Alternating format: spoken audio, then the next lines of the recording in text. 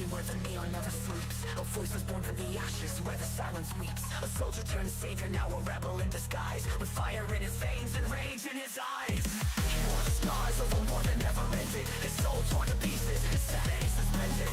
But when the lights called, he picked up the guitar, and the world trembled when he strung the first bar. He's a shadow in the crowd, a king without a crown, fighting for the broken, never backing down. In the alleys and the streets, his name is known, a legend in the wires, a heart made of stone. With a silver hand, he's tearing down the walls, taking on the system no matter how it falls. A battlefield to the neon sky, the voice of the voiceless still on the side. With a silver hand, he's burning the lights, fighting for freedom no matter the price. They took the love he had, trapped her in the code. A mind once alive, now lost in a digital load. Her name's a whisper on his lips, a haunting call, a memory in the wires, a ghost that won't fall. All the monsters with their suits and their schemes, the corporate gods living out their dreams.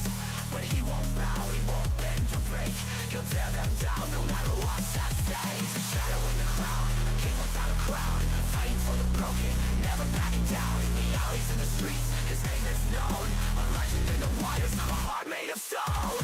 With a silver hand, he's tearing down the walls, taking on the system no matter how it falls. A battlefield to the neon sky, he's the voice of the voiceless no longer side. With a silver hand, he's burning the lights, fighting for freedom no matter the price. There's no redemption in the boardroom's cold grip, no mercy in the tech that slips through the fingertips. He won't be a puppet, he won't play their game. The world will remember, he'll carve out his name. The fire's in his bones, the anger in his veins. He's staring through the darkened, never backing down. In the alleys and in the street makes his known, he'll make them hear. With a silver hand, he's tearing down the walls, taking on the system no matter how it falls. A battlefield to the neon sky, the voice of the voiceless still on her side. With a silver hand, he's burning the lights, fighting for freedom no matter the price. A rebel's heart beats through the neon glow, an echo of the fight that they'll never outgrow. With a silver hand, he'll stand through the fire, a warrior, a dreamer, fueled by desire.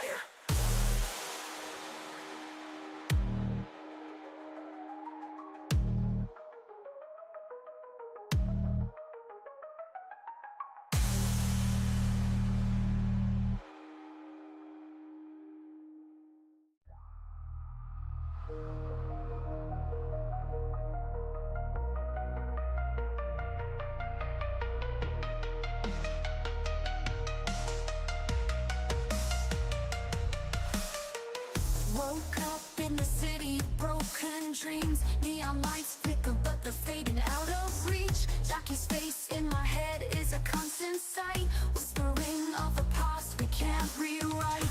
Choices made, now there's no turning back. The streets are cold with the future turning black. I've given all but the price is too steep. A soul to save but it's buried too deep in the echoes of the night. I hear the city crying for all the things we lost and all the dreams that we're denying. Dust echoes in the streets, is this victory or defeat? So I'll take it day by day, but what's left when we fade away?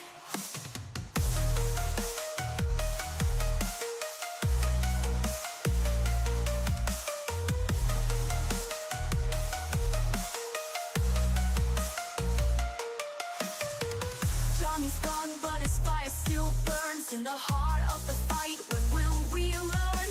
A ghost in the wires, spark in the dust. Night city whispers are not really unjust. My face in the mirror, a stranger's stare. Can I live with the scars, the choices I bear? The streets are still calling, but the road's unclear. What's left of me when my future disappears in the echoes of the night? I hear the city crying for all the things we lost and all the dreams that we're denying. Just echoes in the streets, is this victory or defeat? So I'll take it day by day. But what's left when we fade away?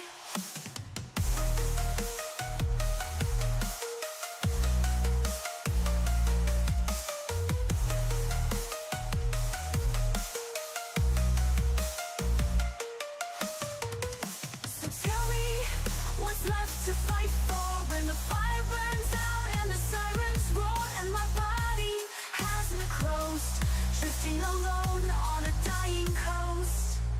In the echoes of the night, I hear the city crying for all the things we lost and all the dreams that we're denying.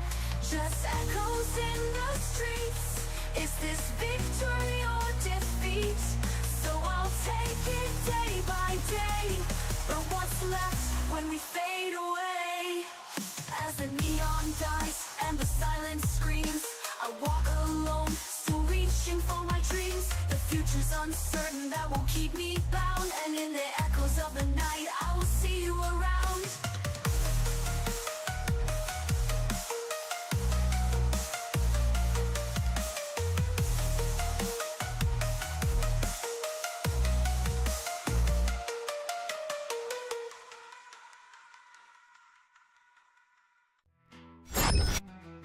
Hey, what's going on, everybody? How y'all doing today? Hoping each and every single one of you is doing well. I need a chef.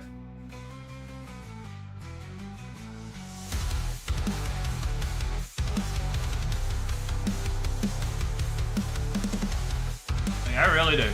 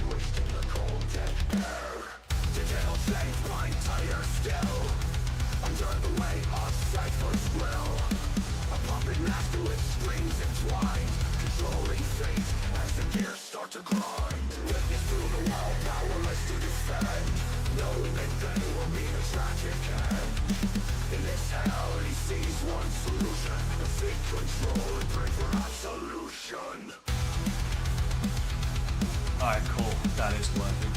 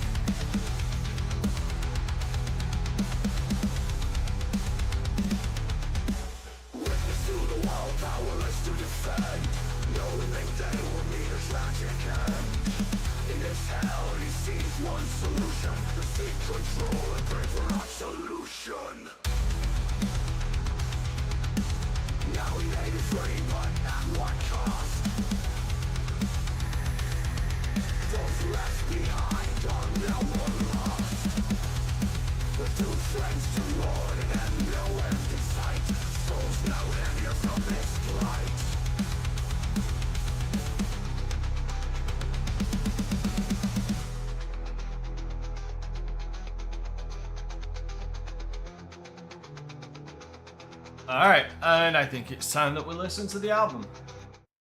Let's start.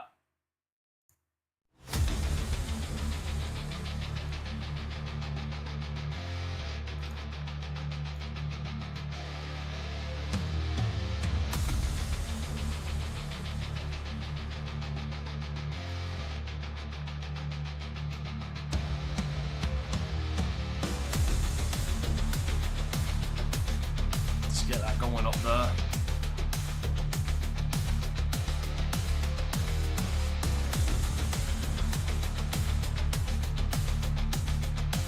Let's open up Project Zomboid.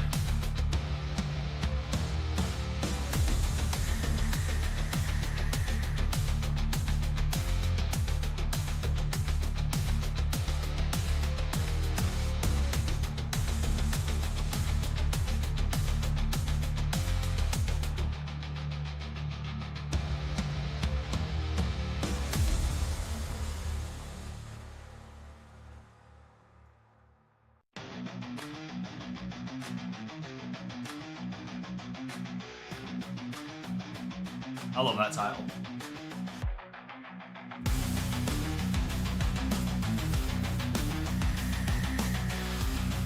Hell, I love a lot of the titles.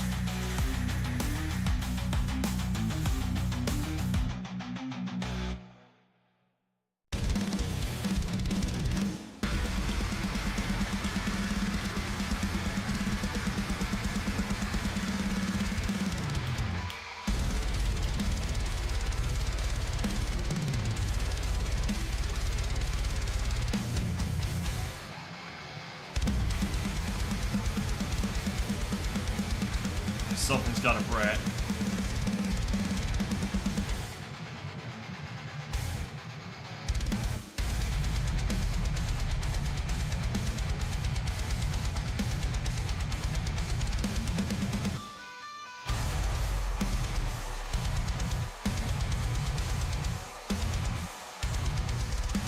Come on, show up. There we go.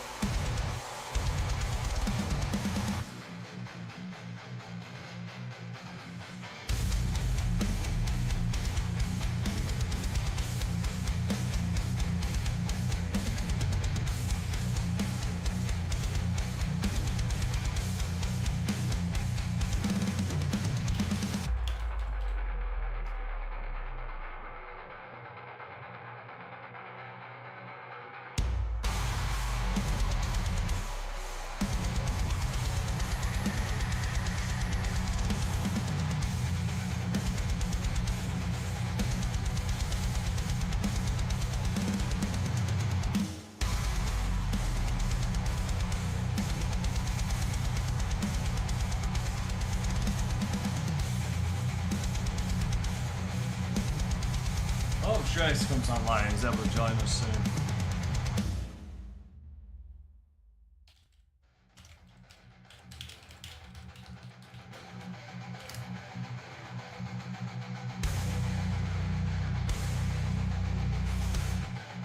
All right.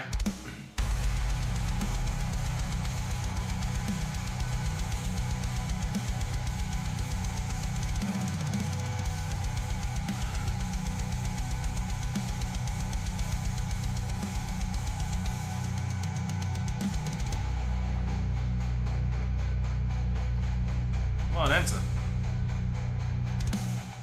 Where the hell was I last time?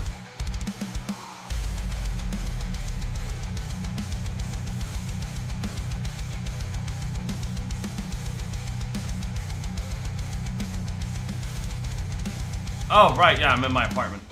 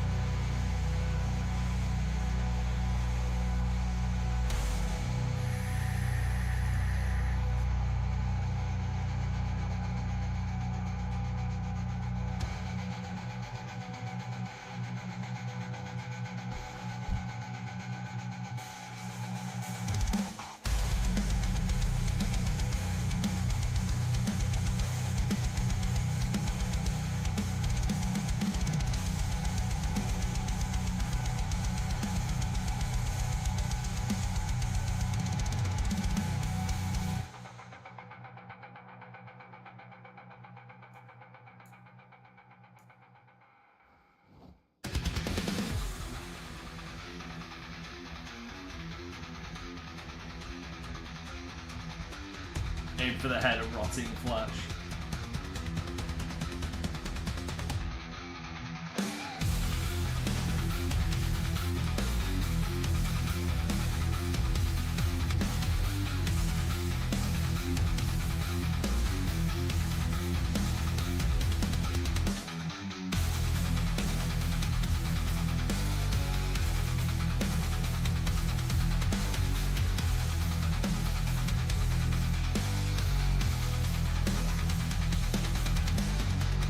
My MP5 SD. Oh, my MP5 A4 actually. Sorry, my bad.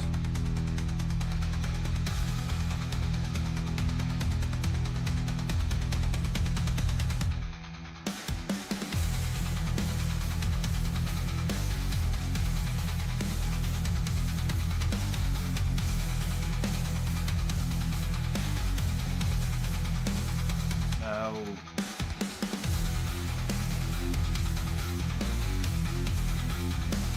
There we go. And I got this on my back. I need to.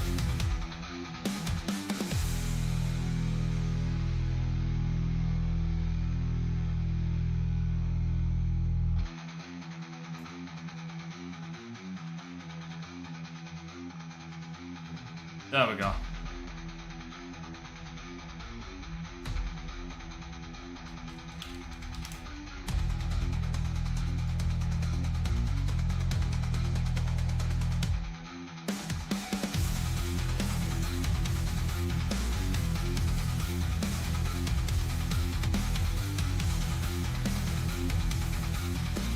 Seeing the MP5 hang like that just weird.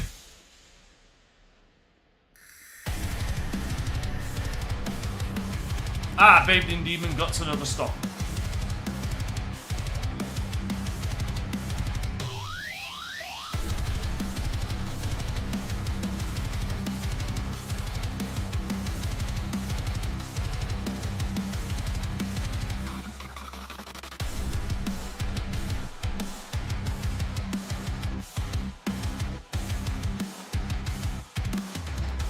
You know, I should have grabbed some food.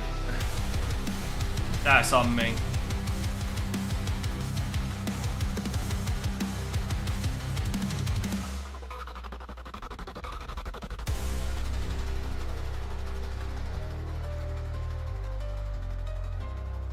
Oh, hold up. I didn't even realize there was this much. That is a dryer.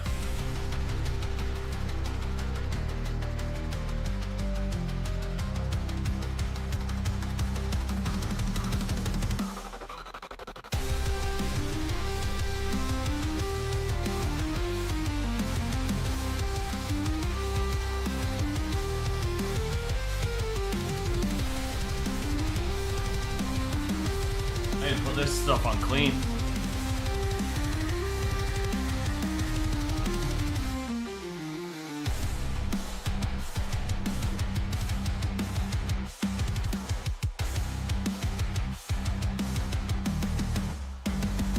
Oh, hold on.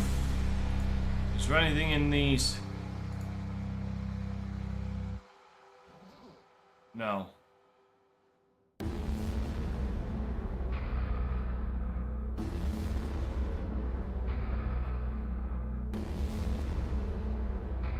I can't before the shitstorm.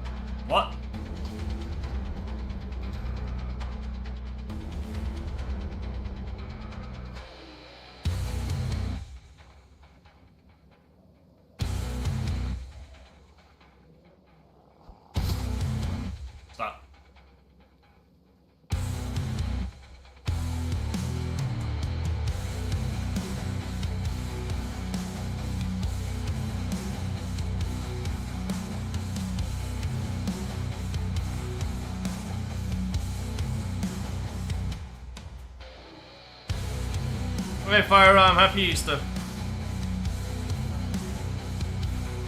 Oh, Firearm. What you're listening to is the new album from Murdered by Machines. Well, their new instrumental album.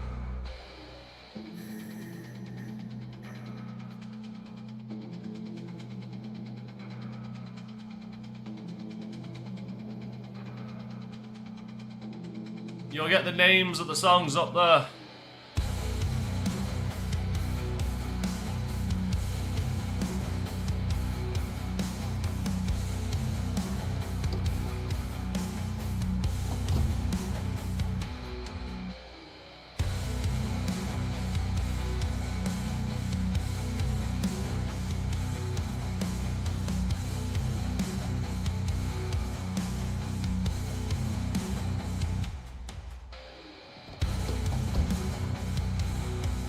Hey, dude, I don't know. That Fatal 4-way was great. That Fatal 4-way for the IC title was great. Jacob Fatu versus LA Knight was good. Like, there's a don't give in to mob mentality, dude. That show wasn't bad. It wasn't great, but it wasn't bad.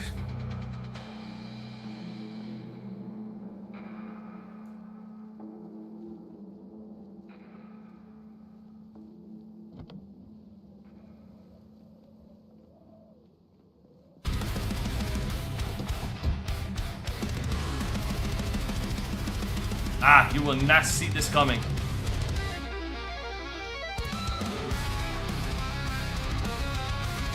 Alright, fair enough.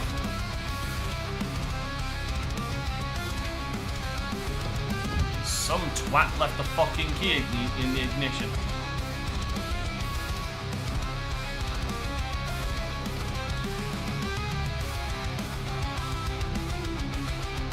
What's up, Gaslight?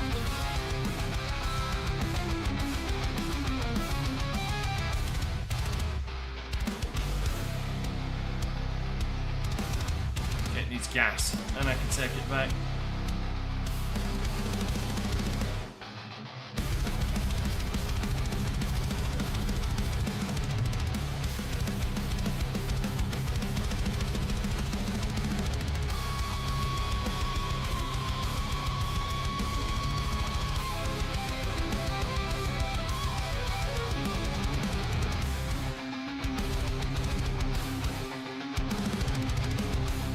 So anyway, Arizona, how are you today?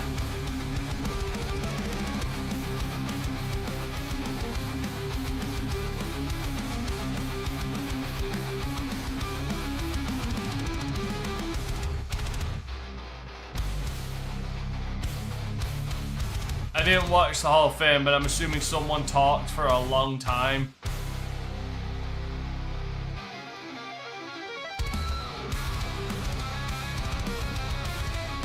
Well, we're listening to the new album. Well, right now we're listening to the new album from Murdered by Machines, a new instrumental album called "Music to Kill Polygons With."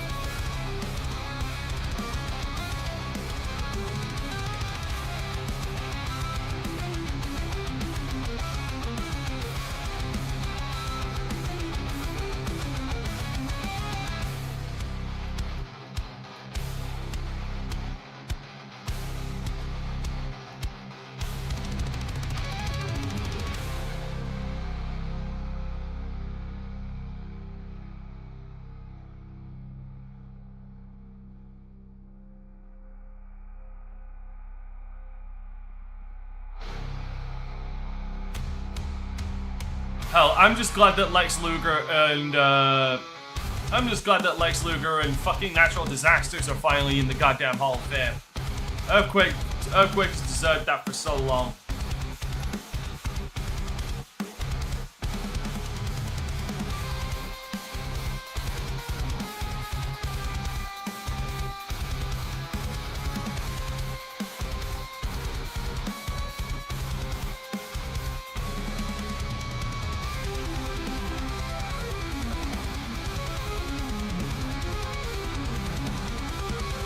Damn it, D'Lo!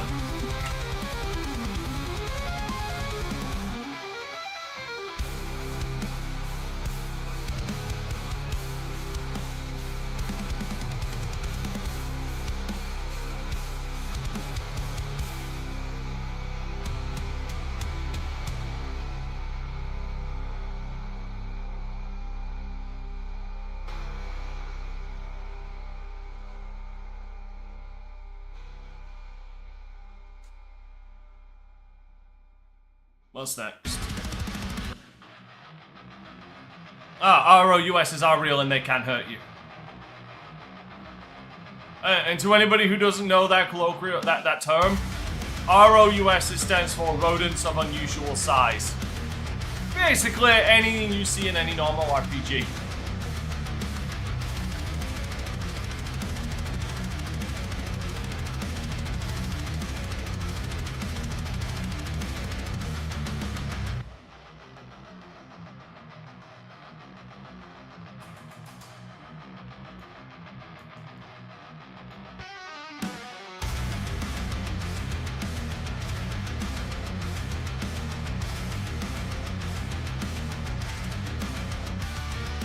I don't know, man. I'd be shocked if I'd be shocked if D-Lo Bryan gets into the Hall of Fame.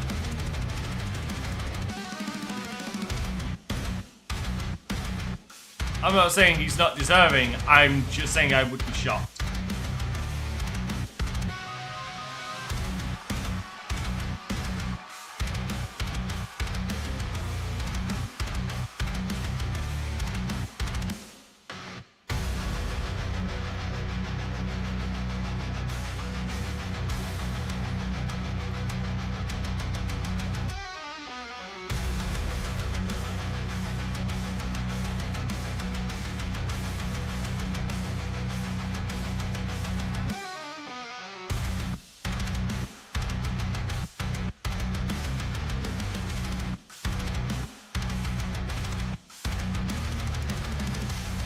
Hold up, I'm gonna fact check you on that one.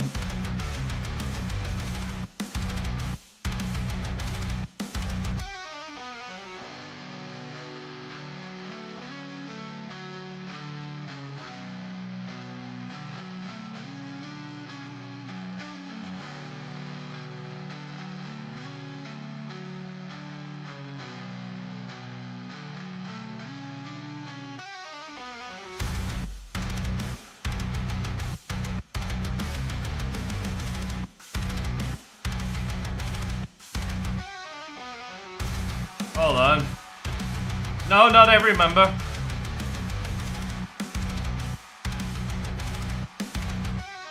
I don't believe Clarence Mason is in the Hall of Fame. I don't think Rush is in the Hall of Fame. Savio Vega is not in the Hall of Fame.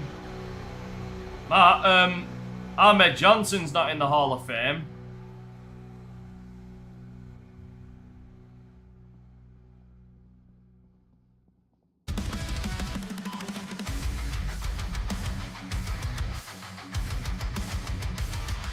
Owen Hart's in the Hall of Fame. Hey, Julius. Wait, which song was this? Ah, the Power Up High is so good.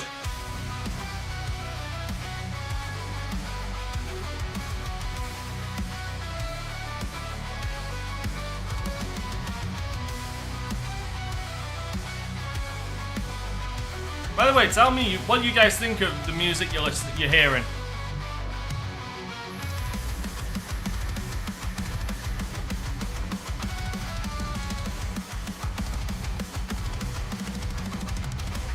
So then, every member of the Nation of Domination is not in the Hall of Fame.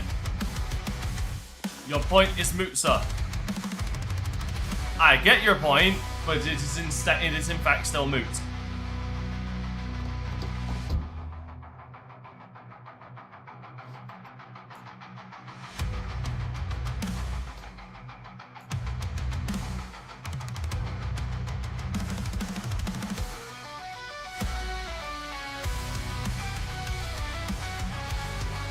Oh shit! Fuck off!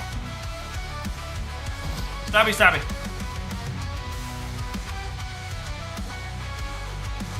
I'm doing good. Honestly, it is good to be back recording somewhat. You guys are gonna be happy with what I recorded Monday, Saturday. I still need to record yesterday's streams because I kind of got caught up on a lot of other things.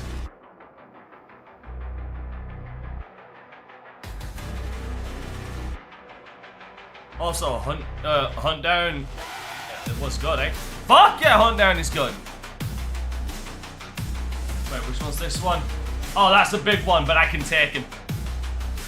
But that's a big one, but I can take it.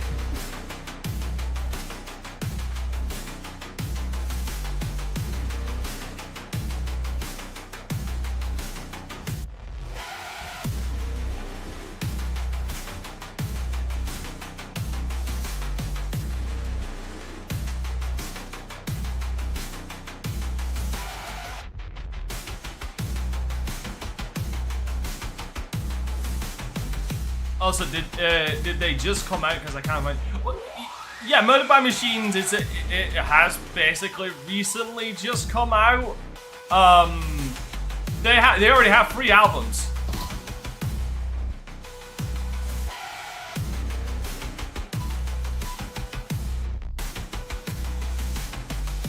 This is their latest release.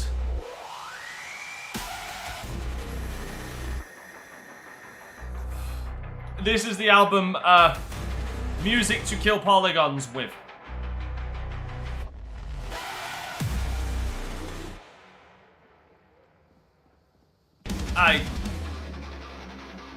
I'ma shoot some illegal aliens. I love this song.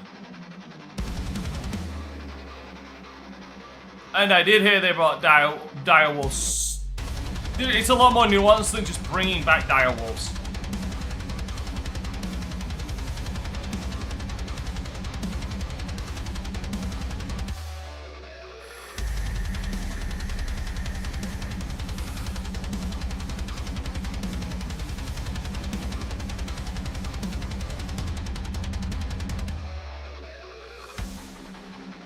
Hey!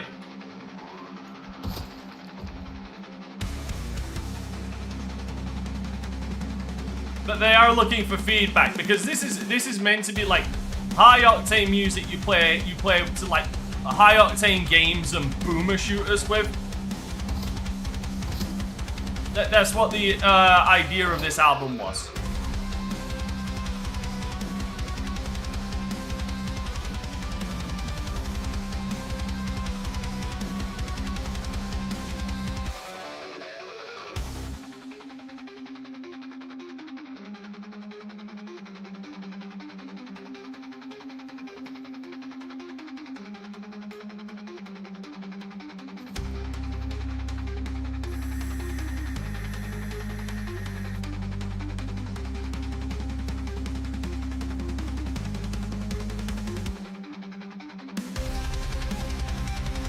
God, are they gonna clone dinos? Oh fuck! But, hello.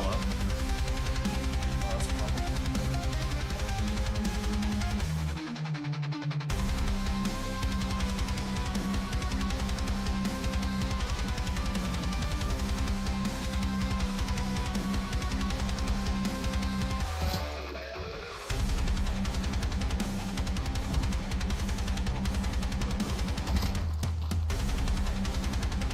Fuck.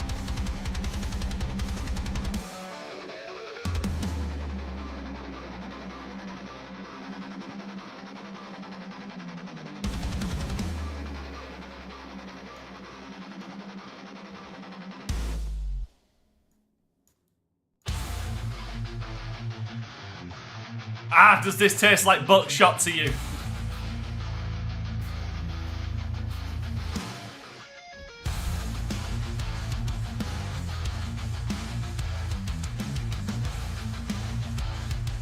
I got salami. Big salami!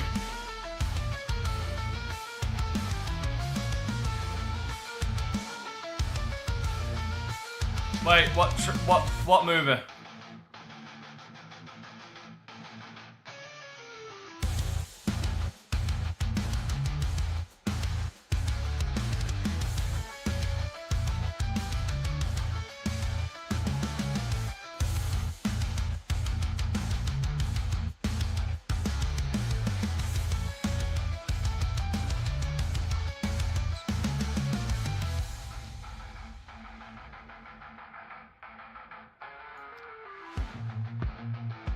I can't tell if you're fucking with me there or not. And that's sad.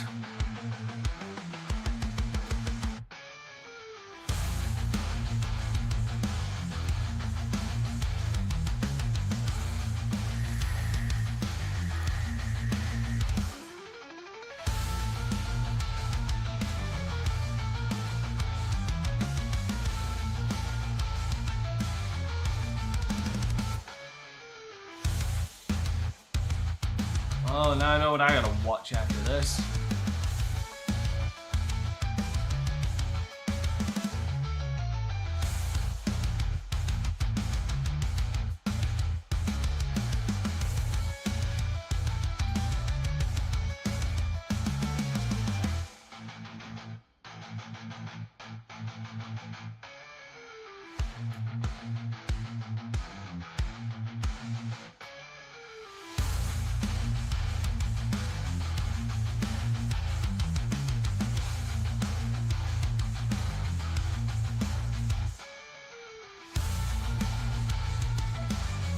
No.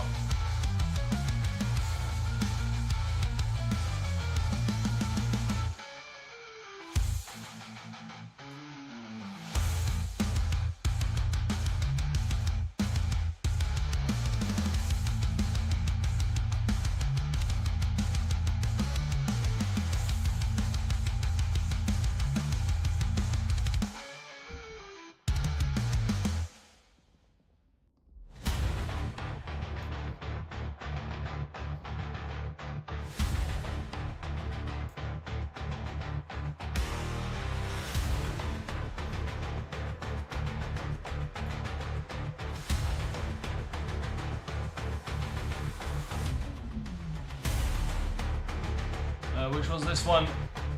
Take your time, I need to reload.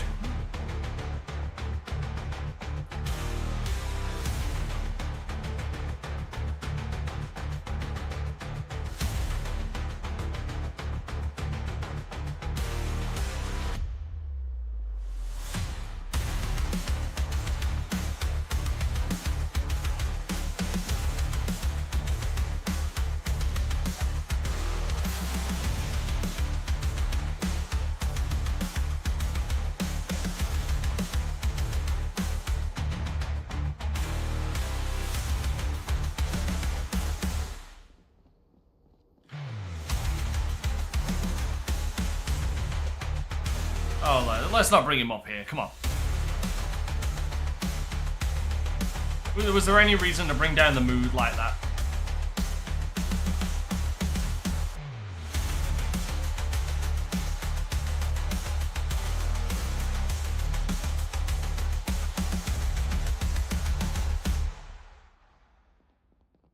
I will also turn around and say, I hope you fuckers are happy about all the goddamn streams I've set up. Is it a bird? Is it a plane? No, it's a 50 cal. They are particularly happy with that one. So two names were floating around for this song. It was either going to be, is it a bird? Is it a plane? No, it's a 50 cal, which is what they went with. Or it was going to be, is it a bird? Is it a plane? No, it's a slap round.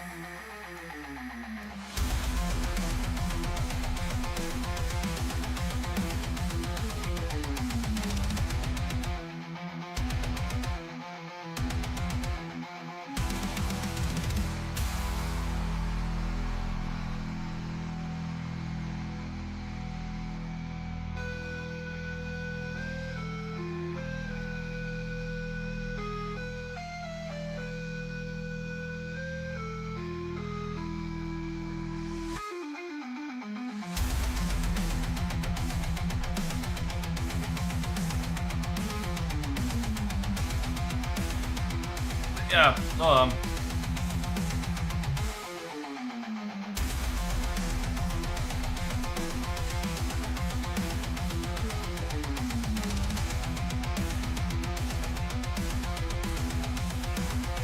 How many streams have I got set up for that for my other channel now? I got 1, 2, 3, 4, 5, 6, 7, 8, 9, 10. Ah! Watch the barrel spin and wait for the flash.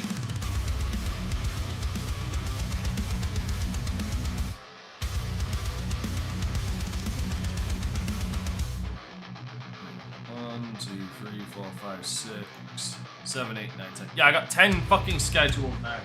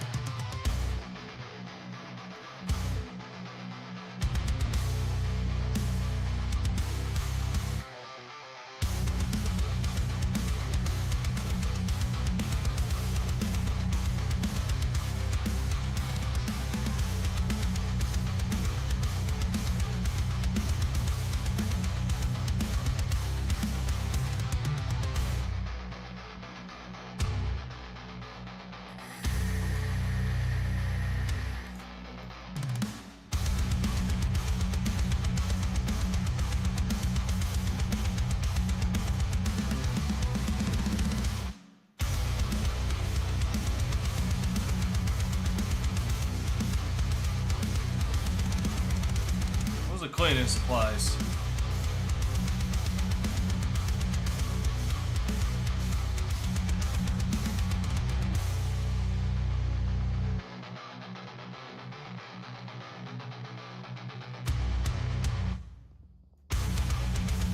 No, seriously, where the hell are the cleaning supplies?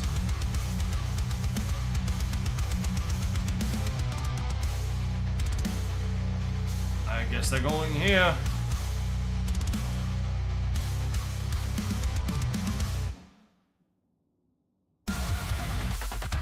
Thermonuclear enema.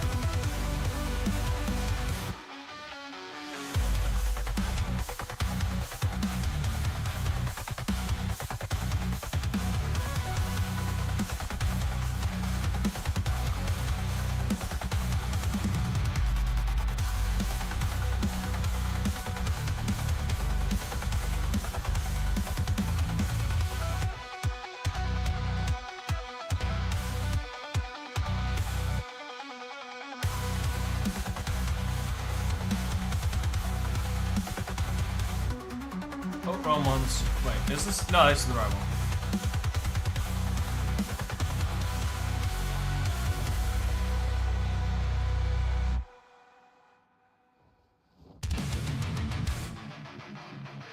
Why am I hearing boss music?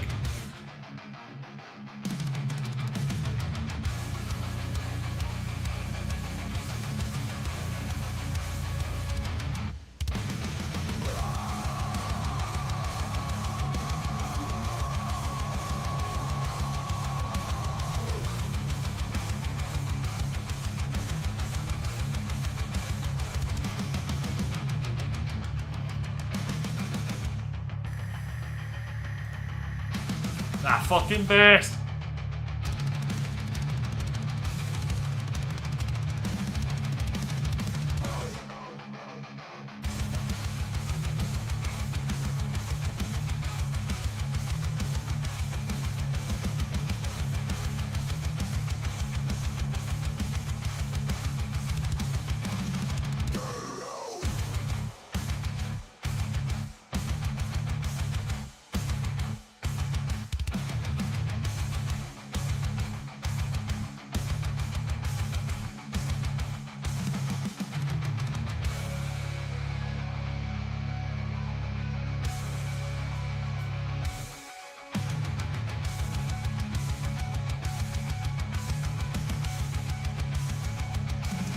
I have a copy of Super Mario World. I do. Shinobi 2. Yep. Asteroids. No. Surprise.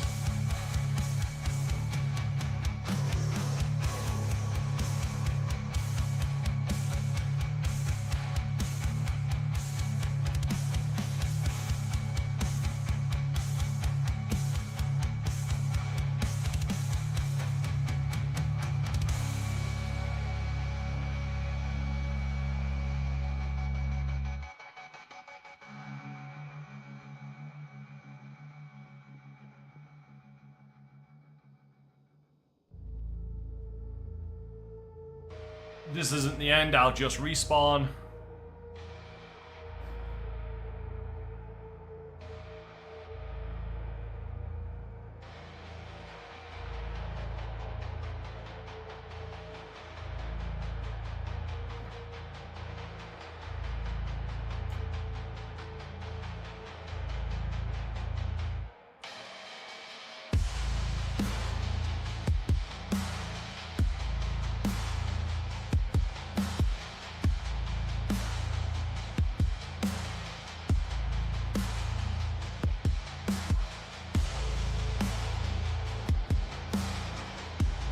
There's a copy of Asteroids right fucking there. And I didn't...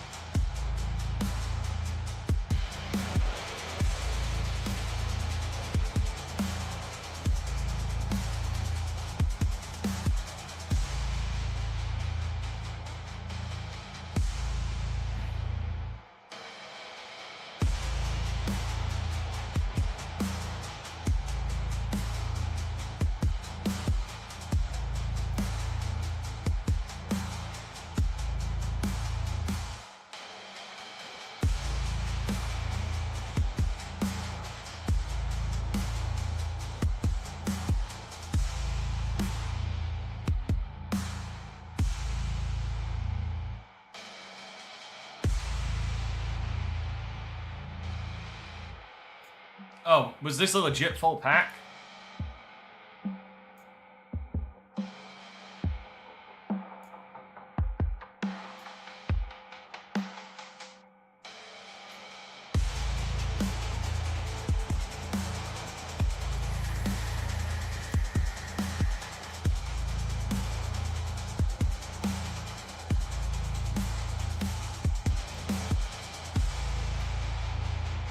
Yeah, this was.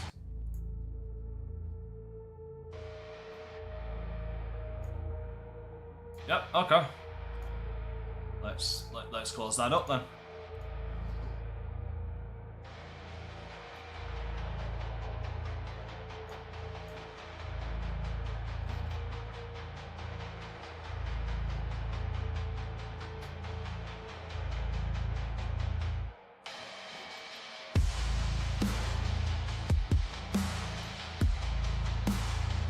Consolidate all.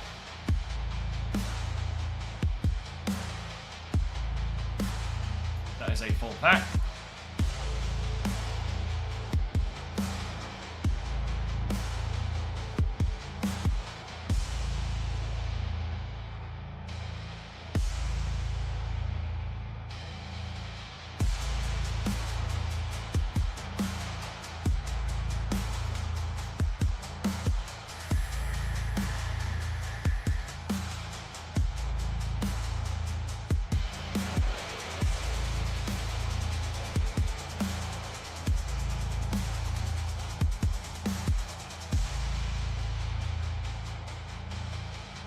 Convert all these.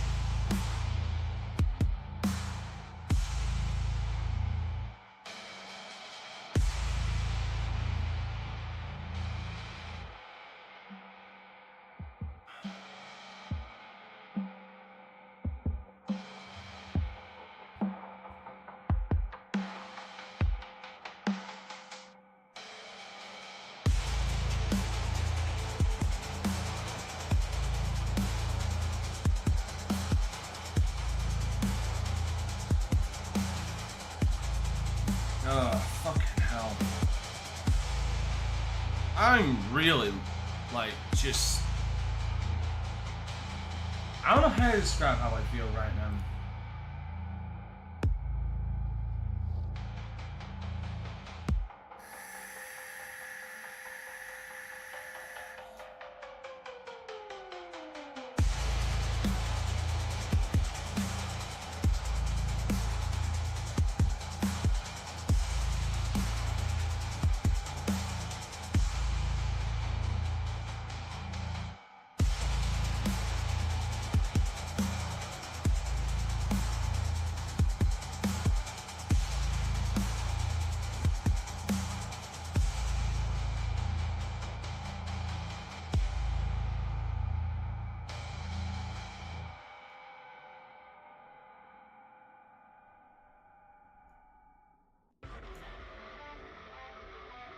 Ah, that's a new high score.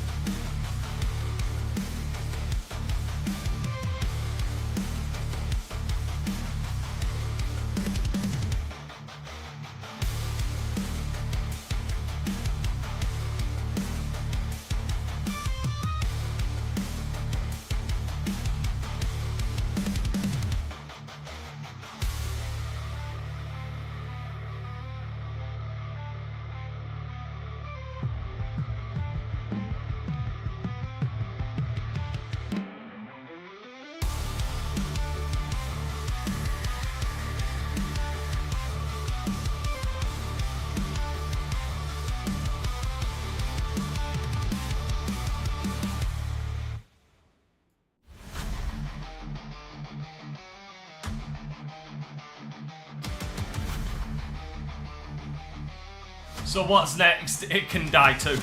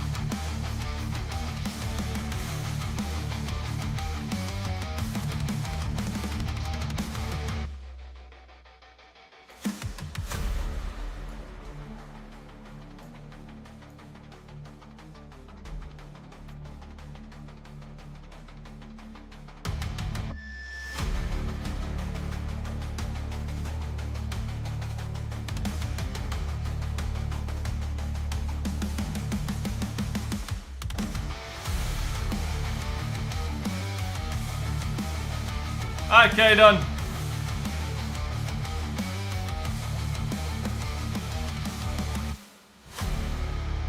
You missed the entire new album.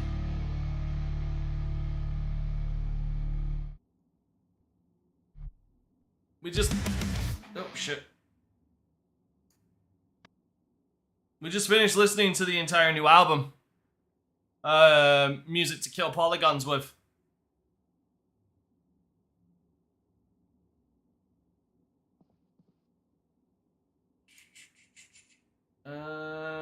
Yeah, let's run that.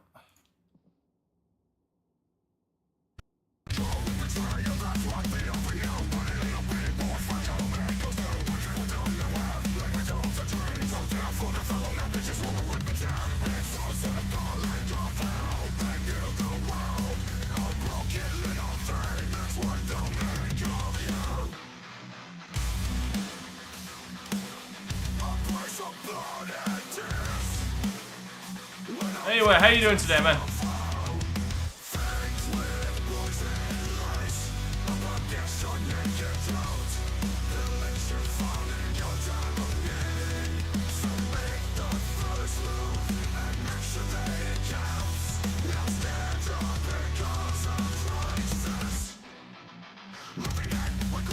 glad you're doing well, man.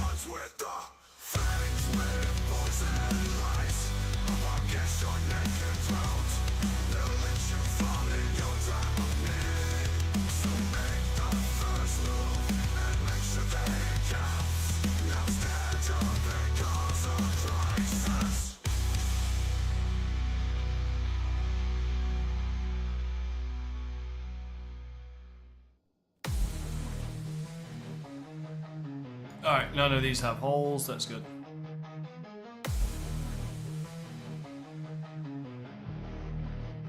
I am glad to hear that, man. Yeah, I'll be recording after this stream. Hopefully, I should definitely be. Because I missed yesterday for reasons. Life reasons. But at least I was able to record on Saturday and I actually got 2 games. I actually got 2 games done. I was just not expecting them. It wasn't until afterwards I realized, oh, these were both Sega games.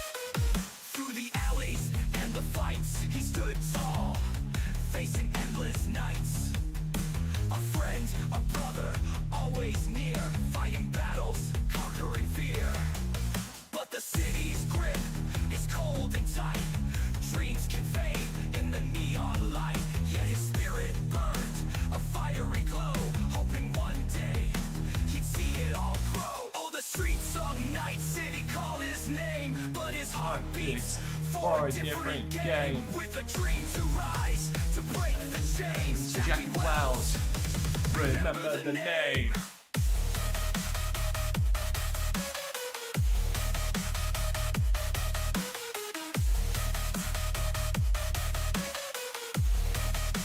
Remember the name. In the end, the city took its toll, but its legacy remains whole.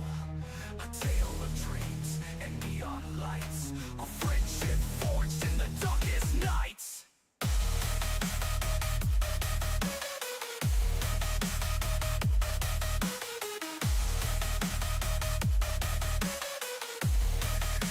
Remember the name. So here's to Jackie with a heart so bold, a story of ambition in the city's cold. May his dreams live on in the neon glow.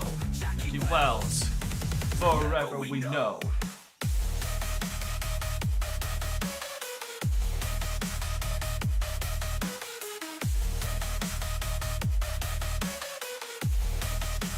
Remember the name.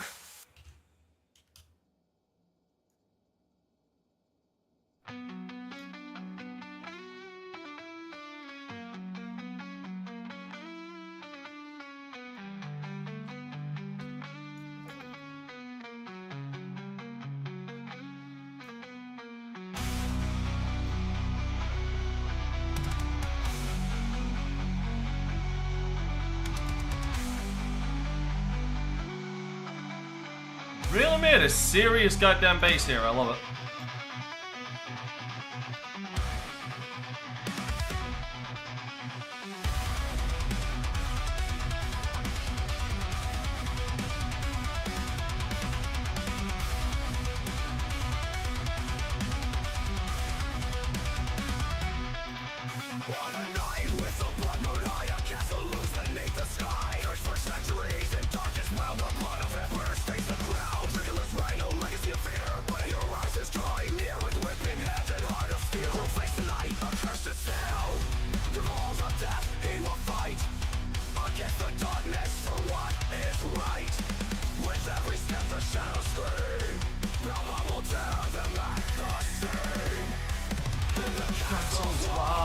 The night's domain, where monsters rule, and blood will rain. Our cursed place, they'll take our stand. The end of darkness is at hand. The creatures crawl from every tomb, in every corner the endless doom. Monsters rise, misery wails, as the breath of death exhales. The fire killer cracks the air, with every strike it lays the bell. And the Lord his end is near, for Bellows path the count must fail. The halls of death he will fight, against the darkness. There it is. There's my next stop for the next run.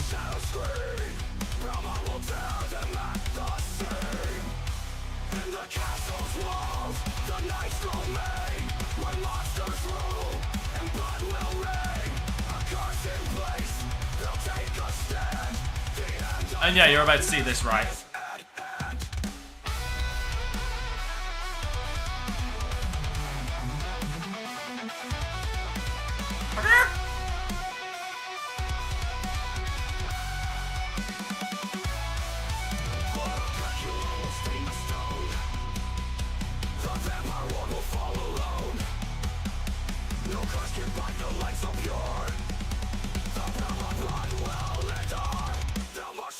Creature falls through cliffs and endless halls.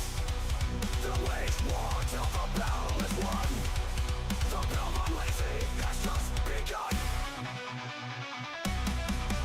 In the castle's walls, the night's domain, where monsters rule and blood will rain. A cursed place, they'll take a stand. The end of darkness is at hand.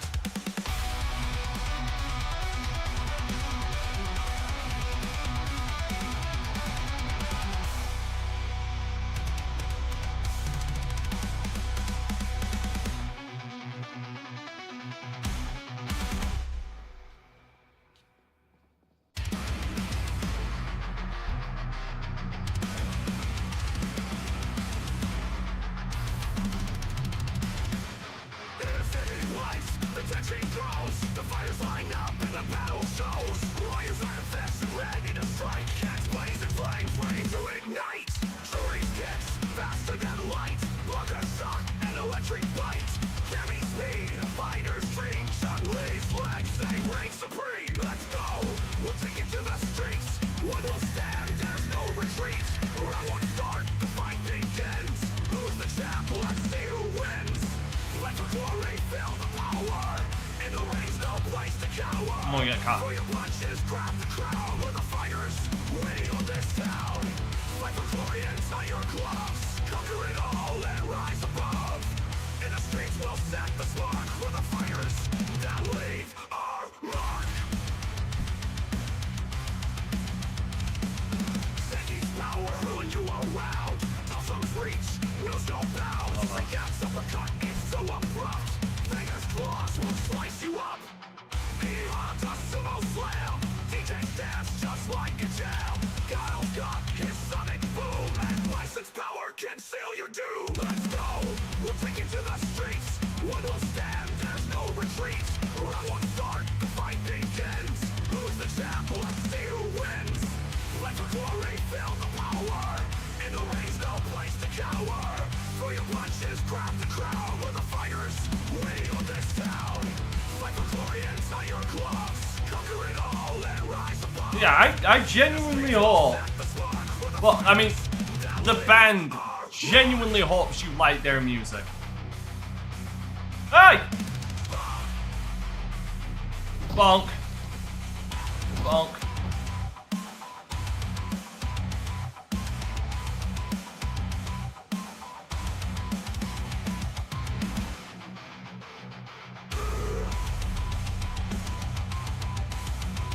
This is the one where the key was in the ignition, right? Yeah. From deep hell to Brazil, to America's shores, it's all for hell. No matter the odds, no matter the strain, for victory will never win. Fight for glory, feel the power. In the ring's no place to cower. For your punches, grab the crown. With the fighters, waiting on this town. Fight for glory inside your gloves. Conquer it all and rise above. In the streets we'll set the spark. For the fighters that leave our mark. Perfect.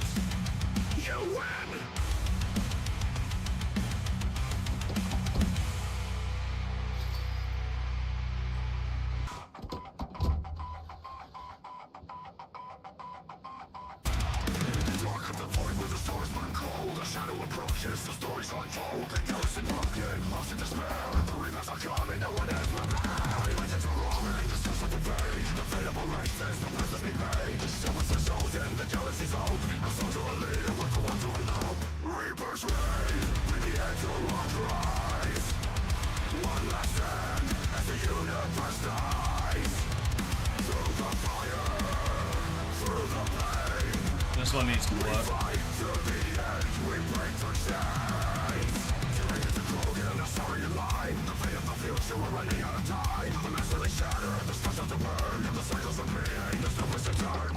Strikes in the shadows they creep. A twisted path leads where sickles still sleep. No one can access himself final light. With every hour standing by outside. Reaper's rain, bring the end to our rise. Oh, there it is. As the universe dies. Through the fire, through the pain. We fight to the end, we break the chains. With chaos we stand tall. Fighting back the dark we won't fall. Citadel to the outer rim. The fight for survival will never dim. Shout out to the fallen, to the brave who dare. We carry the spirits, and the depths will shine.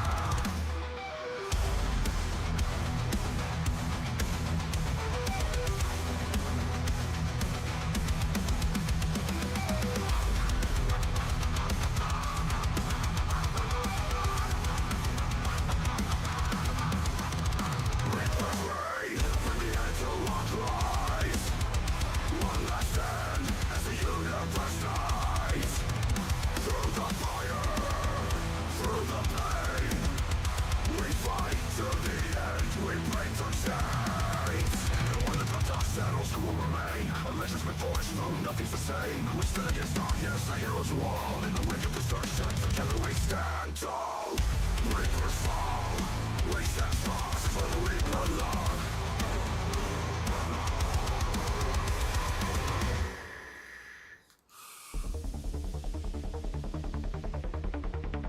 Oh, there it is. No, that's tools. Oh, there it is.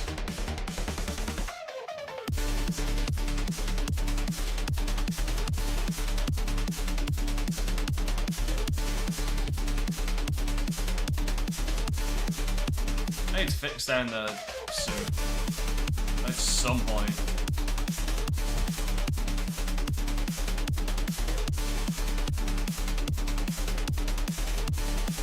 Who was it that moved in next door to me? Was that Trace? Nobody so far.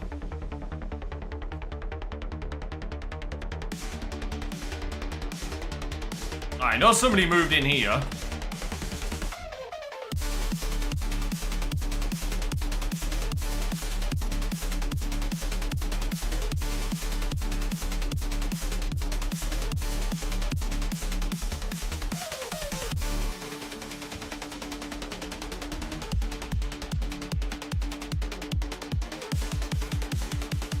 Not a lot of people play this anymore, do they?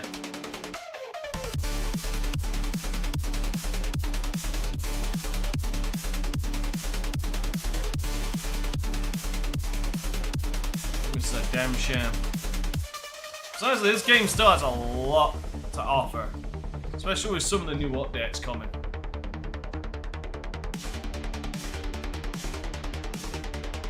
Okay, I'm gonna go far west.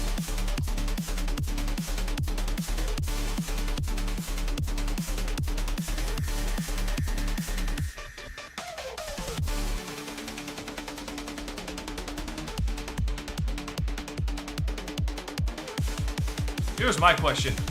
Where is that trash accumulating from?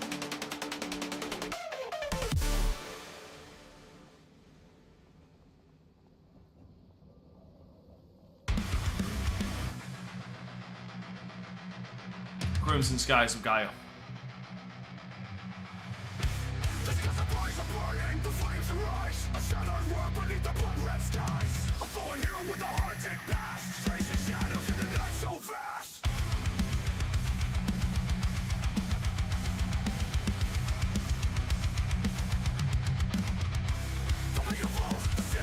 Oh, hold on.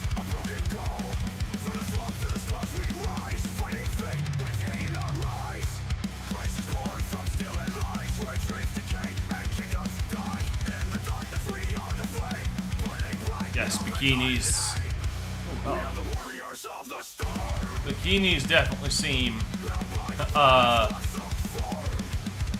practical, given the zombie apocalypse. I can't say shit. Blitz revolver. Actually, you know what? Why haven't I asked Blitz if he wants to play? If he's even online. I haven't seen this fucker around in ages.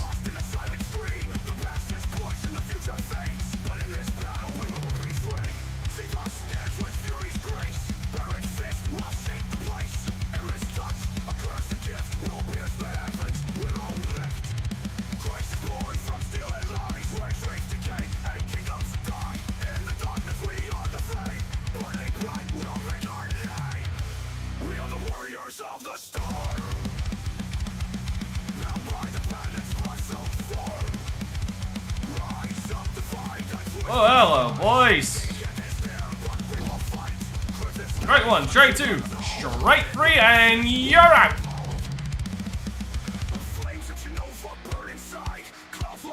Oh, can I go for a home run? Home run!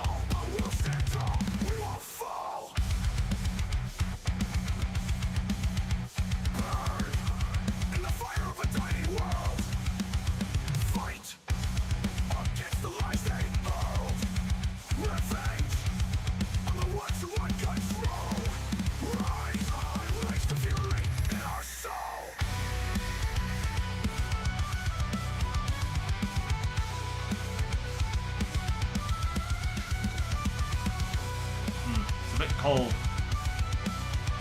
Just a bit.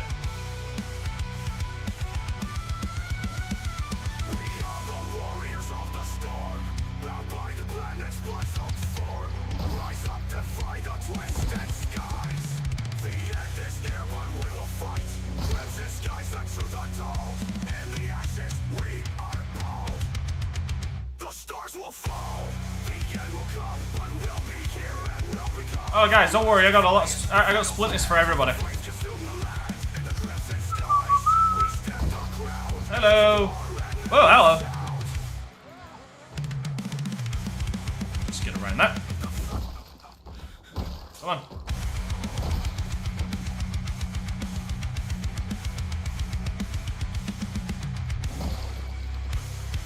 Bonk. Bonk. Oh, you want bonk? You got bonk. It's a haunted jail with you. The hell is this one? Oh, player 1 star. Bonk. Oh crap, you're dead then. Now you're dead.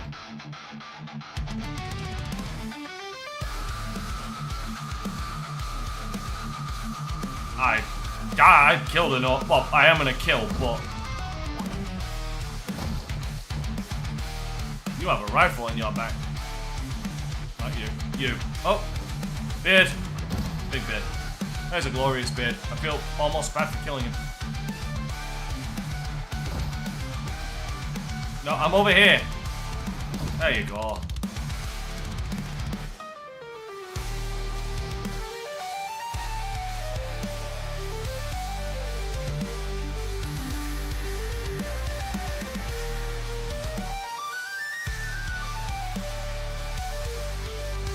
Hello! Free bunks for everybody. You have a rifle.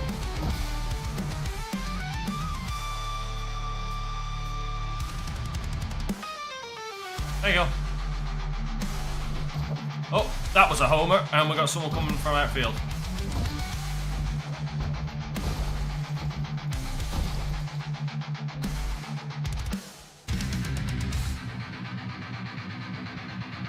Phantom's Rebellion. In the shadows of the city, the lies they tell, a world of illusion, where truths are I know they're not happy with how this one fully came out. Deep in my soul, a phantom's destiny, I'm ready to take control.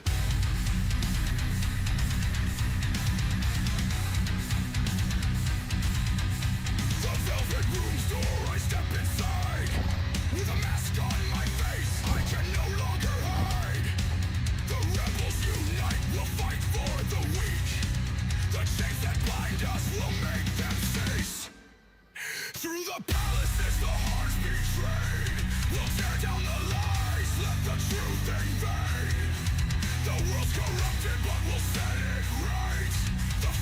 Oh man!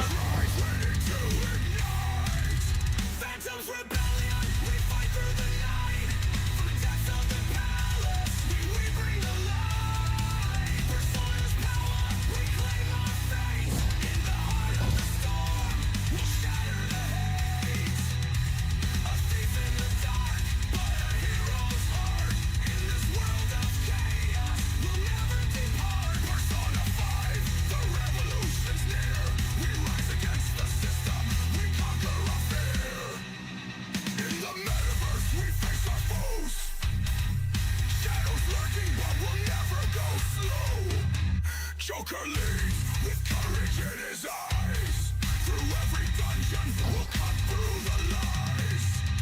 The wild card's power, a fate so grim, but we fight for justice on a whim. With every persona, our strength is true. Through every battle, we'll break through. Oh, hello, that's new. Oh crap, my autism's showing. I got distracted by a car.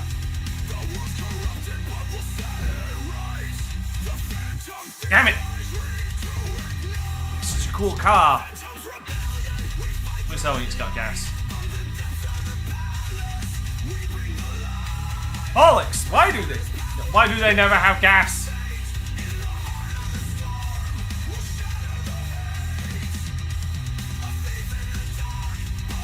Oh, there's the window.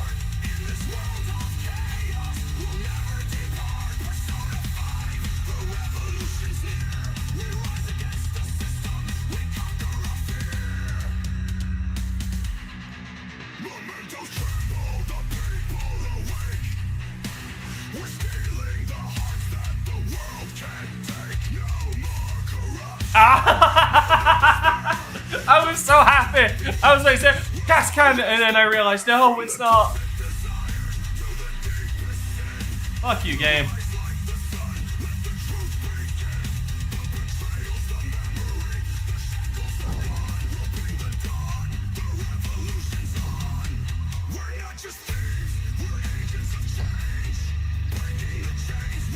Fine, fuck you then.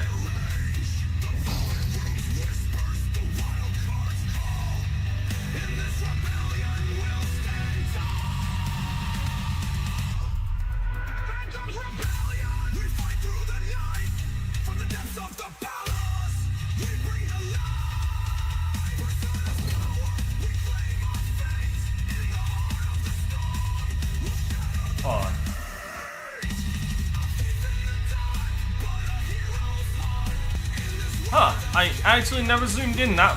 Whoa! Where the fucking crap did you come from? Fuck off.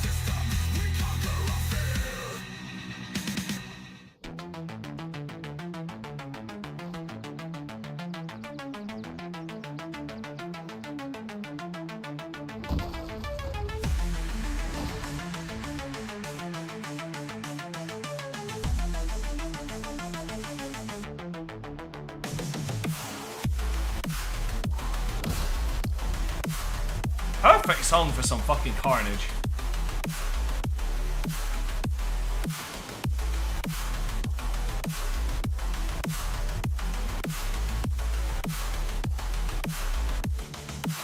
Man, my paranoia is peak.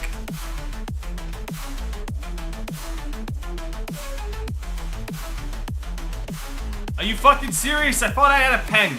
Do any of you sons of bitches have a fucking pen or something on you?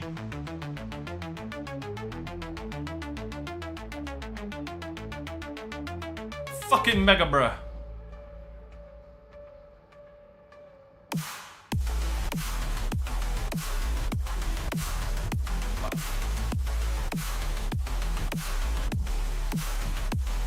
Open, you son of a bitch.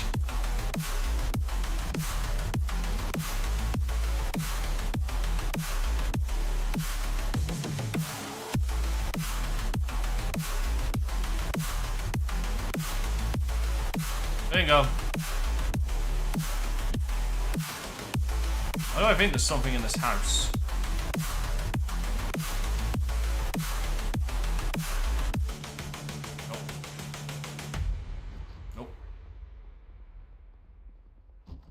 Whoever's in here is about to get blunt force trauma. Nope.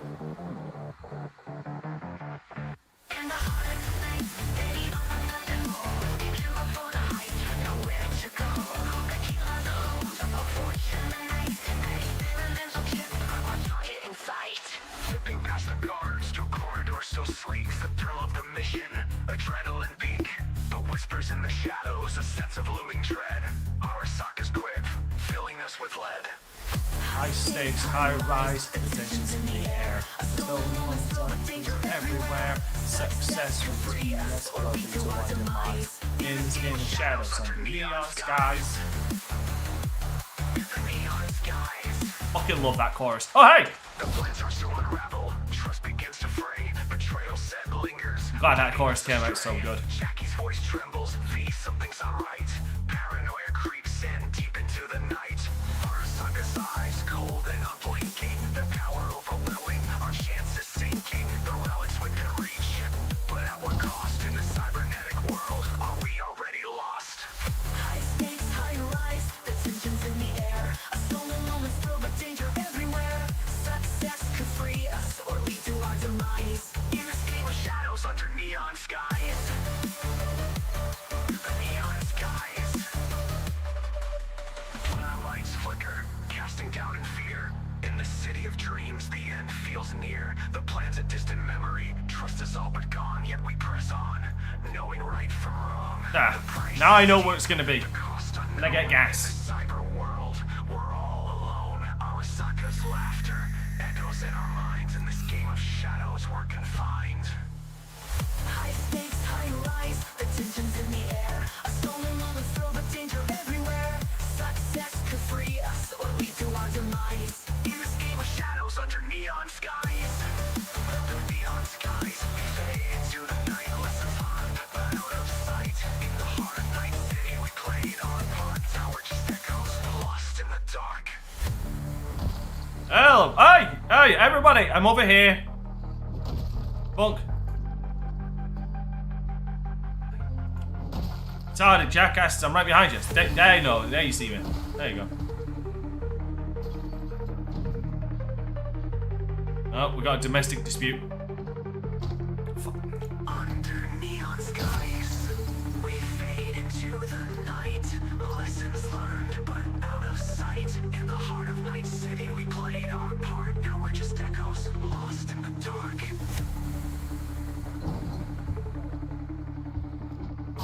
Oh yeah, that got all your fucking attention.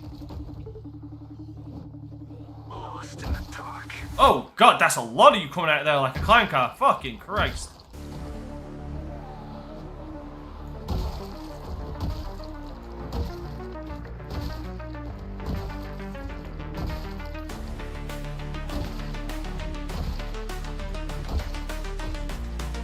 I love hearing all the squishy bits. Hey.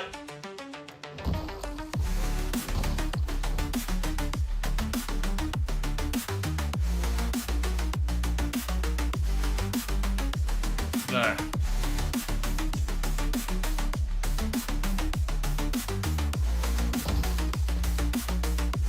Thank God I don't have to sprint this.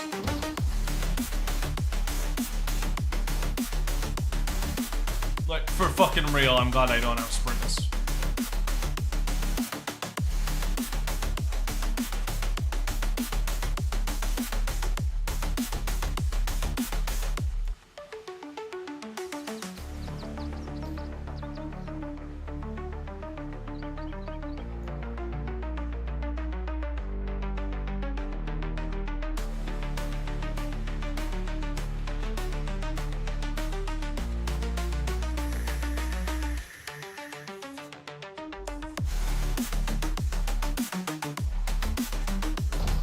Oh, you guys are just following me anywhere. Watch out, I'm a psychopath with a bat. And a cool mask. Who the fuck just messaged me? Oh, okay, it was on that server. Fuck.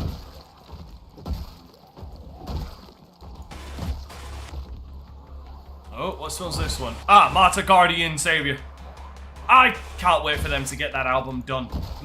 They just need time. They've already put out 3 albums this year in the span of 3 fucking months.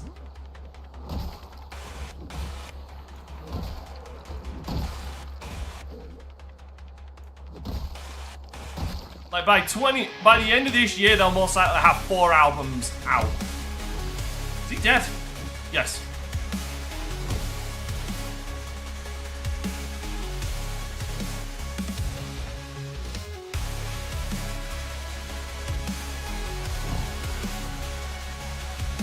Welcome to the dead zone.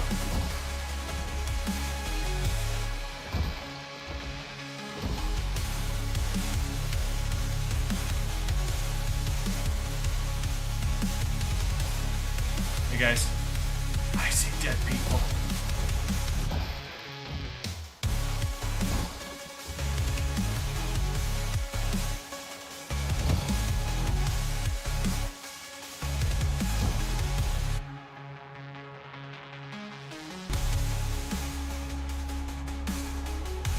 Nope, I need to go up that street.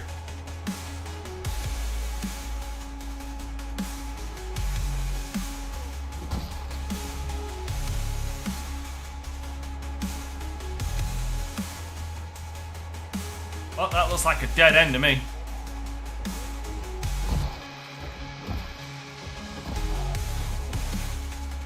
I'm sorry, that fucker got an axe in the back of her fucking head?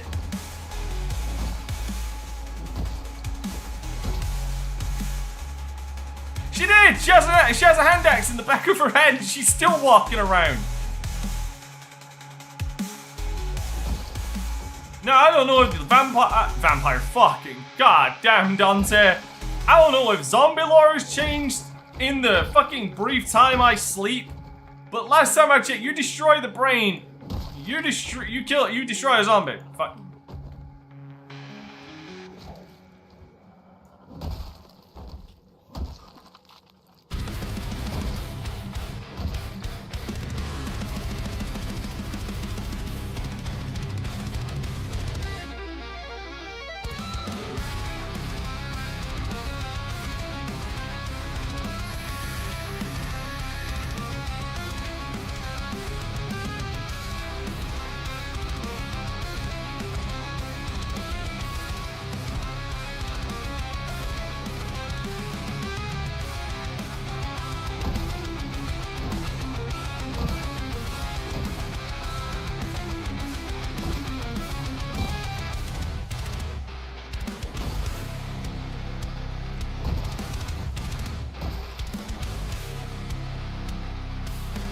Ah, it's the pills I take in real life.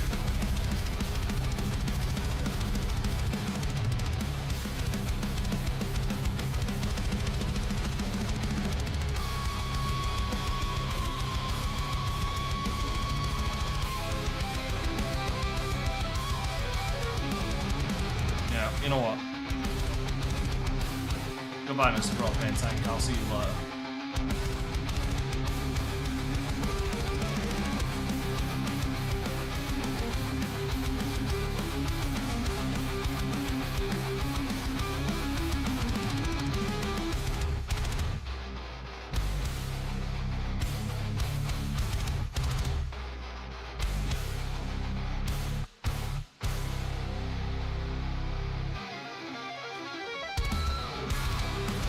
This is a school. I think.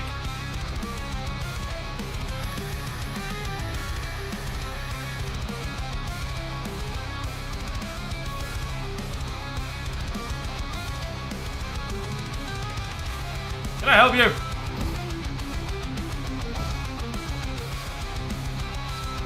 Yeah, it was destroying the brain, destroying the heart, or severing the spine. Well, the severing the spine one depends on if you're going for mythical zombies or if you're going for... Oh, I'll sever that, yes. The severing the spine thing actually always depends on if you're talking about mythical, magical zombies, or if you're talking about biologically created, realistic zombies.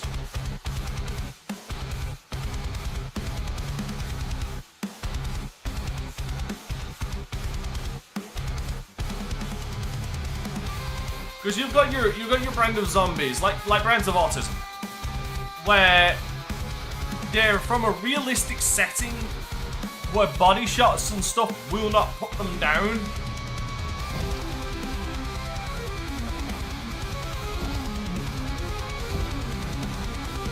And that dude play football. Shit.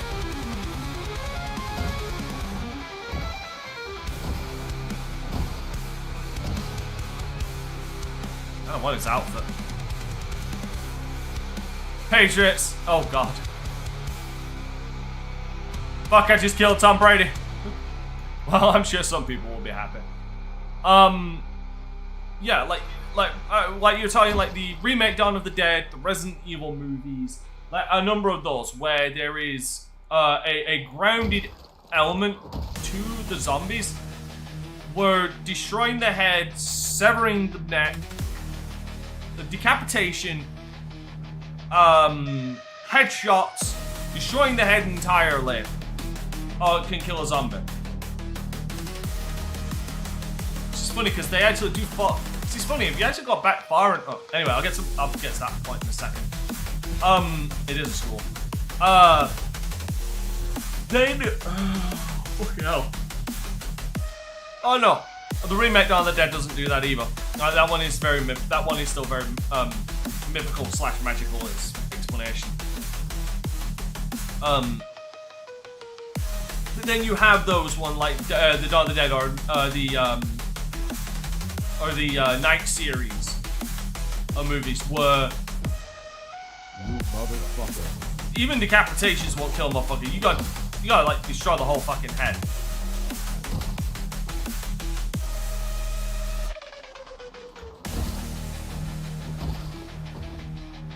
Which that explanation never made sense to me. Oh shh. Oh, I dodged it. Fuck out of here. Got my clothes are ripped though.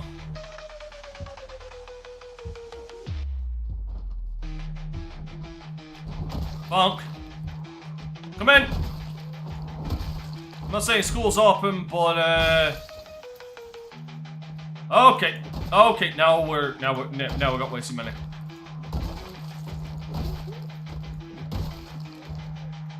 Listen, it's a snow day. The school is closed.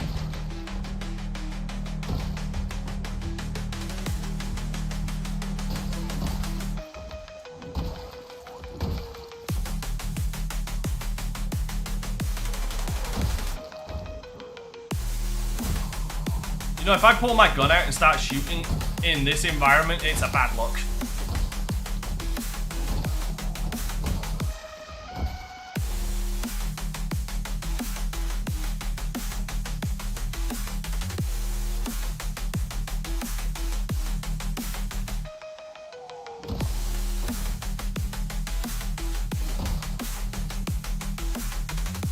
Right.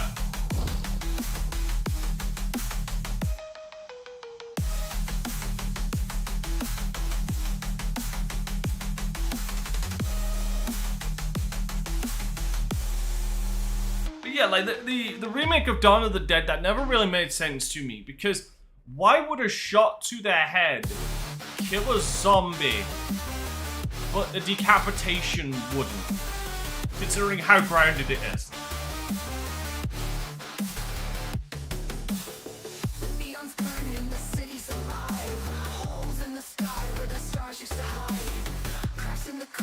So, if you want to know something really interesting, a lot of the lore, like folklore on zombies, actually originates from vampires.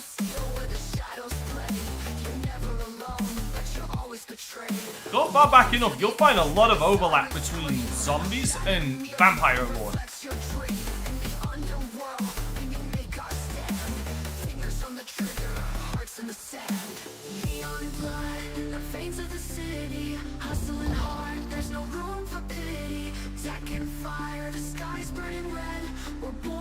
Whoa! Off it.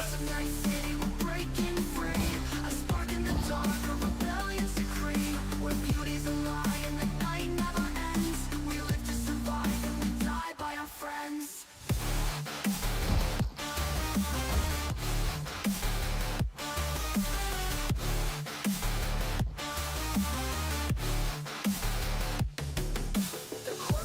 watching, their eyes are cold.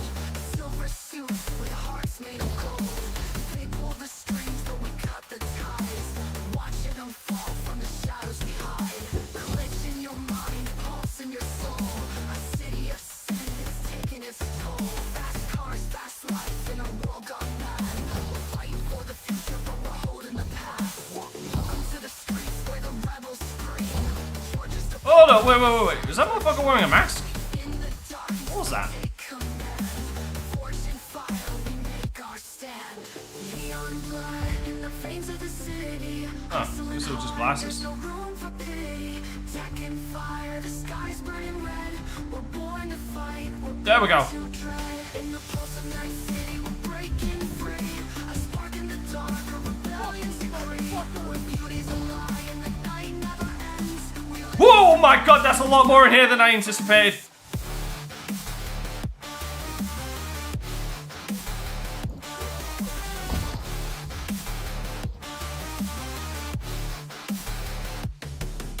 Chrome hearts beat and they never slow.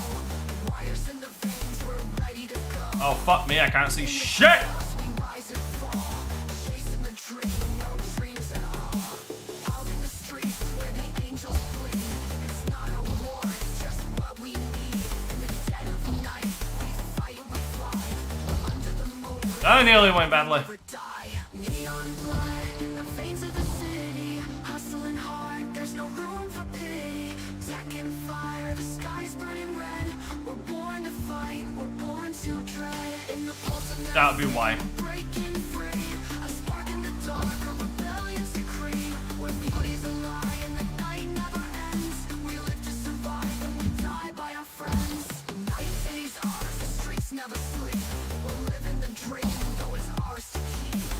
Neon blood, it's our final stand. In this cyber world, we'll make our brand.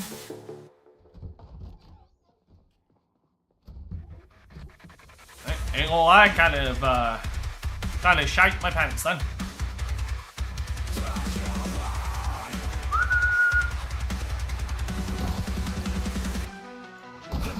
Sorry, Teach. The streets evolved in the city where blood runs cold. The huffing beast, the cries of pain, a hunter's curse, a bloodstained campaign. The blood from moon, I hear the call. The beasts grow hungry, the shadows fall. With my lantern bright, I force my way. In the cursed night, the blood will spray. The blood will speak, the madness grows. In this world where nothing grows. I'm bound by fate, I'm bound by blood. To hunt these thieves, to visceral blood. Hunter of the night, I stalk my prey. In the face of darkness, I carve away. With every strike, with every scream, I fight to let the nightmares dream. Hunter of the night, I feel the dread. In this cursed land, where hope is dead. But through the pain, I'll find my way. By the blood, the hunt's underway. The city burns, the streets are red. A plague of horrors, the living dead. The nightmare crawls, it twists my mind. By the blood, I'm redefined. The great ones whisper in my ears. The truth of man, the world of fears. I fight for sanity, I fight for life. From every beat to every strife. The blood runs thick, the madness close. In this world where nothing grows. I'm bound by fate, I'm bound by blood. To hunt these beasts, to visceral blood. Hunter of the night, I stalk my prey. In the face of darkness, I carve away. With every strike, with every scream, I fight to end the nightmare's dream. Hunter of the night, I feel the dread. In this cursed land, where hope is dead. But through the pain, I'll find my way. By the blood, the hunt's underway. That's another chorus I'm really happy with. Or a pre-chorus and chorus I'm very happy with. Horrors come, the old gods arise. I'll hunt them all to their demise.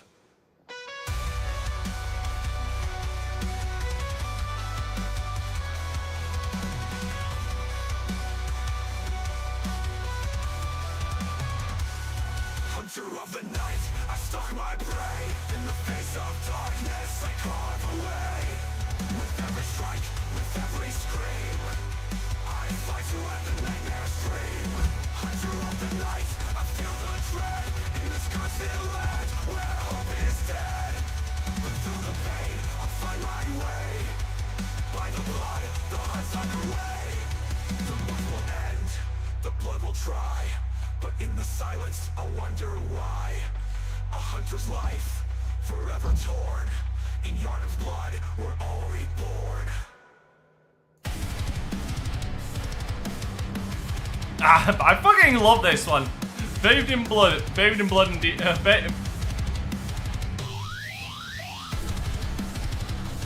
bathed in demon guts and other stuff.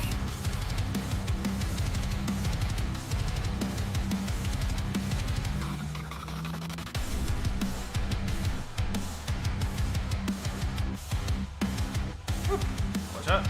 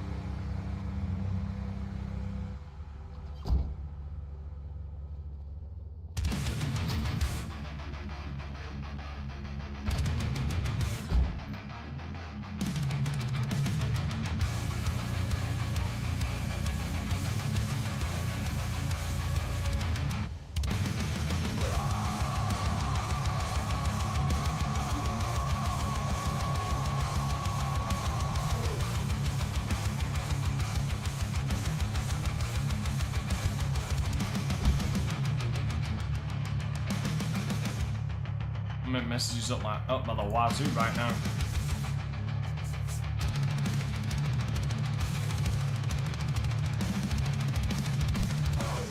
God, look at me. I'm covered in guts.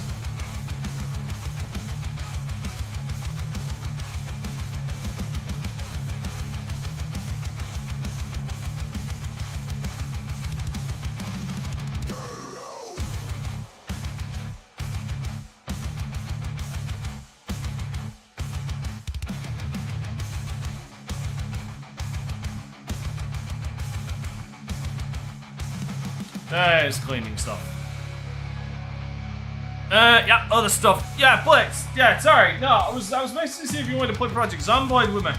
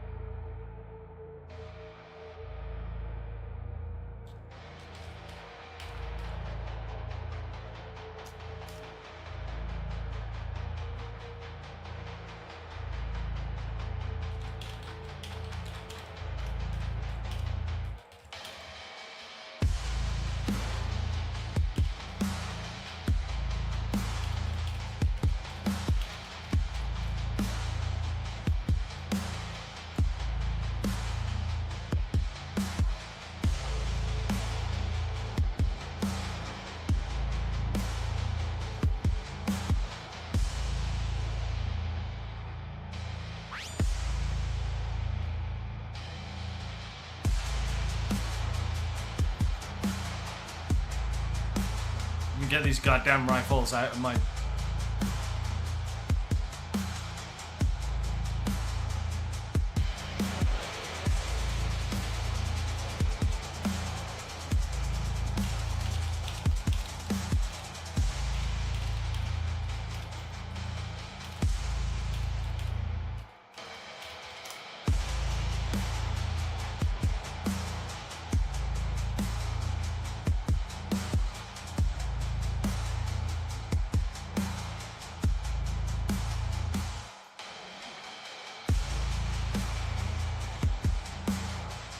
Yeah, how's life treating you, Blitz?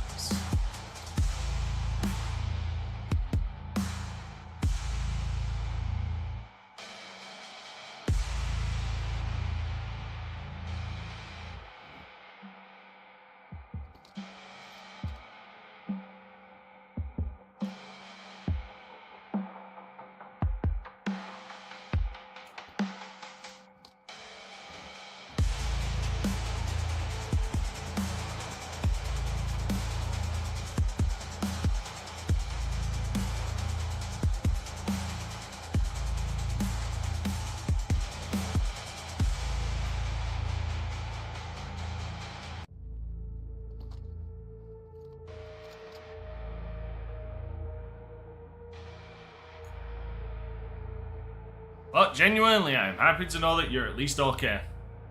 Even if that is the baseline.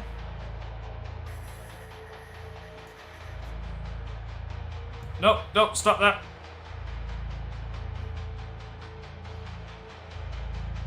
Better than being terrible. Ah.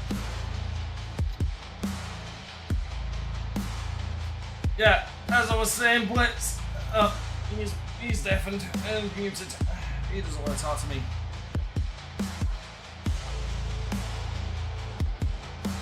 My feelings are hurt. Good. Oh, no, there he is. Let me just turn down the music.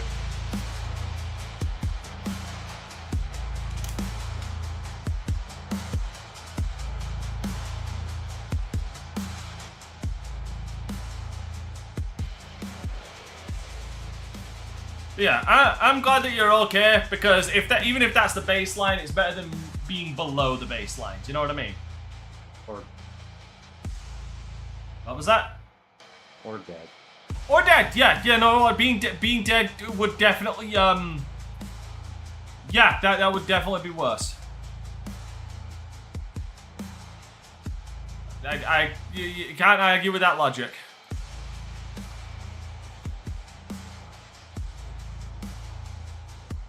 That is some damn near bulletproof reasoning, though.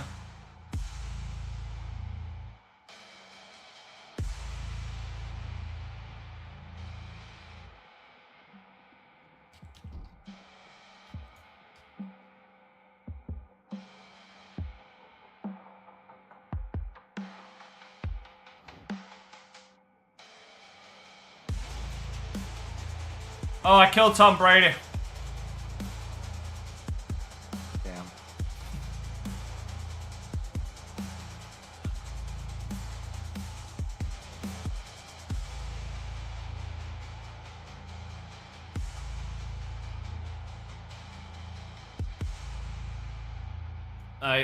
I do feel somewhat bad.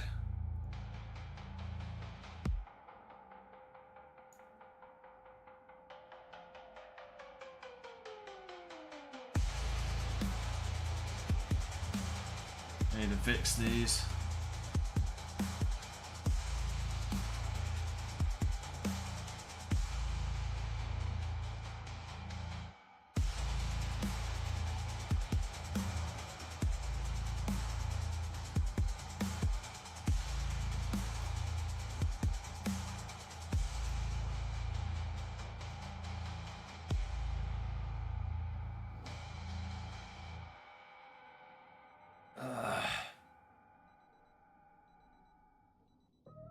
Oh yeah, I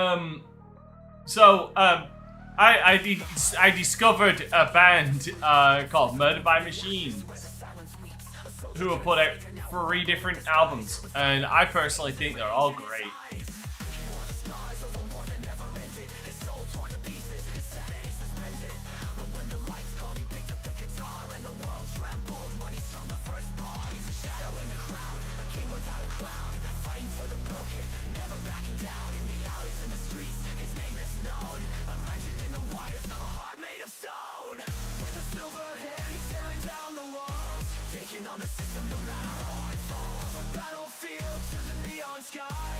voice of the voiceless from on the sky. As a silver head is burning the rise, I'm fighting for freedom, no matter the price.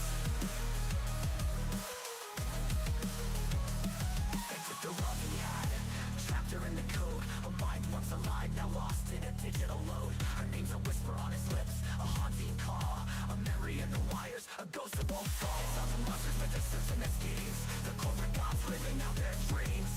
But he won't bow, he won't bend to break. He'll tear them down, no matter what's at stake. He's a shadow in the crowd, a king without a crown, fighting for the broken, never backing down. In the alleys and the streets, his name is known, a legend in the wires, not a heart made of stone. With a silver hand, he's tearing down the walls, taking on the system, no matter how hard it falls. A battlefield. Oh hell, I'm making rounds. He's the voice of the voiceless, no longer side. With a silver hand, he's burning the light, fighting for freedom, no matter the price. That is junk. Last time we played, did you... You are at Mother Base, aren't you? Yeah. Okay, I don't know what... Last time we played was when we went to the storage place, and all basically three of us got like really fucked up. That's true. I don't know if you've seen how it looks now. Been playing a few months, at least. Yeah, to be fair, neither have I.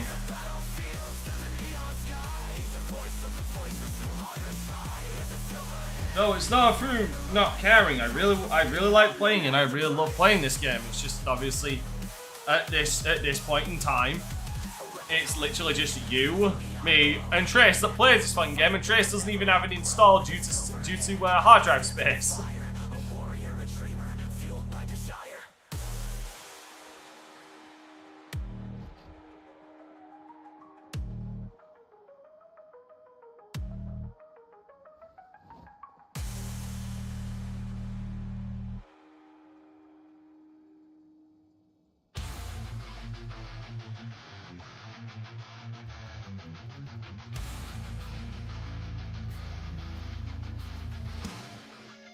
Fucking love that. I love how people love that name. Does this taste like buckshot to you?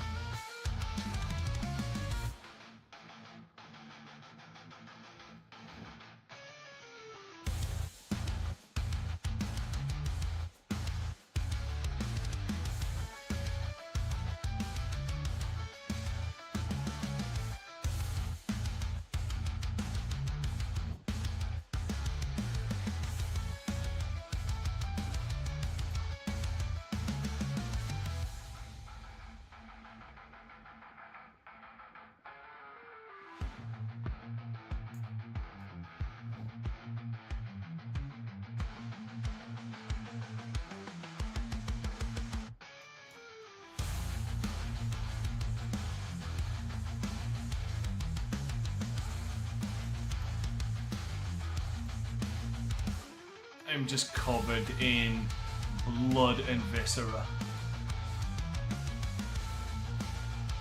The world's largest love machine? What? The world's largest love machine.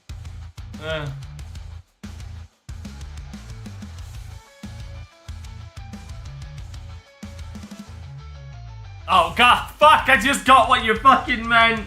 Yeah. Fucking damn it! I said nothing. It's like, let it, plant it, wait, and there it is. Yeah. Fuck's sake. I hate you for that. The world's largest love machine. Viscera. You know, it was actually funny. I watched Lily Garcia's interview with CVV. And I love how fondly she actually looks back on that. I mean, well, what you're supposed to do is like, yeah, you're an announcer if it's a gimmick. Like, you actually get booked in things instead of just announcing. True, but I mean, like, it definitely sounded. What I meant was, it definitely sounded like she had a lot of fun with it. Could be worse. Could like it was sexual harassment. Yeah, but that's a lot of other. That's a lot of other other big female things. characters. Yeah, a lot of other female wrestlers. Rest in peace, Ashley Massaro. Ugh.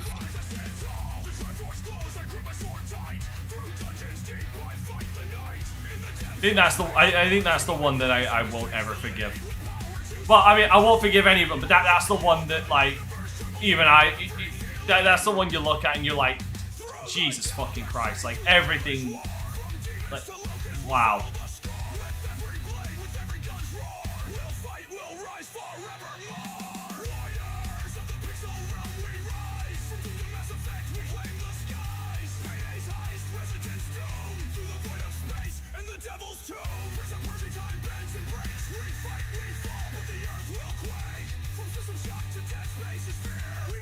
Chaos, no end is near.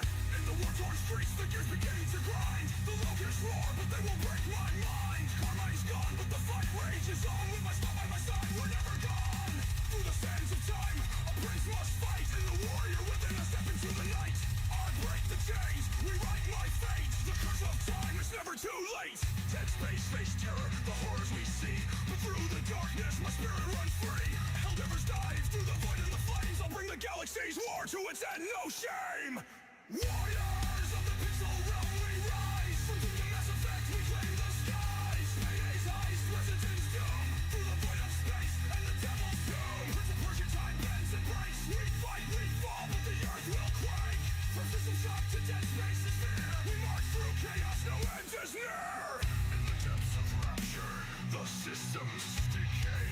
Through system shocks, in this we fight, night and day. In the shadows of space, I'm never alone. Dead space is silent, but my heart still grows. Massive display. The galaxy's blight. With shepherd strength I win this fight. And through the devil's spurs we'll slay. Dante's fury will light our way.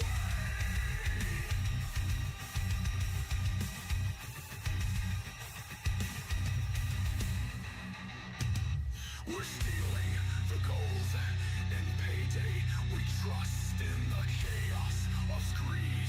We hunger and lust. We're the flames of doom. The demons fall. Alright, now I'm gonna wash because, God, I am just filthy. Of the pixel realm we rise, from the mass effect we claim the skies.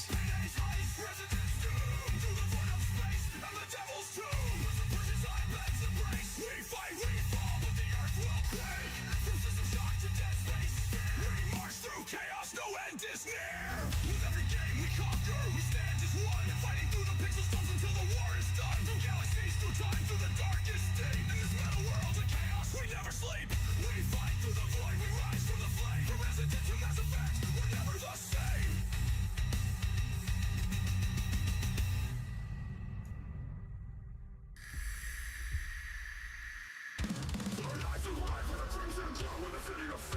Ah, Demons in the Dark. By the way, did you hear the news?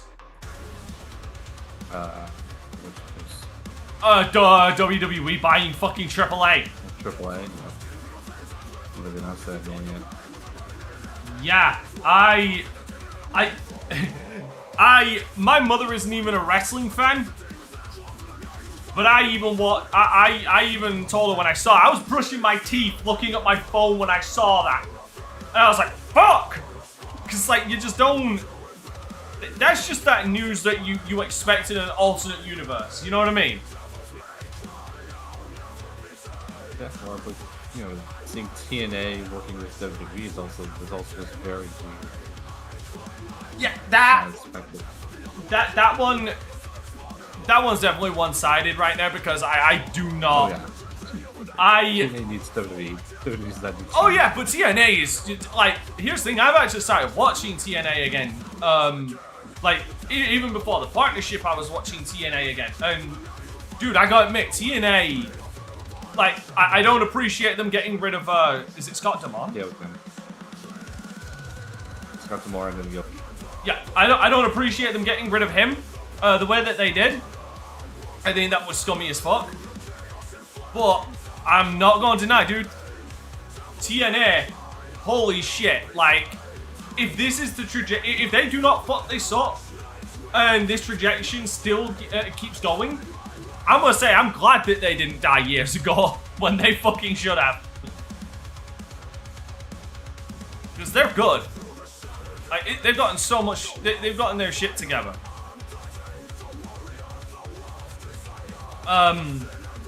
No, what I was gonna get at is I don't appreciate, like, I get that it was almost last minute that they did it, but I just, there's so, it reminds me of, what Randy Orton versus Joe Hendry last night. You know what I immediately thought of? Go on. Remember when Taz was the ECW champion? Oh. Where's Triple H? Kind of bury him. And correct me if I'm wrong, but didn't WWE have a working relationship with ECW at the time as well? They were basically their early developmental, yeah. I feel like history repeated itself there. Which is ironic because it was Triple H that buried Taz. Which, honestly, you really can't give Triple H shit considering Vince has openly said that that was his idea. But now history is repeating itself but instead of Triple H, it's Triple H's protege with Triple H at the helm. Again, even if it was a 10, you know what? Even if it was a 10-minute match, just 10 minutes, and Joe Hendry still lost, I would have been fine with that. Because you're going up against Randy Orton, who is a fucking 15-time world champion. Or 14-time world champion, right? But the fact that it was 3 minutes and 40 seconds.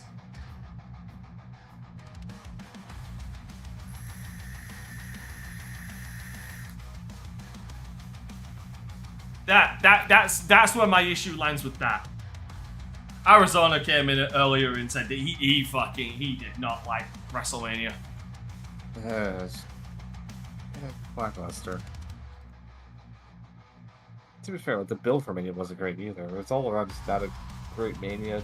The build wasn't great. The matches were hit and miss. The problem is they didn't start really heating up the build for a number of those matches until literally the last 2-3 weeks. Like Gunther versus Jay didn't start getting any kind of fucking heat until Gunther basically murdered Jimmy.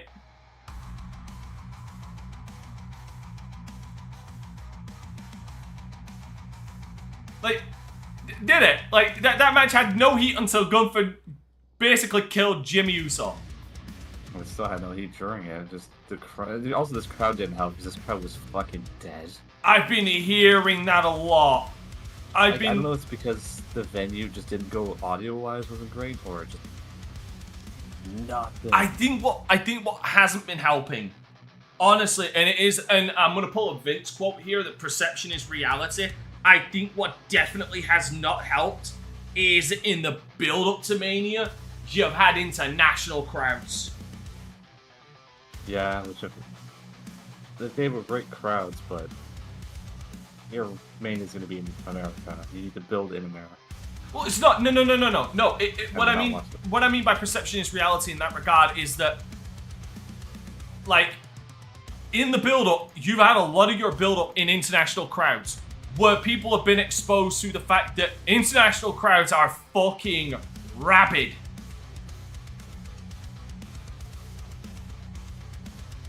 Like, the amount of comments I've been seeing saying WWE needs to have an international Mania now. Just because of how lackluster that crowd was.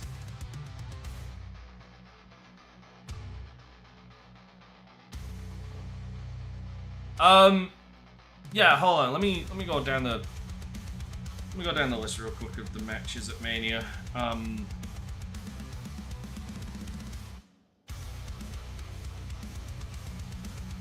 Also, I miss playing with you because you're the only person I can talk to about this shit. Like, no joke.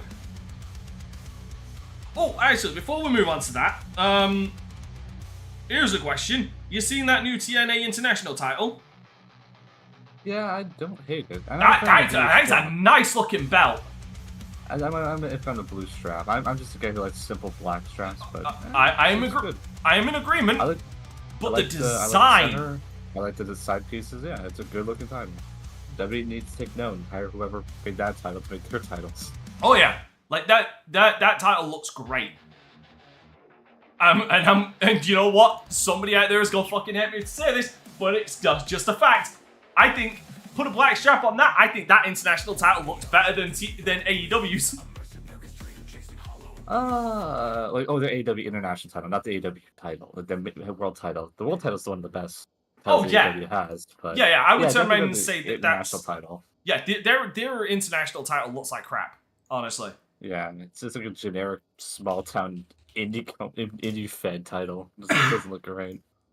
Like a number of their titles, honestly, to me, don't look that good. Like, give me a minute. Let me have a look at this. Titles. TNT titles don't look good either. Let me have. Hold on. Yeah. So the AEW title. No, I'll never turn around and say that does not look like one of the best belts ever. But I honestly look at that and think.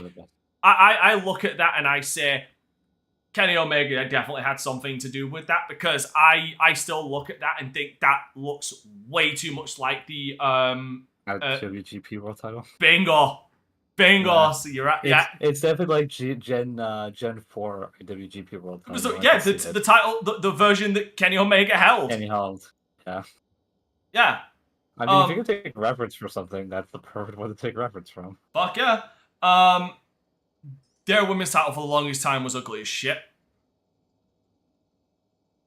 Like their original women's title was god fucking awful. Oh, the tiny one, the little belt buckle. Yeah, the old school. I got the vision behind it. I actually got the vision behind it. You were going for something that harkened back to like old school women's titles, back when women were respected as wrestlers, right? I totally get that. But that does not mean you emulate its fucking size either. That does not mean you make it look like a legitimate belt buckle. What else? Then there's the tag titles, which I like the tag titles, but they're too basic. I like the design, I like the shape of it, but I feel like there could be a lot more on the tag team titles.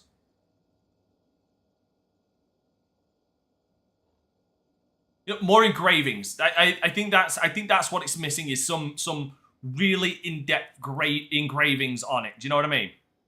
Yeah, some details. Yeah, just like it's the only thing I fucking praise it for, but like the All Atlantic or International Championship, like those, like that's the only thing that belt has going for it, is there's some nice intricate designs engraved on it. All right. Same with the world title. What other fucking titles have they? They've got way too many fucking titles. Like, we give the Fed shit for having too many titles, but like, you know, fucking Christ, you know, AEW's taking the piss. Who the fuck just messaged me? Oh, right.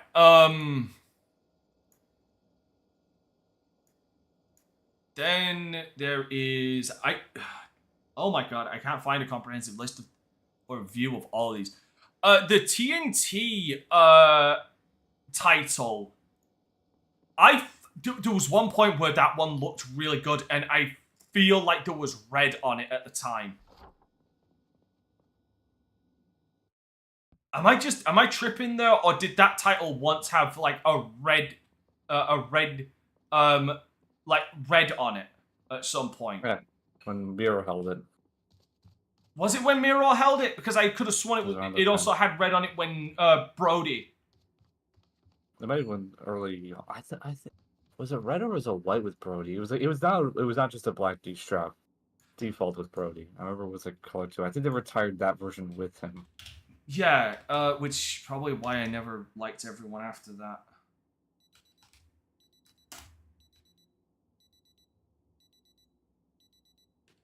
It wasn't the white strap one. There was a version. Yeah, that was the one. Yeah, that. I believe it was that. Yeah, it was the version Cody had. It was the version Cody and Brody had. It was the one that had the red behind the AEW and the red championship stripe. Yeah, I'm pretty sure they retired that one with Brody. Yeah, that's the version that I really liked. Because the red was just a really nice accent. Yeah, because it also had the big red TNT on it as well. Yeah, that was the one that I really liked. Because... Yeah, there you go. So, yeah, I see the one with Brody because it had the red strap as well. Yeah, that one I really liked. Like, that one just really popped and looked really nice. Every version subsequently after that just didn't look as good to me. I mean, I get why they retired it because, you know, Brody was the last one to have it, but I still feel like that was the best version of that title. The TBS title, is that even a thing still? I don't know. Nobody does. Honestly, like, oh wait, yeah, fucking Banks has it. Oh fuck, I forgot about that. That's why I don't know, because I don't watch any of her shit. Anytime she appears, I walk away. That belt lost, no offense to, oh, who was it that beat Jade Cargill for it? Statlander, that's it. No disrespect to Statlander, but that title lost all fucking relevance the moment Jade Cargill dropped it.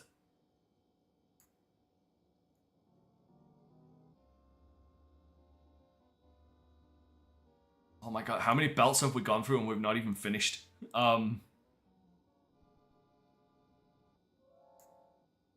Then there is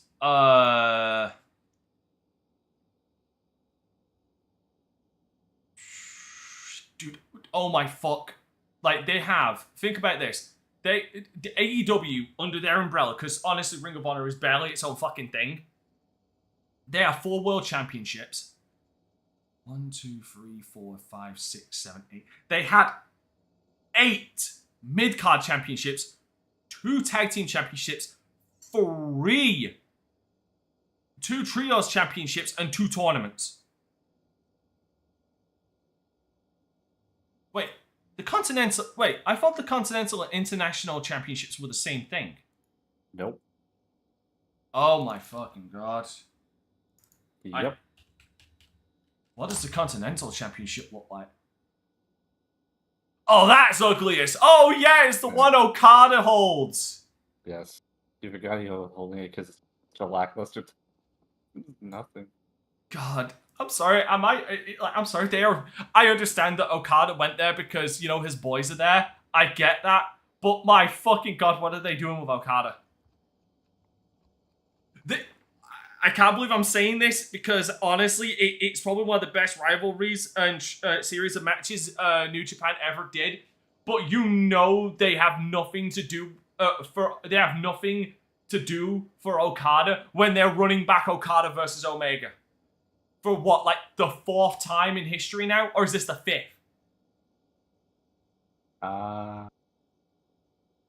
Third or... Yeah, I think it's 4th.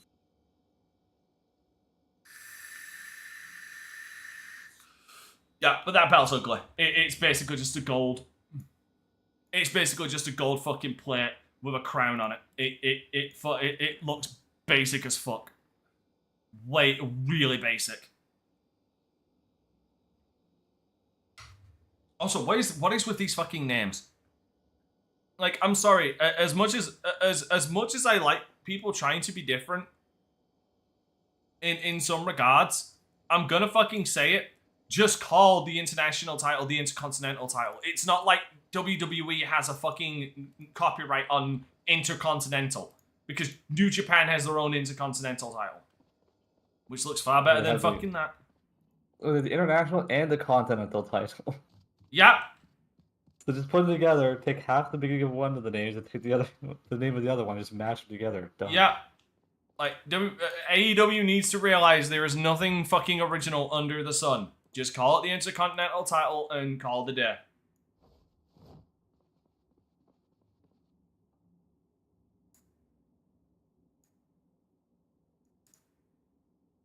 Oh, there is fucking nothing in there.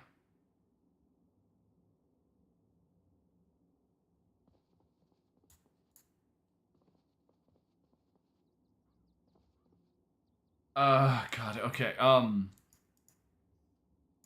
fuck, we're not even done.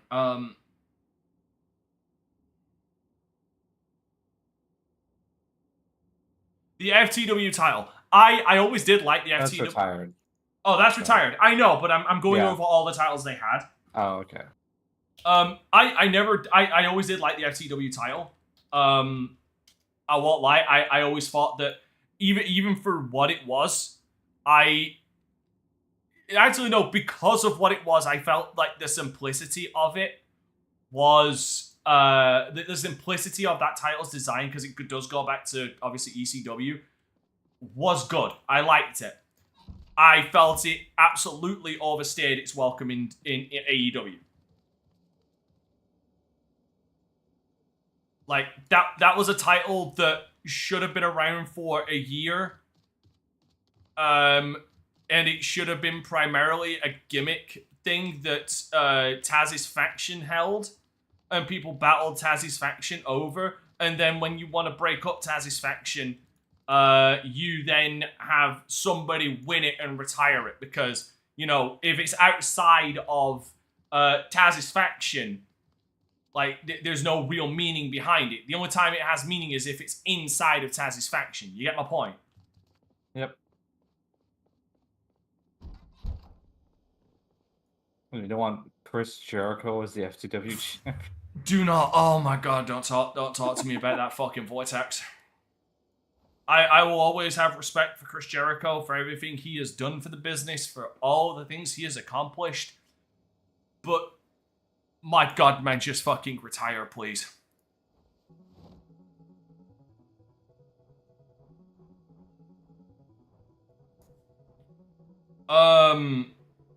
Yeah, I already mentioned the tag team titles. Trios titles, I feel should never fucking have existed. I think trios titles are a terrible idea.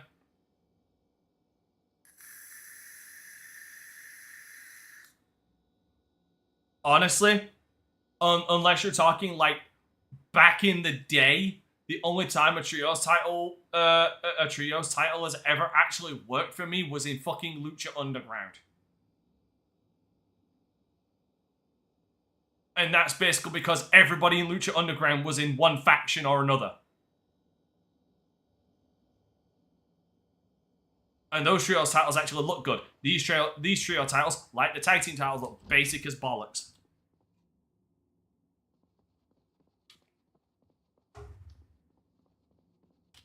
Do we even want to go into the fucking ROH titles? AEW doesn't even care about them, so why should we? Because like the ROH titles, like nothing, like the ROH world title had one good fucking design, and they don't even fucking use it now. Wait, hold on, is that no? They don't use that design, do they? Let me have a look. Yeah, no, yeah, they don't even fucking use the good ROH world title. It's like, fucking people can hate me if they want. I don't give two shits. The only time the ROH world title ever looked good was the version... It's the one most associated with Jay Lethal at this point. You know the one with the ROH logo in the middle where it's the two curves that make the O? Yep. That one. That one is literally the only ROH world title to me that looked any good.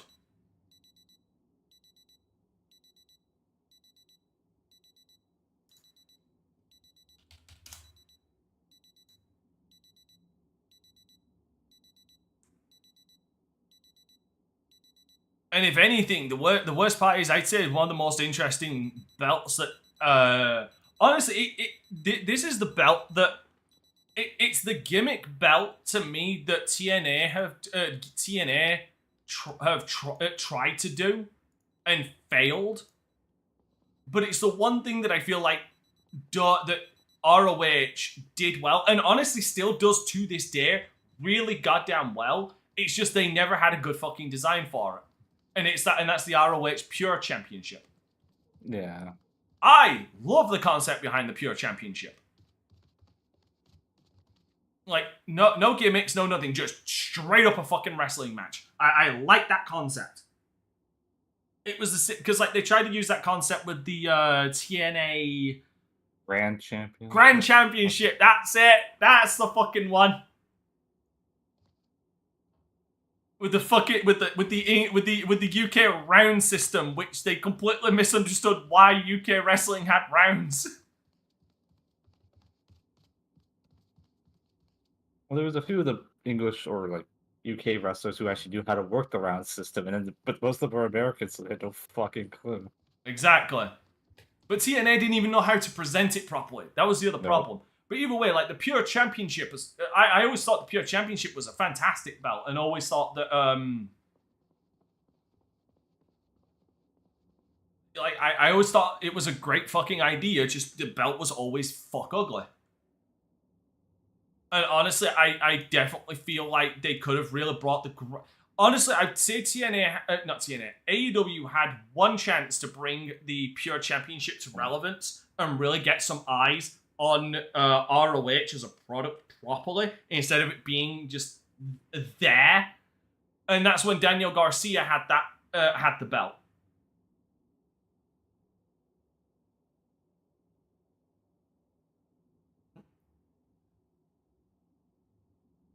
Like, didn't he fucking lose it to fucking Wheeler Yuta? I think so. I don't. Ugh. God, we're talking about, well, not we're. I'm talking about, fuck the designs of the belts. God, we're not even going into the state of the belts. Like, the fucking world championship scene in AEW is You're not dead. even allowed to see that title anymore. Dude, the world title scene is dead as shit. You gotta build a 6-month feud for a guy who won't work there for another 6 months. You know what?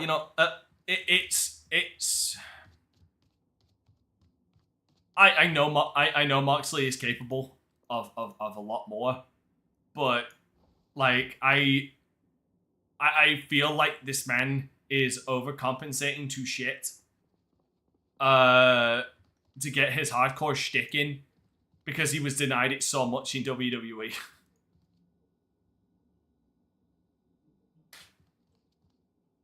Like, he's like, okay, I couldn't do all this in WWE, so I'm just gonna turn it up to 11 and do it in fucking AEW.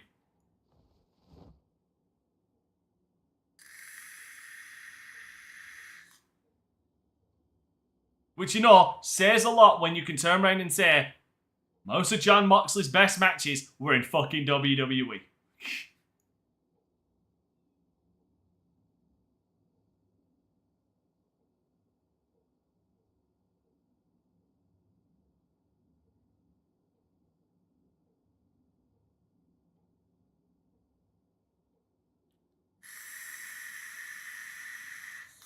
Fuck, I forgot some of the names that held the fucking ROH Pure Championship. Fucking AJ Styles, Doug Williams. Like, how that man did not hold that belt forever is beyond me. You couldn't physically take that. If you tried legit, you could not physically take that belt from that man. I don't care if you're Samoa Joe or anybody. You are not taking that fucking belt from Doug Williams. Absolute unit of an individual. Yeah, fucking Jay Lethal held it. Samoa Joe held it. Nigel McGuinness held it. Nigel McGuinness held it for over 350 fucking days. I love Nigel McGuinness, but how's he got a longer reign than fucking Joe? Oh, yeah, Daniel Bryan unified it with the world title, I believe. Yeah.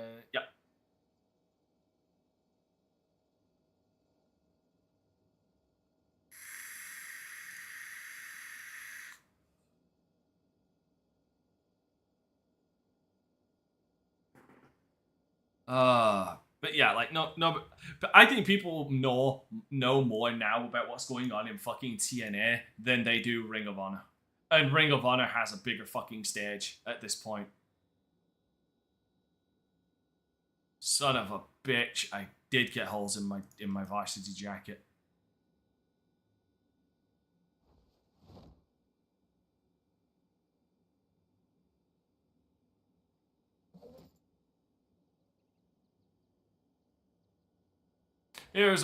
But yeah, about going back to Mania, my apologies. So like, Jay versus Gunther. Hey, Movie, how you doing? I haven't heard too much about if the match was good or not. It was not. Wow, even Gunther couldn't even get a good match out of Jay. No. Gunther tried, but it's like, and Jay's got exposed in that match because it's like it's just the same moves: spear, super kick, and splash is 90% of the match for him. Which is weird because like we've seen like you don't even need to go back, not even necessarily that far, but if you want to go so far back to his tag team days with Jimmy, like back when they first started, like we know he can wrestle more than that. Do you know what I mean? But they didn't do it here, you know. 2 Manias in a row, he had singles matches, and they basically the same match. Oh, I'm not disagreeing. I'm not arguing that point, and I'm just expressing my confusion, if you will, to why they're not allowing him to do more when it's clear and we've seen that he can do more. And you've put him in the ring with Gunther, which, okay, if we're going to talk about same move, like, let's be absolutely fair here. A lot of Gunther's matches, and we know he's capable of it as well. Like, a lot of Gunther's matches is just a lot of, like, heavy hits, chops, and then a powerbomb. Yes, but usually those finish the match. That's wrong with Jay's moves. None of his moves have impact to finish. Fair point. I will not argue that. Like, none of his super kicks don't really do much. They usually transition moves. Yeah. He also tapped out, which I wish he would just passed out instead. I've heard people echo the same thing. I have no issue with him tapping out because it mirrors it. I think the reason why my stream's going while I'm moving. I think the reason why it rubs people the wrong way with the way that he passed out, with the way that he tapped out, is because it's obviously drawing parallels to the only other time he's passed out in the Fed, which was against the Ilya Dragunov. Counter that. That match was at least a 30-minute match. Let me finish. There's my point. That's actually what I was going to get at. I was going to point out, I think that's why people would prefer that he pass out, is because instead of tapping out, is because though they're drawing parallels to the Ilya Dragovich match, which, what are they doing with that man? How is that man not? He's still out injured. Oh, he's still injured? Shit. It's a major injury. He's been out for almost a year now with it. Shit. That's a shame. Ilya Dragunov is just, like, yeah, he came, like, I'll get to him in a minute, but, yeah, but obviously the parallels stop and get scrutinized because Ilya Dragunov and Gunther beat the ever-loving piss out of each other for the UK title. In a 30-minute barn burner. So, yeah, I can understand some people's things. I just know, I just understand the parallels they're trying to make, that he's tapped out to the same move by 2 different people, only twice.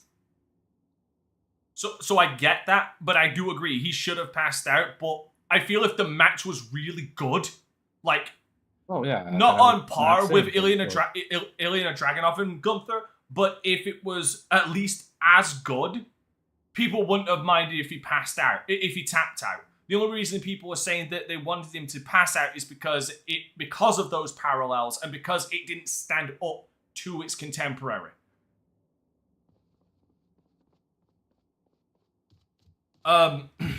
Yes, we're talking about Mania.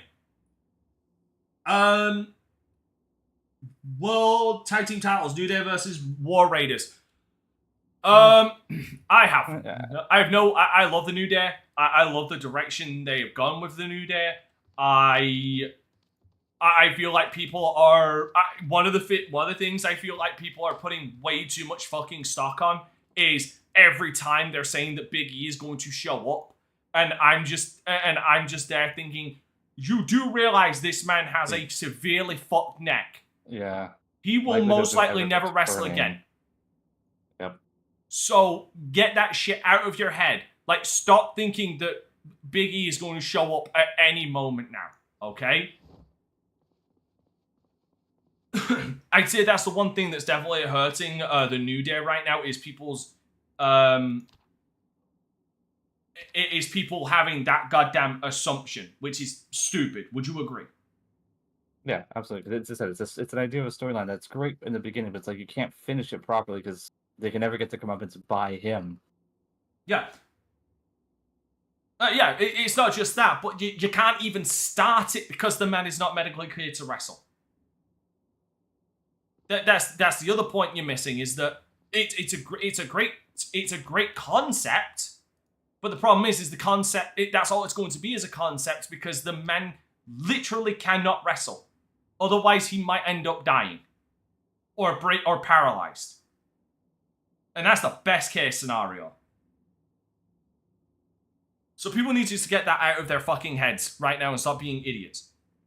That being said, this match was kind of a letdown in the regards of New Day have heat. They have done nothing with War Raiders since they won the title. I mean, that's the problem with the Raw tag division. It's just very weak. And correct me if I'm wrong. Correct me if I am wrong, and I don't think I am because I rarely am. But haven't we seen that at least one half of the War Raiders is incredibly capable of absolutely tearing shit up in the ring? Yeah. Hanson. I don't remember his W name. Is it? I think Ivar is his name. Yeah, it's Ivar. Yeah, Ivar. Ivar has proven when his tag team partner got injured, he proved he could absolutely tear shit up. And he put on, like, you want to talk, Sheamus talks about banger after banger after banger. Fucking Ivar was putting on banger after banger in the mid-card. The only reason I believe that they did not push him is because they really wanted to focus on him in the tag team scene with his partner, which is fair and understandable. Because they clearly had big plans for them. I just don't see those big plans happening right now. And their fucking outfits. Oh, the Clash of Clans. Do you know what? Do you know what the worst part is? The look could have worked. The look could have worked if it didn't look so cheap.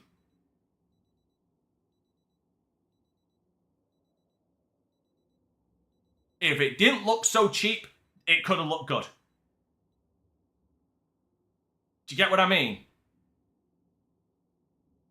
But the fact that it looked so fucking cheap is the problem.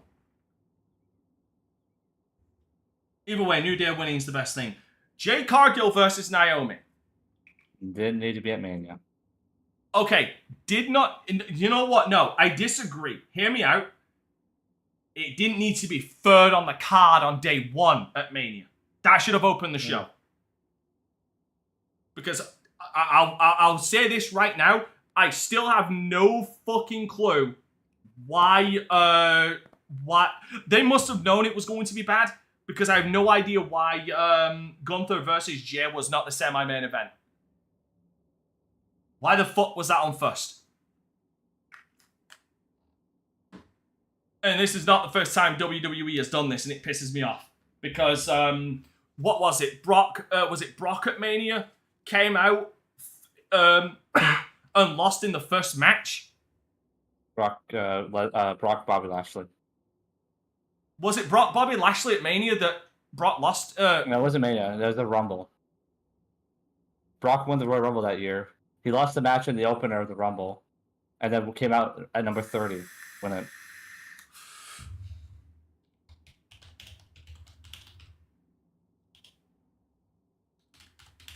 I was the year before. It might have been the year before. Wait a minute. I'm double checking that because like I know. Oh, it was Brock versus Seth. My movie is saying it's Brock versus Seth. Brock came out. What Mania was that? 35.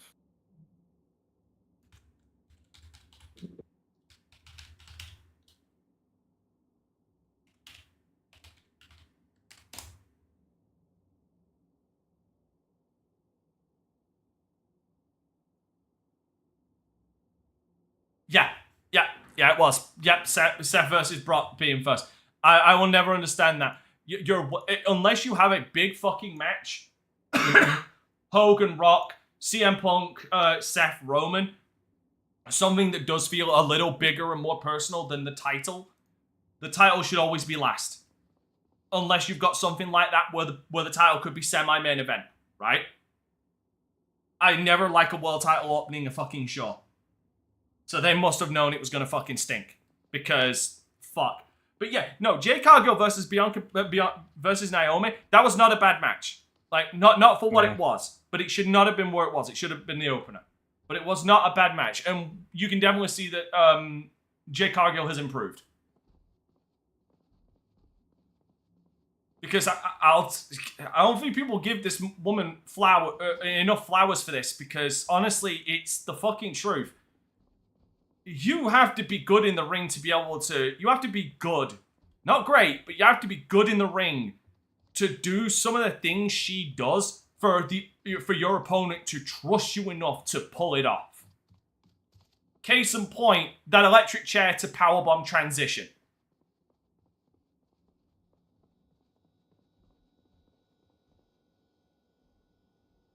You know what I'm talking about? Yes. Okay, are you sure it was when she had Naomi on her shoulders? Yeah, and it looked like she almost dropped her on her neck. Yeah, but here's the thing: she didn't drop her on her neck. It still looked decent. It looked like she almost did. So I said I didn't say. Yeah. Almost. Yeah, it looked like she almost did, but like you don't allow somebody to do that.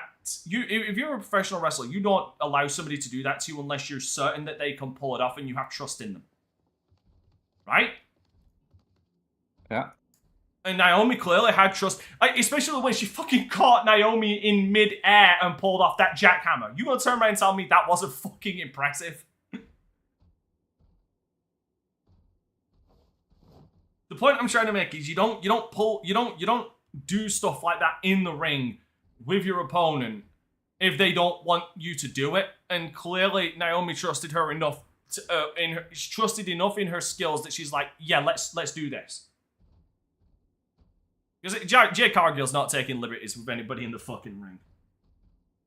Anyway, yeah, so it was okay. Jacob Fatu versus LA Knight. Correct result. Yep. Also, this is obviously leading to a Jacob Fatu Jacob Fatu babyface run. For what that is. And Solo Sikoa going after the United States title. This is obviously what we're leading towards. But I'll turn around and say, Solo Sikoa is definitely filling in a manager role pretty fucking well, actually. Yeah, well, that's it. It's where it does better there. Let him be the manager. He's not bad in the ring. He's just in the ring. Let it be. He's got charisma. He has that. I seen it on the like that indie and house show stuff. Oh yeah, we saw it in fucking NXT as well. Okay. Come on, man, you're gonna turn around and say he didn't have some charisma in fucking in NXT? Sorry, I got like a huge horde fucking. Oh right, gotcha. That's why I'm kind of a little like focusing here. Wait, where the fuck are you? I'm outside the school and I can't look the town. All right, I'll come and help you. Give me a sec. Not in the main town. I left that town. I'm in another town right now.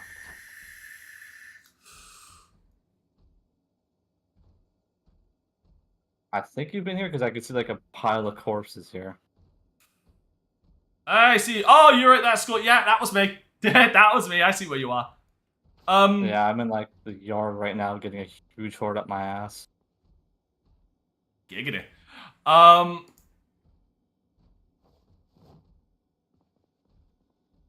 So yeah, but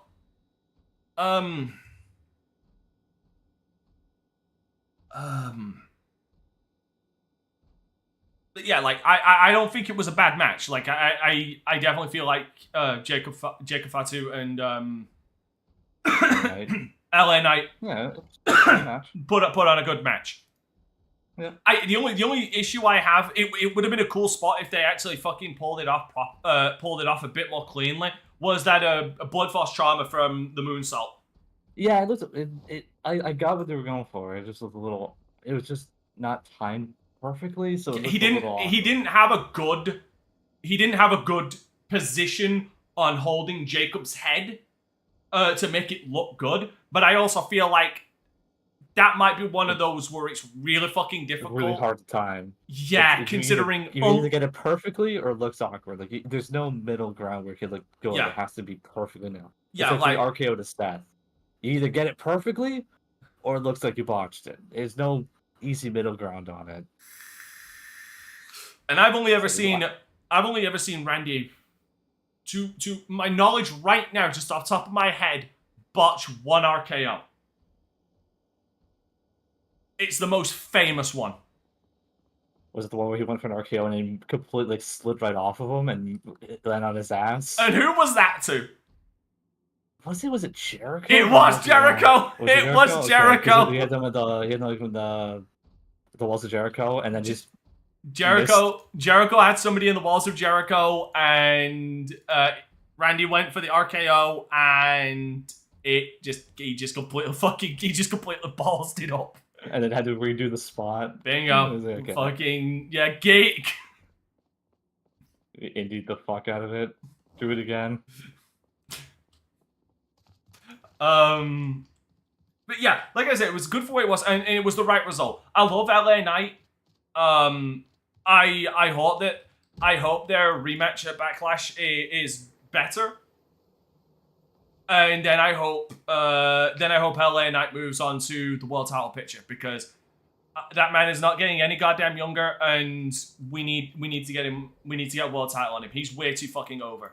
Even against someone as popular as Jacob Fatu right now, LA Knight still got fucking cheered.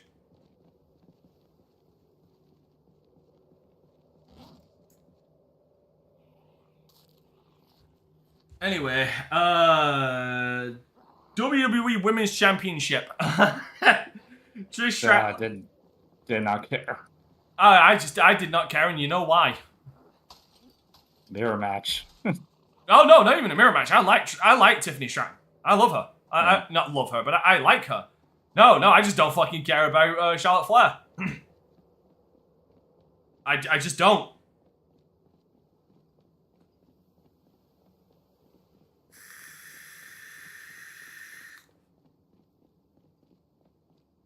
But yeah,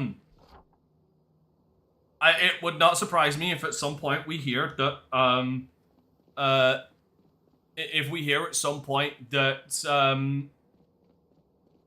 you know, it would not surprise me if in the future on maybe a CVV podcast or interview we find out that Charlotte Flair took some liberties during that match, because Jesus Christ, she fucked. It was a mouth, wasn't it? Like, Yeah, she knocked her teeth. Yeah, like She knocked out some of her teeth. yeah, like we. Here's the thing. We rightfully so gave Nia Jax a lot of shit for being an unsafe worker, right?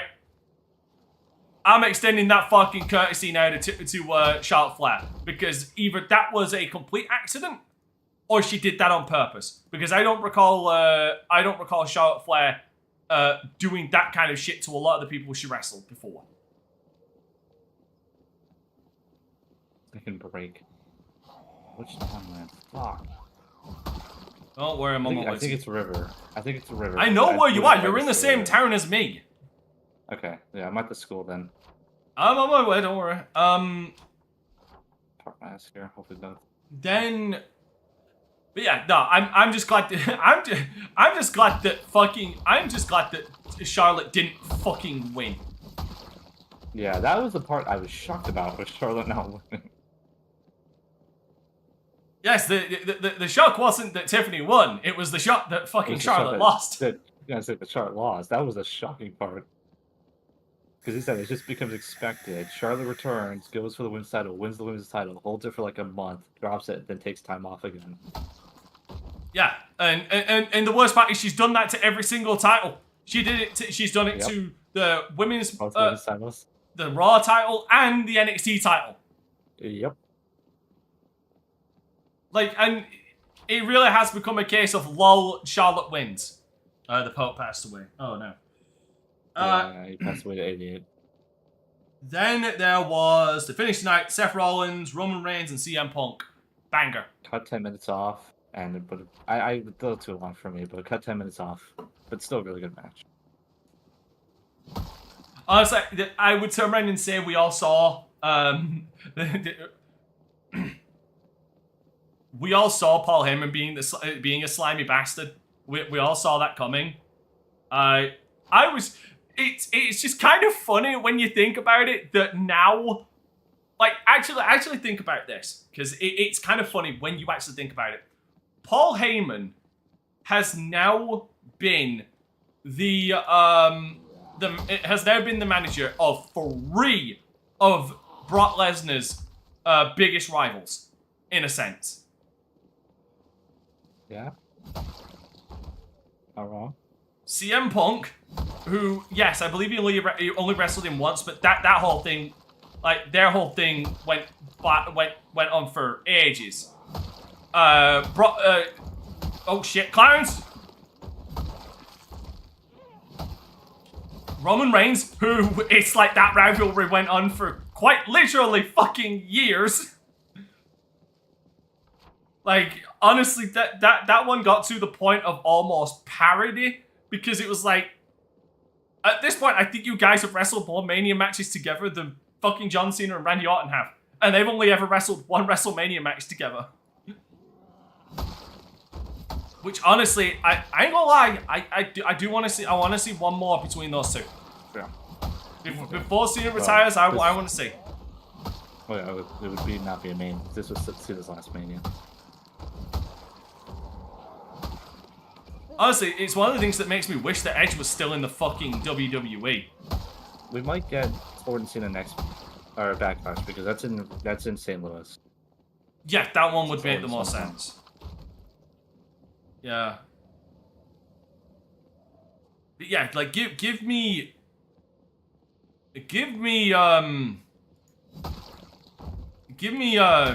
John Cena versus AJ Styles. Give me John Cena versus Randy Orton.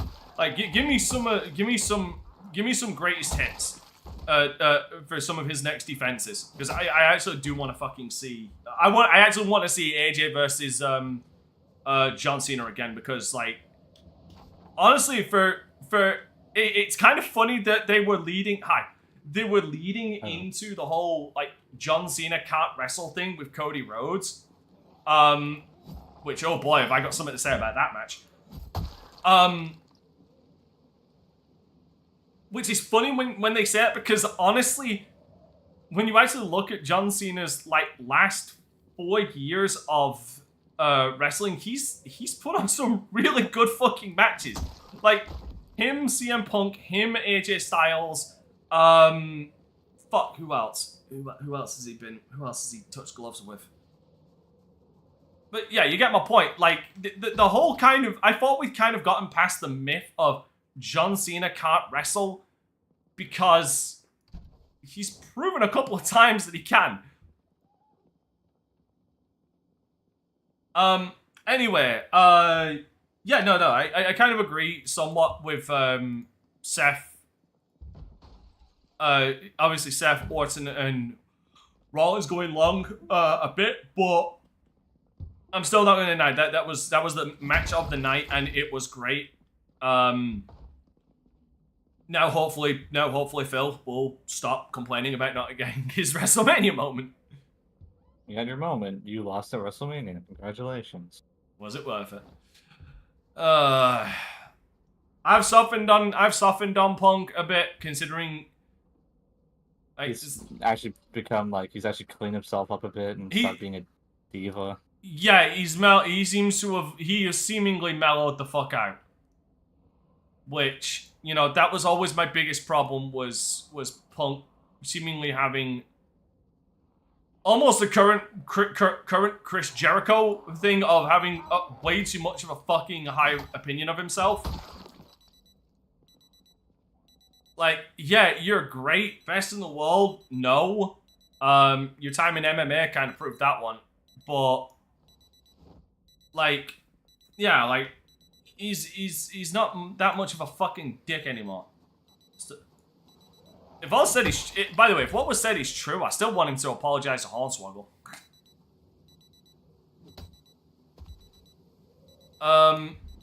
What else is... Yeah, so, yeah, I'm glad for all of that. I'm interested to see what money Paul Heyman and Seth Rollins can print. Because, like, I like Seth Rollins as a wrestler. I think he grates on me sometimes as a gimmick. I think what he definitely needs at this point is someone that can sell the gimmick. Do you know what I mean? Yeah, not just being the, I don't know, getting a laughing shitsy. I don't know. Right. So then there's night 2. The okay, yeah, women's world title: Bianca, Rhea, and Io Sky. I absolutely that deserved to be a Mania. What? The women's match that deserved to be a Mania. Oh yeah. Oh yeah. I will turn around and say Start to finish. What? Didn't expect Io to retain. No, I expected. I like Rhea Ripley. Bianca, hold on. I love Rhea. I do really like Rhea Ripley. Do I think she's a bit overexposed sometimes?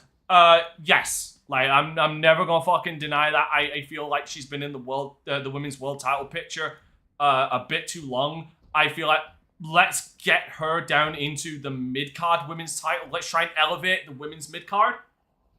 Because you sure as shit ain't doing anything with it. Because neither of those titles were presented on, like, where was the women's Intercontinental title? Where was the women's... It was the women's Intercontinental was in the tag title match. It was her and Becky.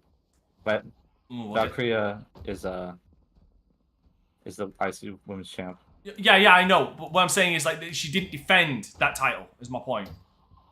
Like, and Chelsea Green was in catering. I don't know why, because Chelsea Green's great, but, you know.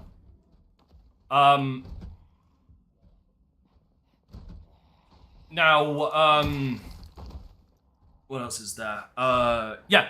Either way, Io Sky winning, best result, because, I know there is a small portion, and this is genuinely a small portion, of the fans that are sick of Rhea being in the world title picture. But it seems like there's a lot more people sick of Bianca Belair being in the women's title picture. And I absolutely love people... I love all the people trying to chalk it up to racism. Like, did you... When she was being... I'm sorry, the women's champion is fucking Asian, and people love that. That right there, that was an argument that was used. So, here's the funny thing. When they were in Scotland and Bianca Belair was being fucking booed to hell and back, people tried calling racism on X about that, and then people were just immediately pointing out, isn't Io Sky Japanese? Yes. And she's over more than Rhea and Bianca. So get fucked, loser. I love Io Sky. Io Sky is my spirit animal. She's awesome. I love her. I love her and Kairi Sane. But I also have a penchant for Japanese ladies. So you know, it is what it is. And out of the ring. Though there's nothing more hotter than Kairi Sane in that makeup. Honestly, I liked her sailor gimmick, but the moment she put on that makeup, she went from being cute to just absolutely fucking beautiful to me, and I'm weird.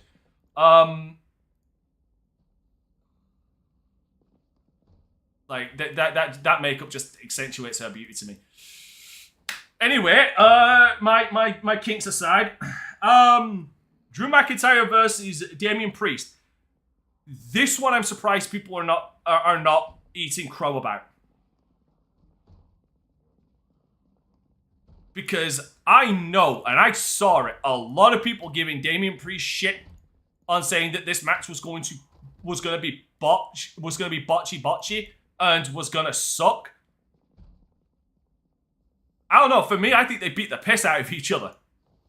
It was what I expected to be a WWE brutal air quotes, so not like blood filled the arena. Oh no! You need a Hell in a Cell for that now, apparently. Yeah.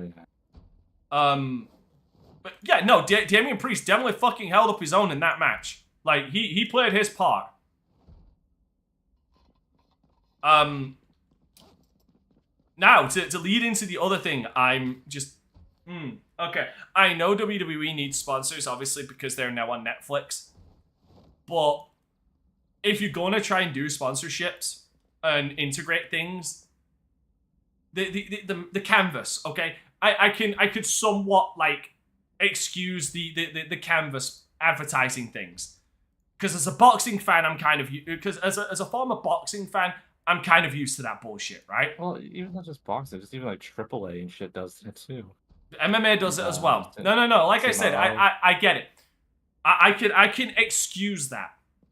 But the forced, absolutely ass-fucked integration to their fucking entrances makes no fucking sense. What was that Doom the Dark Ages fucking promotion during Drew's entrance? Like if you let him like just go full out looking like medieval, like a Scottish fucking Doom Slayer outfit, fucking full on fur kit, the helmet, a fucking kilt, everything. The one time him having the sword would actually make perfect sense. Yep. Like, do that. Go full fucking, do not half-ass it. This is actually one of those situations where I will turn around and say, don't just half-ass it, because half-assing it makes it look stupid. Go full ridiculous, give him the full outfit. It will look goofy to some, but it will be a better integration and look better to a lot more goddamn people. But just the mound with the Doomslayer's fucking helmet on there look dumb as shit. Straight up look fucking goofy. Anyway, good match. Really good match. I approve of this match. They're definitely running this back. Like they're definitely running this match back. You fucking cunt. Oh shit. I know for a fact that they're gonna run this match back, and we might get a trilogy out of this match. Which honestly, if they step it up from this one and make the next one better, and then the one after that better, I'm cool with that. Like I'd be cool with that. Like this, I'd be absolutely cool with that. Dominic Mysterio, Braun Breaker, Penta, and Finn Balor. This was probably one of the best Fatal 4-Way matches I've ever seen. Match of the Mania for me. Oh wait, I missed one. No, I didn't. Wait, what was the? Wait, where the fuck was that match? Oh, I missed the match from day one. El Grande Americano versus Rey Fenix. Yeah, it was fine. It was because I had to throw it together because of Ray's injury. I didn't. Yeah, I was wondering what had happened there. How the fuck? He got injured during during SmackDown. Right, so it was an injury. So that's why he's still thrown together. I swear to God, if he's blown his knee out again, Ray, you already got them fully replaced. Yeah, he jumped off the boat too hard. No. Yeah, I agree. It was fine. I feel like. I feel because people were upset that Ray lost his Mania match. Here's the thing: one, Phoenix. Sorry, people were upset that Rey Fenix lost this match. Okay, first of all, Rey Fenix wasn't even meant to have this fucking match. No, it wasn't. It was supposed to be Rey Mysterio. Yeah, yes, and Rey Mysterio was going to lose regardless. Like they were going to lose regardless. One, I think being thrown together, I think they did the best that they fucking could, and Chad Gable and Rey Fenix can both fucking wrestle a broomstick. Like, I've seen enough of Rey Fenix in Lucha Underground and AEW to know that motherfucker can, he can pull an AJ Styles and wrestle a fucking broomstick. Okay? Just like his brother. And Penta has wrestled a broomstick. His name is Vampiro. Oh, dude, I got nothing but love for Vampiro. I love him, but you should have been wrestling in, what was it, like 2013, 2014? Yeah, in Lucha Underground, but that was a fucking banger of a match. Yeah. But yeah, like he literally wrestled a fucking broomstick and made a fucking fantastic match out of it. With all the bells and goddamn whistles. Anyway, so yeah, for what they did, it was fine. The finish kind of, it's only after rewatching it that you realize he was wearing a loaded mask. Oh, the commentator didn't shut the fuck up about it, so I don't know about that. True, but if you're not listening to commentary, like a lot of people. If you listen with no audio. Yeah, like people watching live, like that's the thing you need to remember as well. Watching live, you don't hear commentary, obviously. No, so like that finish just kind of came out of nowhere in a sense. Like it would have been so much better if he took off the mask afterwards and revealed that it was a loaded mask, right? Or at least pull a Rey Mysterio where he's got two masks on. And the first layer is loaded. Alright? What else? Sorry. Yeah, Chad Gable always continuing to show that he should be a world champion by now by doing that insane fucking... what is that number? It's not 360. What is that? Fuck it. Is it 450. It's a 450. Yeah, like that was...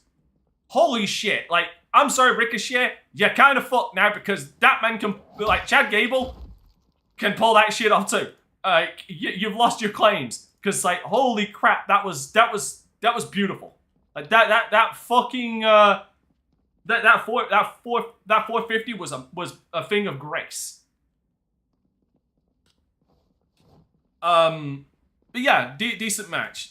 Anyway, going back to night 2, that one just completely slipped me.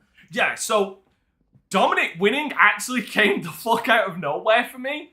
I didn't think Penta was going to win. What? I was fine with any person winning that match. I wasn't going to. Oh yeah. There was absolutely there's no loser in that match. There was no absolutely. Everybody shined. Braun Breaker looks like an absolute monster. Oh my god. Spear. That man should not exist. No. He is literally a genetic freak. Yeah. He can carry that title rightfully. Yeah, Braun Breaker should not Braun Breaker is a human that should not exist. Not with how fast he can move, not with how he moves. He got the cheek, he put in the Konami code of life. Let's get back because I am very high on load right now. But yeah, like he got the cheat code, he got the Konami code of life, and he's he's playing side missions. Bro fucking molded the fucking captain's character now. Yes, I'm just now going to play the story finally. Yeah, he's playing the RPG of life. He's done all the side quests. Now he's finally hitting the level cap, and now he's on the main story. Character. Yeah. It's like playing fucking Fallout 3 all over again. Yep. But yeah, like Penta, he looked fantastic. I had no illusions that Penta was going to win. No, I had hopes, but I'm fine. Yeah. He doesn't need it yet. If anything, No. right now, and this is gonna sound so fucking dumb, I do kind of want to see Penta and his brother do a 1 year run as a tag team. Just literally cap it in a year. Give them the titles in 6 months. Let them have a good 4-month run with the titles. Let them show what they can do. Let them drop the titles and then let them go their separate ways. Like we've seen them as a tag team in 3 promotions now. Then we would have seen them as a tag team in 3 promotions. Then let them go off and do their own thing. Because Penta, I have nothing but love for Rey Fenix, but Penta is the one that's got world champion written all over it. Penta is the star of the 2 brothers. Rey Fenix is good, but Penta is the future world champion. Yeah, Rey Fenix is the most athletic and probably the most, I want to say the most versatile, but he's the most graceful of the 2 brothers. But Penta is the one with charismatic. Yes. Of the brothers, he's got the aura. He got that aura in him. Yeah, that fucking strong. I love how he explained it in the 3rd person. Yes, in the I 3rd love that every time person. he explains something, it's always in the 3rd person with him. I love it. When Penta does something, Penta does it because he feels it in the moment. It's like, oh, I love this man. Oh wait, hold on. I've not shown you this, have I? We need to get back to base right now. I need to go and grab something and show you this. I don't think I've ever actually shown you it. But yeah, Penta is a world champion, but I do want to see the brothers hold tag team gold in the WWE. For like I said, just put them together for a year. That's all you need. 6 months in, give them the world titles, have them lose it in a good solid match to a good team. If you can. Fuck! Oh my god! Give me Penta. Give me a fucking trilogy. DIY versus what? DIY versus the Lucha Bros. No, I was gonna go in. There we go. That's the one we need. There's a lot of good tag teams you can pick at. But the problem is they're on SmackDown. Yeah, that's the problem.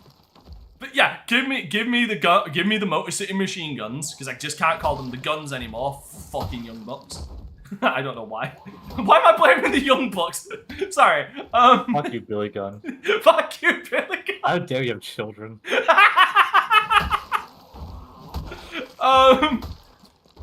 But yeah, I want to see the Guns. I want to see a trilogy between the Guns, DIY, and fucking Penta and Rey Fenix. Are you telling me that wouldn't, if given the time and no limitations, you tell them that would just be a fucking banger. Like that would be, in my opinion, and I'm really holding this to a high standard, but I believe that could be like the new SmackDown 6. As far as like the quality of matches they could put on with no restrictions.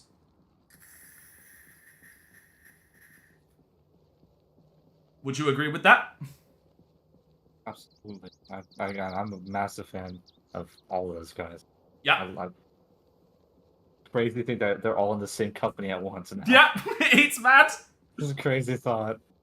But yeah, so back to the Fatal 4-Way. Yeah, I would say the only person that needed this, though I get the feeling he's going to get it soon. If not soon, he's going to get it like 2 or 3 months down the line. I feel like Finn definitely needed this. Like, I'm glad that Dominic won, but I feel for Finn's character, for who he is as the leader of Judgment Day, for like how much shit he has had to eat for the last 3 years. Like he needed that win. That being said, the benefit to Dominic winning that Fatal 4-Way, it finally legitimizes that man. Yes. And it basically is a turn of face because he got such a huge pop for winning it. Oh yeah! Yeah, the one coming behind you. Like that, it legit, and I don't mean to, sorry. I don't mean that as in a disparaging term, like, because obviously Dom has held the North American Championship as well, but like this legitimizes him on the main roster. Like he's done so goddamn much that this legitimizes him as we're now going to start. Hopefully, we're now going to start taking him seriously as a genuine contender in wrestling, not as like a heat magnet, which is what he's been playing for like the last year and a half. Because like he's been a manager and a heat magnet more than he has been a wrestler for the last like year or something. Like he went from damn near tying Cody Rhodes from the most matches, the most matches wrestled, to then barely wrestling anymore. You know what I mean? Yep. So yeah, but I definitely feel we're gonna get Finn Dominic at some point down the line. I feel like that is going to be when that Finn's gonna win the title there.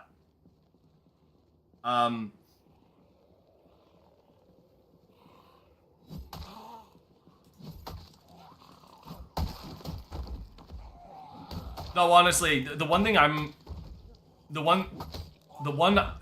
I'm waiting for is McDonough's return, because I get the feeling the pop if people can be reminded of him, if they package it correctly, he's going to get a monster pop when he returns. And what I mean by packaging it is reminding people of this is why he's been gone for so long. Like Triple H returning, like explain. This is what happened to him. This is why he's not been here. Like he'll get a monster pop because people realize this man fucking damn near died to entertain us. Like he deserves our respect. It's like the Roman Reigns thing. Like when Roman Reigns came back from when his leukemia was in remission.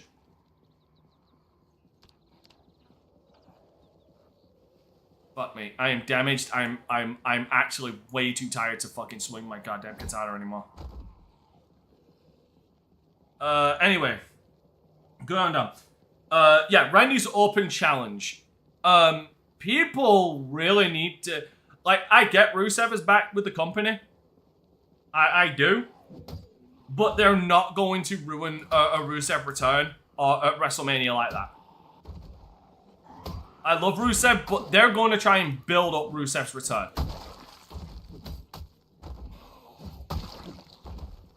Yep, that's time. Like, Rusev and Randy at WrestleMania, I'm sure would have been fucking cool. But, no, like, this was a match that was thrown together last minute, absolute last minute. Because of KO's injury, which, by the way, God, I wish him the best in his recovery. Like, that's not a way you want to see a wrestler have to go out.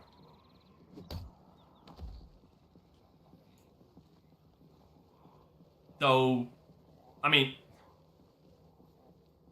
Blitz, do I have permission to be a bit of a dick in this in a comparison right now? Go ahead. It's ironic that the man who has been literally portraying using a pile driver to injure people's necks is out with a legitimate neck injury. Yeah. Injures his neck. The great irony.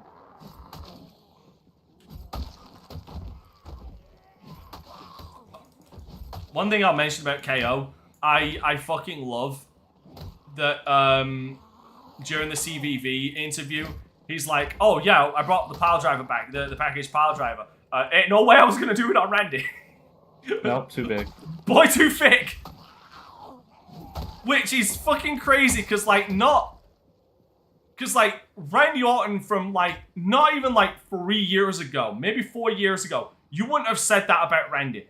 But it's just when Randy returned from his neck injury at Survivor Series for War Games, like that man came back as a completely different beast.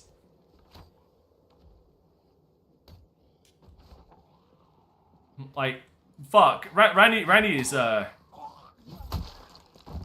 sake.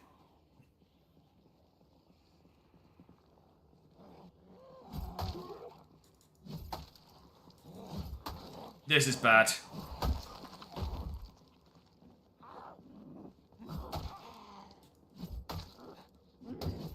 Dude, I'm so fucked that my antique katana is taking like 3 to 4 swings to kill somebody. That's how bad it is. But yeah, like I will turn around and say, because it is a fact. I believe that maybe time was cut. I don't know, but Joe Hendry should have had a better showing than he did against Randy Orton. I don't care. I know Randy is a 14-time world champion. I know that he is the legend killer. I know he is, quite simply, one of the best in the business. But you literally brought on a TNA world champion, only for him to lose in 3 minutes, 40 seconds. Give him a better showing. He can lose. I don't mind that. I really don't mind that. The way he lost was fucking hilarious. Some people might find it stupid. I think the way he lost was fucking hilarious. Yeah. But give him 10 minutes. Not 3 minutes, 40 fucking seconds. Okay? Also, he got one of the biggest pops of the fucking night. Like, come on. Logan Paul versus AJ Styles. I never had doubt this was going to be a good match. I never had doubt that it was going to be a good match. Because I can shit on Logan Paul until the cows come home. But as a person, but I will never fucking deny that man is phenomenal. That man is Logan Paul is a fucking freak. Like he's a natural. If he focused his attention on not being a dick and decided to become a wrestler, even if it was honestly, you don't even need to say full time anymore because like wrestlers get good fucking time off these days. Yeah. So like he could seasoning them out basically now. What? They're basically giving like a season. Yeah. Season them out. Yeah. So like Paul could still work on his other ventures if he decided to actually become full time in WWE. Like I could legitimately see him being a world champion. You bet. Nope.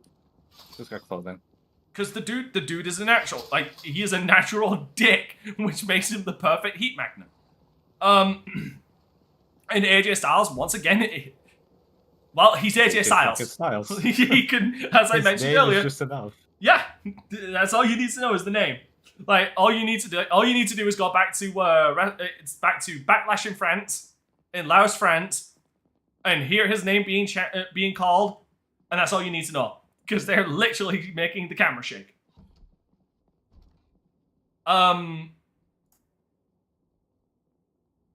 Now, that match was always going to be good. Like, I had no illusions that match wasn't going to be good because it was. The one thing I will turn around and say, and this is a general grievance I have with WWE right now, but this isn't just limited to when Paul Levesque took over, but more of a general thing when it comes to Logan Paul matches. Especially at Mania, way too much into fucking interference. Yep. Granted, I will turn around and say this. At least this interference is going to lead to something. Because this, to me, this is how you do an interference correctly while also furthering something else. Because this Mania match will stand on its own. This Mania match will stand on its own as a good match, as a really good match in my opinion. But it's going to further a storyline outside of WrestleMania between AJ Styles and Karrion Kross. Because Karrion Kross got a huge fucking pop. Like, are we now at the point where we're going to give that man a push? Please. I like this gimmick of like the devil pushing you towards a direction. You mean Sean O'Hare? You mean Sean O'Hare? It is the Sean O'Hare thing. It is. Yeah, it's basically what it is. It is. Yeah, it's the devil's advocate.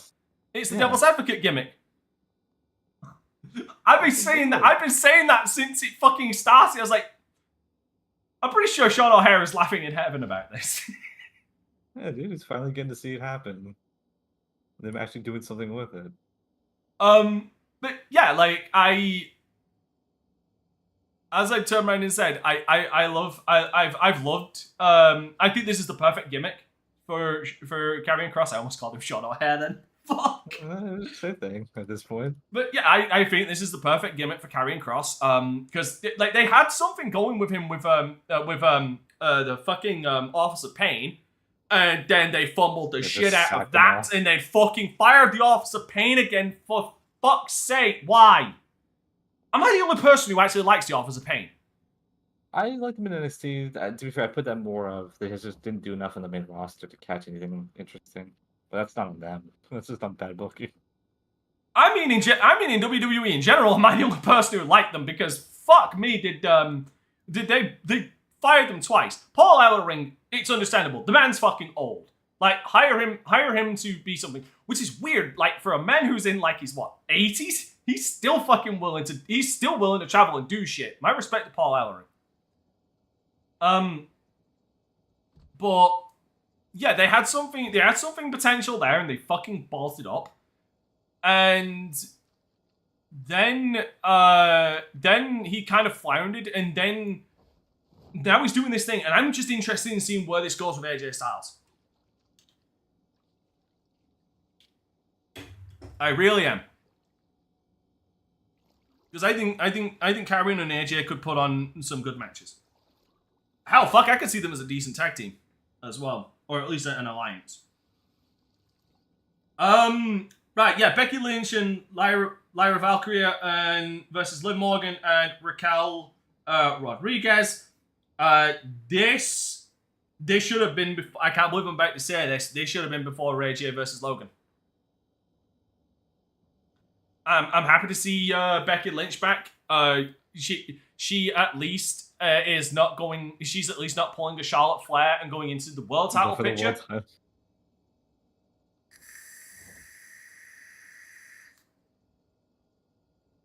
But I feel we had a missed opportunity here. Let me explain. I could have seen more money coming out of Becky Lynch returning, teaming with Valkyria, and then screwing her over at WrestleMania to lead into a singles feud between those two for the Intercontinental Women's title and elevating that title than I see as Valkyria and Becky Lynch being tag team champions.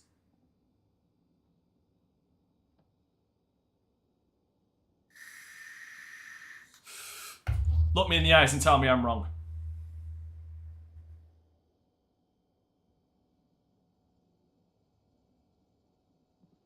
I dare you, Blitz. Look me in the eyes and tell me I'm wrong. Sorry, I was changing my hair. Okay. Do you want me to repeat what I said? Yes, please. Okay, I said I respect Becky, especially for coming back and not immediately going into the world title picture. However, I see more money in Becky screwing over Valkyria at WrestleMania, Liv and Raquel retaining the women's titles, and then a program starting with Becky and Valkyria for the Intercontinental Women's title, which will elevate that title. I see more money in that than them as tag team champions. Yeah, I agree with that. Yeah, I don't know. It's the problem. It's just the women's tag titles. That doesn't mean fuck all. It don't mean fuck all now. The only time it ever seemed to fucking mean anything was when the Kabuki Warriors carried it. Where the fuck are you, Asuka? I'm pretty sure she's also injured. I think it's also all very serious injury too.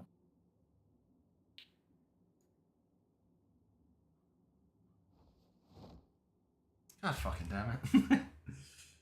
But yeah, and I turned around and said that match should have been before Logan and AJ should have happened after this. This was a fine match, but again, it was just fine. The biggest thing was obviously Becky's return. This should have been before Logan and AJ should have been before John Cena versus Cody Rhodes. Right, yeah, John Cena versus Cody Rhodes. It was the Cody Rhodes main event match. Okay, I don't think Cody Rhodes. Okay, this is where my defense comes in, and then I'm gonna tear Cody Rhodes, and I'm gonna tear Cody Rhodes / the booking a new one for this. I don't mind Cody. I don't think Cody Rhodes has bad main event matches. There's been a number of them where they've been really good. Obviously, the biggest ones, and oh my god, it's the common denominator: AJ Styles versus Cody Rhodes. I wonder what the common denominator there is. Hell, I don't even think him and Solo Sikoa put on some bad matches.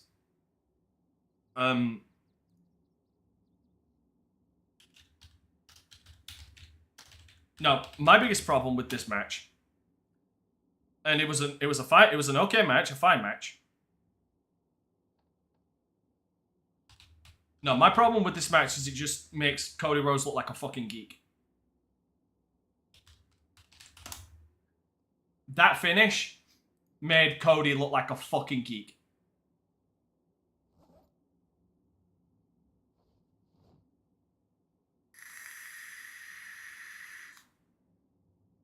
But hold on, let me just go down the list to kind of make my point that Cody Rhodes can put on some really good matches.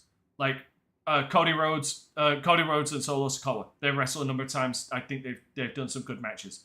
Cody Rhodes versus Carmelo Hayes. Good matches. Even against Dominic Mysterio, The Miz, they've all been good matches. Like, nothing I would turn around and say is awful. Fucking him and Kevin fucking Owens, for God's sake. Like, Jesus. Like, again, Cody couldn't put on some really good fucking matches, right? I think we're at that point now where we can turn around and agree on that, right? Yeah. Right. My problem is with this match in particular is it made Cody look like a fucking moron. I get that they were trying to prove John Cena right in the sense of when you start when he mentioned that when you care about what they think, you lose, and you'll lose if you care what they think. But the problem is Cody was stood there in front of John Cena while John Cena was begging for 30 fucking seconds before finally throwing the title away and getting kicked in the nuts.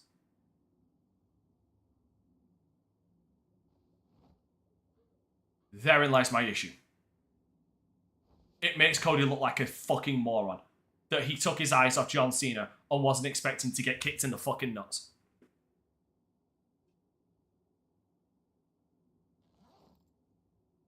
A man who literally not 1 month ago kicked you in the fucking nuts.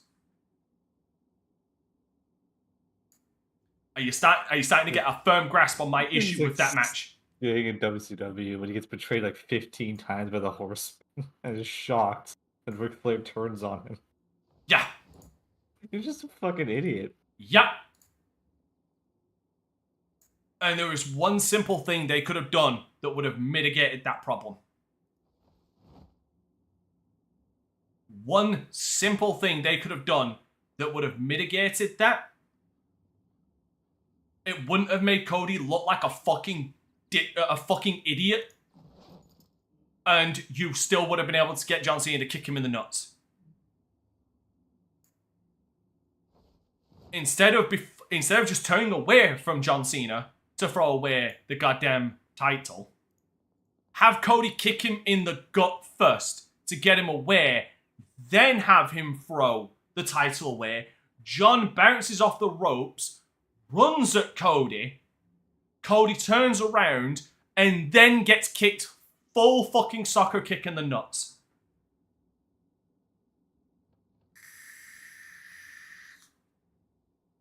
Because that way, Cody isn't looking like an idiot by taking his eyes off of John Cena when doing nothing. He at least thinks he's got John Cena out of the way long enough to be able to get the title out of John Cena's reach, while also protecting the finish, because you can use the idea that John Cena used the momentum of hitting the ropes from Cody's kick to be able to run at him and then kick him in the nuts.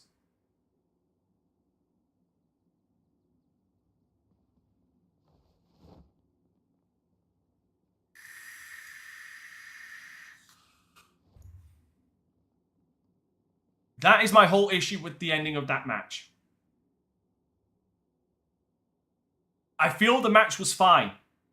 I do. I don't think it's the best Cody match he's had. I genuinely don't think that. And I know that him and honestly, given the history, I know for a fact that John and Cody are more than capable of putting on better matches. Because both of them have. Right?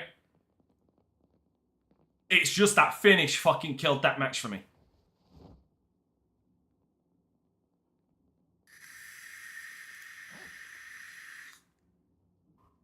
Like, you remember that? You remember the promo that Triple H once cut on Ric Flair when he says, I have to take the old horse behind the barn and put him down before their cage match at Taboo Tuesday?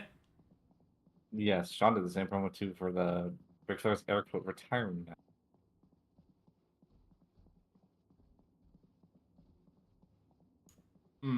Okay. Anyway, my point is that felt like what this was. Like, they... this is a case of taking the dog behind the barn and shooting him. They shot Cody Rhodes at that point. Again, the finish could have worked, and the finish could have made sense. The finish makes sense. The problem is the way they executed the finish makes no sense and makes Cody, again, look like a fucking idiot.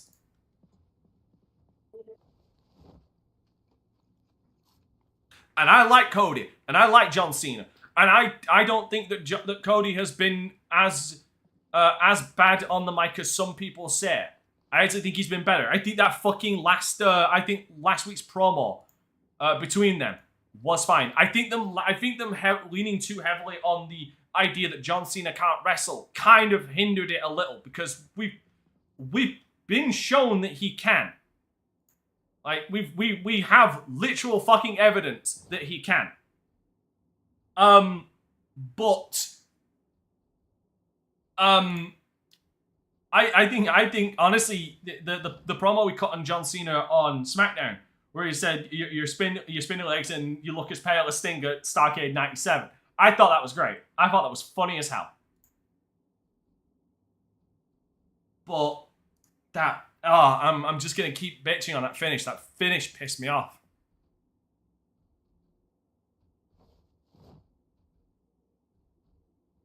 What do you think? I've been obviously talking too fucking much. What did you think? No, it's, I don't know. I was kind of tired of Cody Rhodes' world title reign. It wasn't bad. It just wasn't anything exciting. He had okay matches, but his matches just came simple thing. It finisher after finisher after finisher kick. Just, gets tiresome. There was everyone's finisher looked weak by doing it. Oh yeah, you know what? Yeah, that's my problem with Cody is it's something even in AEW he had issues in AEW. His finisher looks so weak now because he needed 15 of them to beat a guy. Yeah, I would turn around and say that was that is definitely born out of fucking obviously his rivalry with fucking Roman, where Roman had to take like fucking 3 of them to pin him. What I will turn around and say, going back to finishes, going back to fucking finishes, that is one of the issues that was one of the few issues I had with the AJ Logan Paul match, actually. That was one of the few issues I had with that. Like, AJ, that's your fucking finisher and you're no-selling it. For fuck's sake, stop, do not AEW this. Because, like, he immediately stood up after Logan Paul gave him a fucking Styles Clash. Yep. Like, come on, AJ. You're fucking better than this.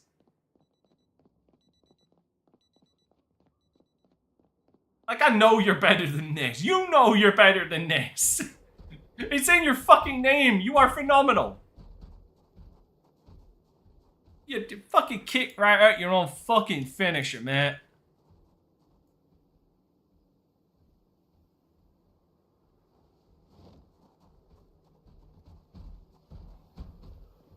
Also, I'll turn around and say this, and I love how this is a consensus. amongst a lot of fans about Logan Paul. I don't like Logan Paul as a person, but holy shit, he probably has one of the best looking finishes in the WWE right now. Yeah, I love his finisher. It's so good. The pulverizer is fucking great. It's so good. And the name is it works with him. It works for him. It's just egotistical enough. It's corny. It's a little corny, but it's egotistical enough that it works for his character. Yes. Or no, not even character. It just works for him as a person. That's him. The character, he's just himself. Okay, I'm winning this now. But yeah, no, the pulverizer is probably again one of the best looking moves out there, and it's one of those moves that looks so good that it needs to be protected, in my opinion. Agreed. It's like the F5. It's like the F5. No one should fucking unless Brock doesn't have a firm pin or takes a moment to get over to you, no one should kick out of the fucking F5. It looks that good. For me, the pulverizer is the same thing. Like, no one should kick out of that unless there is significant enough time. Or unless it's the pedigree, where you could wait over 40 fucking seconds before you pin him and still win. Because it just blows out every nerve in your body. Fuck out of Booker T in one move. You killed his entire career. I can't say his entire career. I mean, we still got King Booker, right? But still, like, you just buried him. 40 fucking seconds. 40 fucking seconds it took to get to that pin, and he still didn't kick out. It takes more time for Triple H to get to the ring than it took for him to fucking get to the pin. Still won. Who the fuck does he think he is? The Undertaker?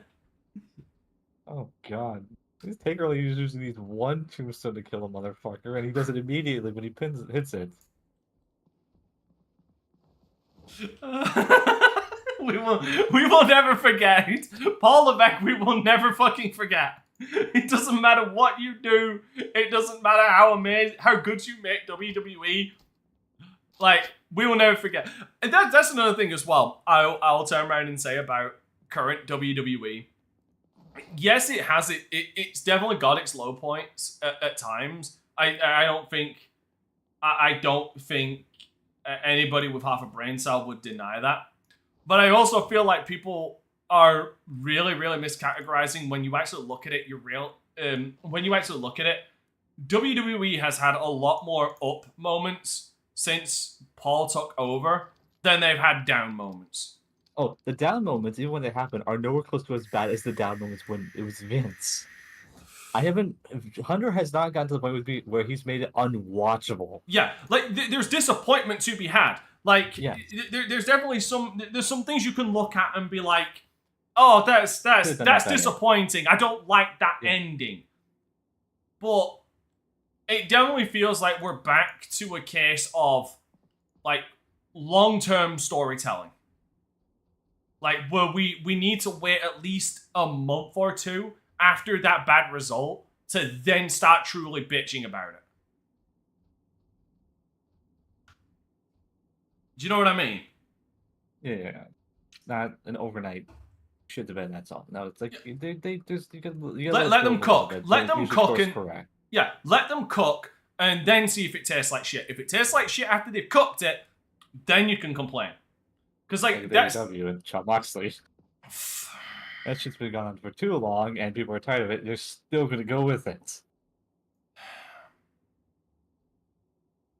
You know, I'm going to bring this up because I want to know where... Because I'll admit, I don't know the backstory of this, so I kind of need it explaining a little, and you've had your finger on it a lot more than I do. I'm saying, do you have a Lego head on your head? I have a what? I have a Cerbot head. Oh, it's a Cerbot head. Yeah, it's a Cerbot head. It has the same amount of resistance of bite and damage that a fucking army helmet does. You gotta... Here's the thing. It looks like a fucking Lego head, though. Well, yeah, it's supposed to be Lego head, but yeah, it's so, Cerbot's. Explain to me this. Why did Swerve Strickland say fuck Booker T? I don't know too much about their. They apparently have a hate with each other. I don't know too much about it. It's just they do. Like, It's probably some Booker T said on his podcast. I don't know. Okay, Booker T said something on his podcast and had an opinion. Oh my god, someone call the Fed. Someone call the fucking authorities. Like, old That's what I assume. I don't know. like, old wrestler, like, no offense to Booker T, old fucking wrestler has an opinion. She's oh my god.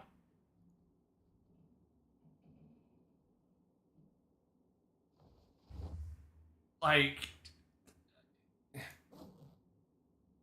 you know, the only thing I can think of when I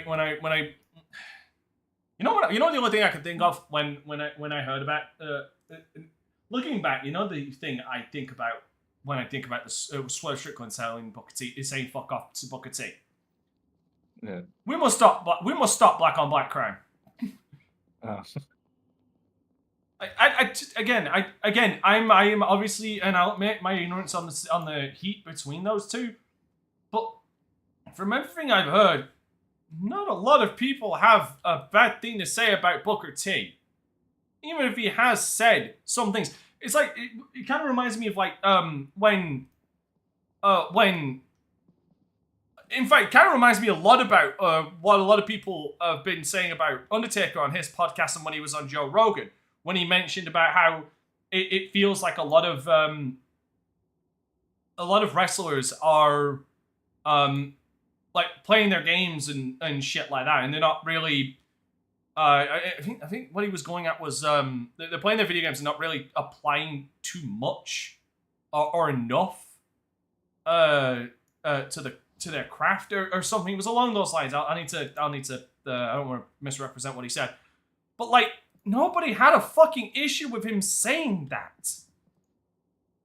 Like, fans did, because, you know, fucking wrestling fans are, you know, fickle. But like, I don't recall a lot of wrestlers actually taking great issue with Undertaker saying that. So what the fuck could Booker T have said that made Swerve Strickland at the end of the pay-per-view turn around and say, fuck Booker T? Do you understand my confusion in all of this? Yeah, no. Like, what ego-shattering, earth-breaking fucking revelation did Booker T come out of that made Swerve Strickland think saying fuck Booker T in front of a live crowd was a good idea? Or even the right idea?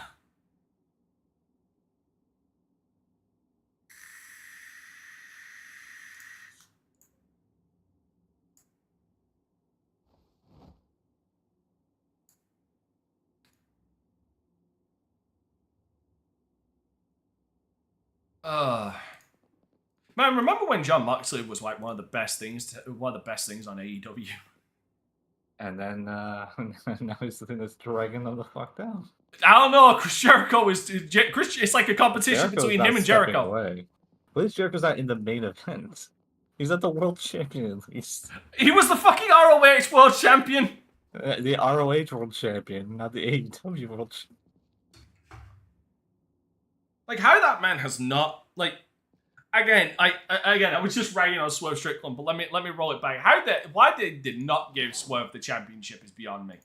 I have no fucking idea. That would have been the perfect thing. You get away from it for a while. You guys Swerve face some guys for a while. Fucking get Swerve versus Hangman, which is literally waiting in the wings. And then you could even still do the fucking Derby eventually with either of them. Yeah, when Darby stops attempting like the longest drawn out suicide attempt ever. Why is that man still trying to climb Everest? Didn't it get delayed because he got hit by a fucking bus? Yes. It got delayed because he got legitimately hit by a bus. Actually got hit by a bus. Darby, why did you not listen, Darby? I know you're an adrenaline junkie, and you know, in some regards I can respect that, but like, why did you not take that as a sign? I think even Jeff Hardy, who is the only other adrenaline junkie as bad as you that I know to do dumb shit, why? Even when he would have taken that as a fucking sign not to do it, did you still do it? That is God himself telling you this is a bad idea. In all honesty, I pray for his safe return.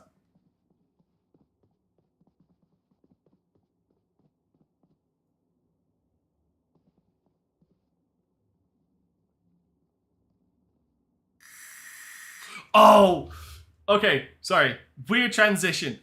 But speaking of the Hardys, right? Faxium. Probably one of the best tag teams in WWE right now, right? Yep. Have you seen? I don't know if you. Obviously, you don't have Twitter, but maybe you saw it rolling, like hanging around. There is a fucking video of them both watching wrestling. In both watching WrestleMania, in the seats. And I think it's Fletcher. Give me a minute. No, Fraser. Frazier, that's it, thank you. Frazier is there on his phone. Fucking can't. He's got his fucking phone out.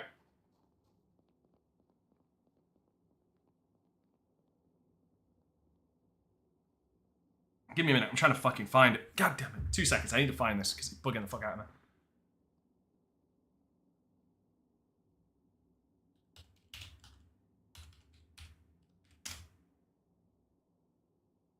Also, actually, while I'm looking up for it, can we just talk about the fact that I think Axiom might actually have one of the, right next to Penta, might actually have one of the best looking fucking masks in pro wrestling right now?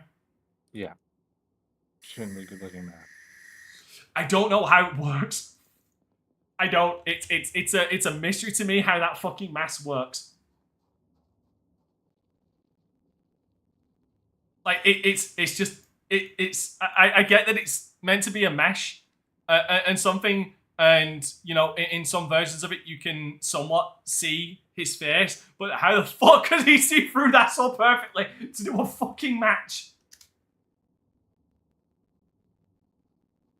That man is insane. Anyway, yeah. So him and Nathan, Axiom and Nathan are in the seats. I can't remember which match it was. But fucking Axiom is there, just looking down, looking completely despondent. With fucking Nathan, with his phone out doing a selfie, just laughing his ass off. I'm trying to find that fucking video. Give me a minute.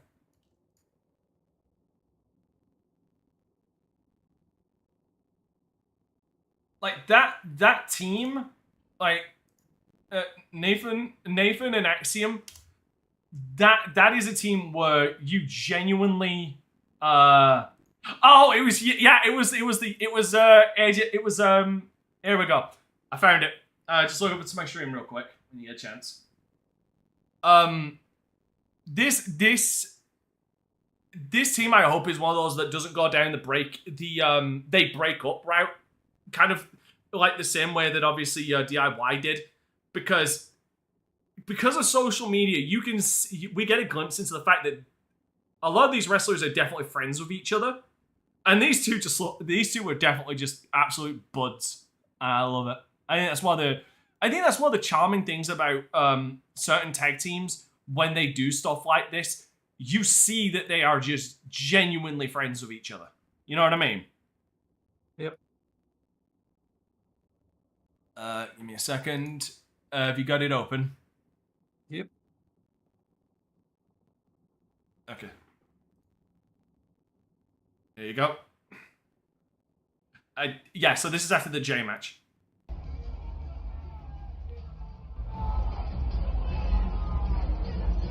Yep. I just fucking love that. Oh my god, that's great.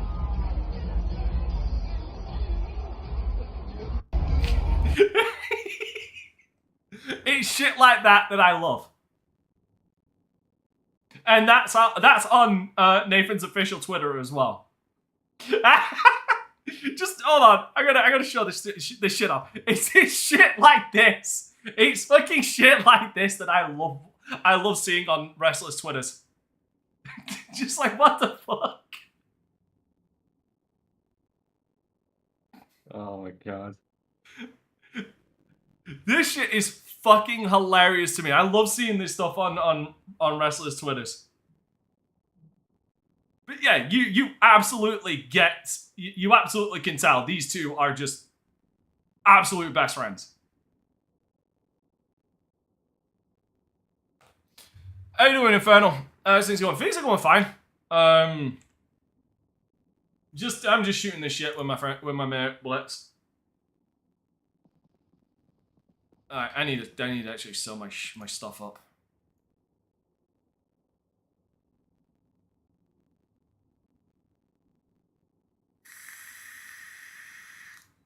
But yeah, like that. It's that kind of shit I love seeing on wrestlers' Twitters, because it's not even a case of just like glimpsing behind the curtain thing. I just love seeing them shoot the shit like that. It's funny to me.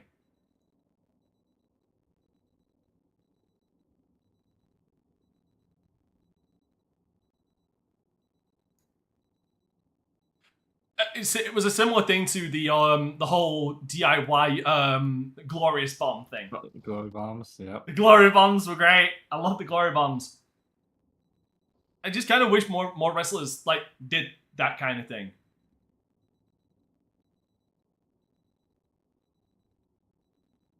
Right, now what was ripped? What was torn?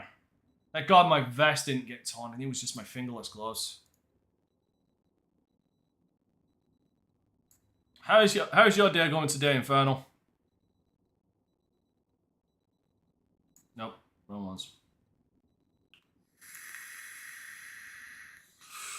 Good God, that blood level. Oh crap! I forgot. I need to go and grab something to show you. Laugh your ass off at this. I guarantee. Just let me fix me gloves. I am currently apparently my character is slowly contemplating suicide. Lovely.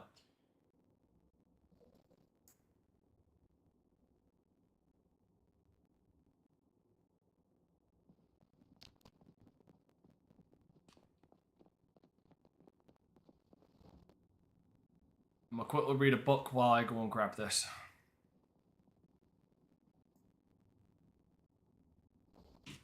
Alright, let me go and grab this.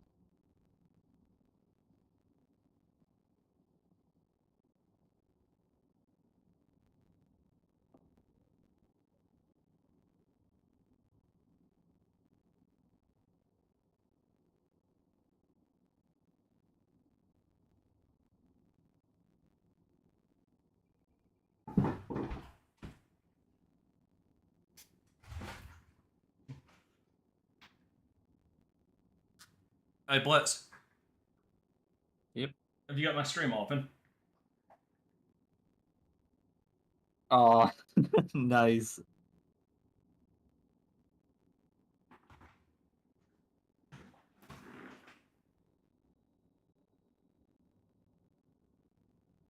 There's a bitch on the fucking beard though.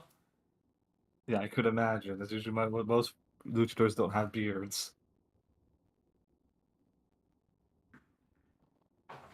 Yeah, I picked this up in Mexico.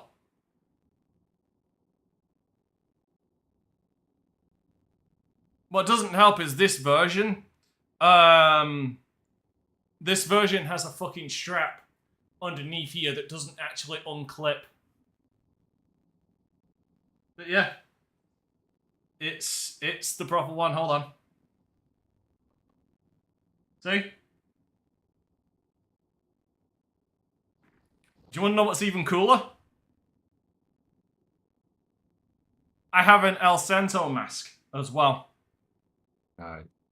Like proper El Santo mask. Best thing is, it's designed and it doesn't actually push too hard on my glasses, which is great. Can't properly open my fucking mouth though because of this. But yeah, what do you think? Do you like it? Awesome. Hold on, let me get this off. It's a bitch to get on and get off. Oh.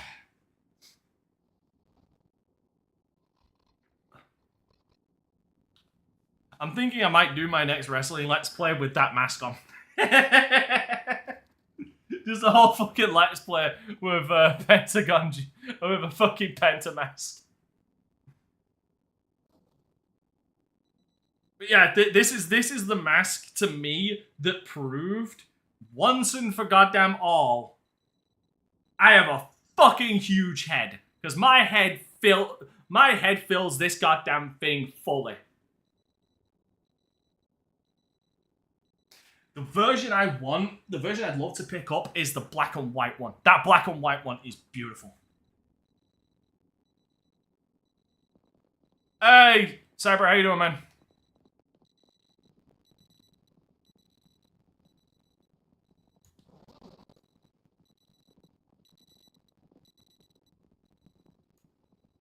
By the way, didn't you pick and get your own room in here? Yeah, the last. Okay, no. One.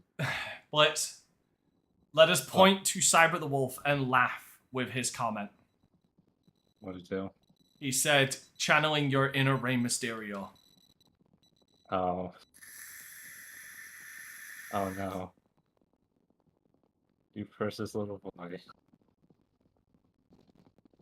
Granted, he doesn't watch wrestling, but still. I know. It's like an outsider's thing. Yeah, Hulk Hogan.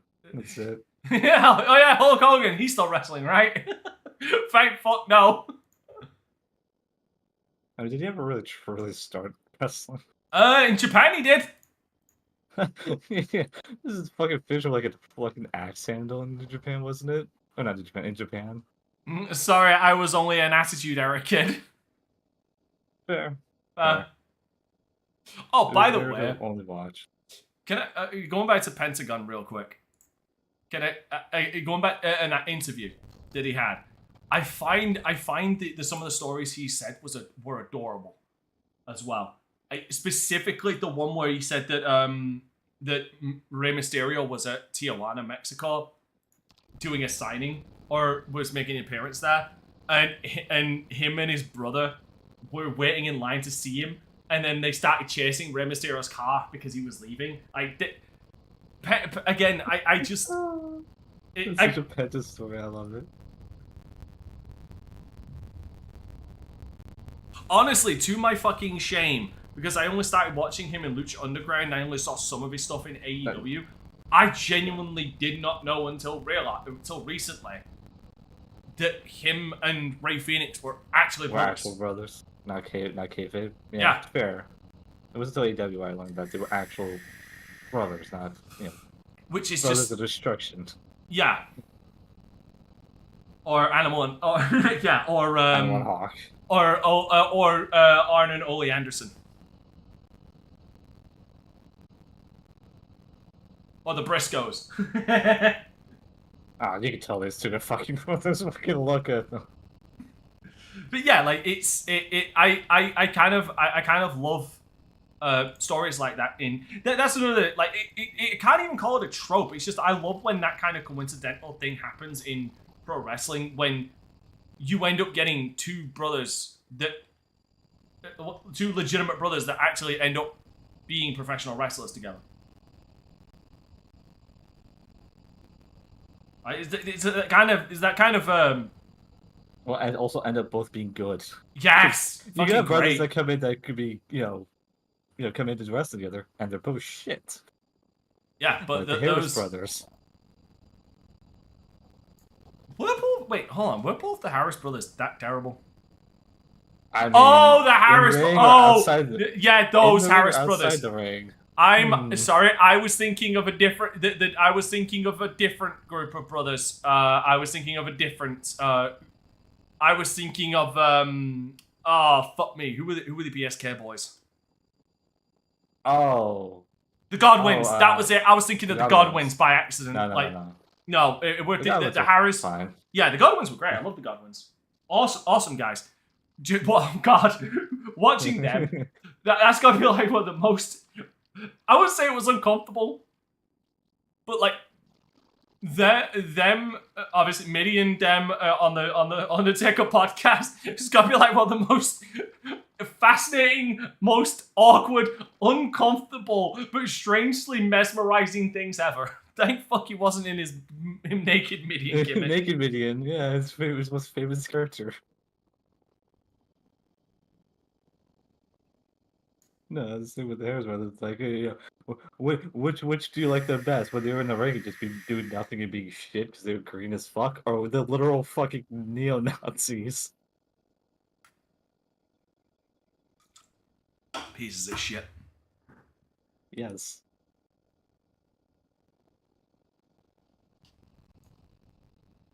I don't know, what's worse, them or Hulk Hogan?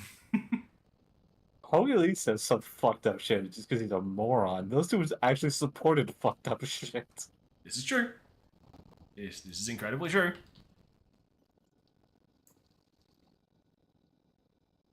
Like, I think someone saying the N-word, I think someone saying the N-word over someone literally wearing SS tattoos on their fucking arms. This is true. I'm not denying that. I don't like Hulk Hogan as much as the next guy. Fuck Hulk Hogan, but I'll take him any day of the week over those two. I don't think anybody could hate Hulk Hogan more than Sheik. Fuck you, Jabroni! He's still shit talking him. He's still shit talking him in heaven, yeah. Yeah. He's That's what got it to heaven. He's right next to God. Look at that jabroni, Hulk Hogan. I brought him in the camel clutch, break his back, fuck him in the ass, and make him humble.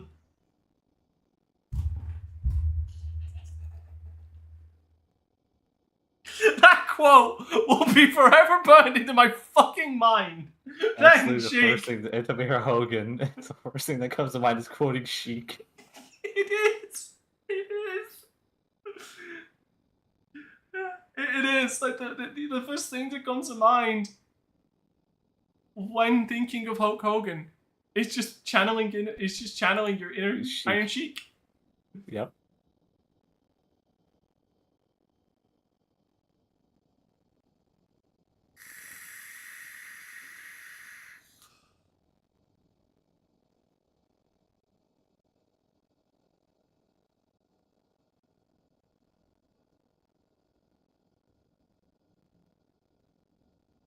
Fucking Hulk Hogan.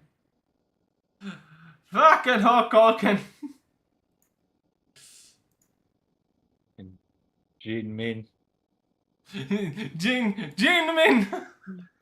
Look at this chicken. Ah, Oh my god, punch the fuck out of this shit. That's great. I'm watching that. Oh, No, I'm watching that right now. I'm fucking watching that right now. He's one of those guys who is, if he had debuted a few years later, he would have been like, oh my god, golden in the Attitude Era. If Sheik was if there was a Sheik character around today, like Oh he my would be god. he'd be the fucking greatest thing since sliced bread. Like, I'm sorry, I gotta watch that. I gotta take a minute to watch that again. Like, the whole fucking promo, it just broke Mean Gene, and Mean Gene barely ever fucking. No, you had to do something really good to make it break. Yeah. You had to do some seriously funny shit to break Mean Gene, or you just had to scare the shit out of him with a falling sign. Dropping a sign. Fucking. I'm amazed that error on pay-per-view. It still has that error. Well, I'm sorry, I'm watching it. Meeting That's Nikolai fucking- Volkov, the Russian. Come on. Oh, I beg your pardon? Listen, Jim. Yes, Iron Sheik, the great 1984 Turkey tournament, You're gonna be part of it. You know, I really don't care about that stupid idiot turkey tournament. He remind me look like Hulk Hogan. Look at his head, look at him. Now that redneck stay down. Ah, tough. I'm not interested that idiot turkey tournament. Potato the turkey.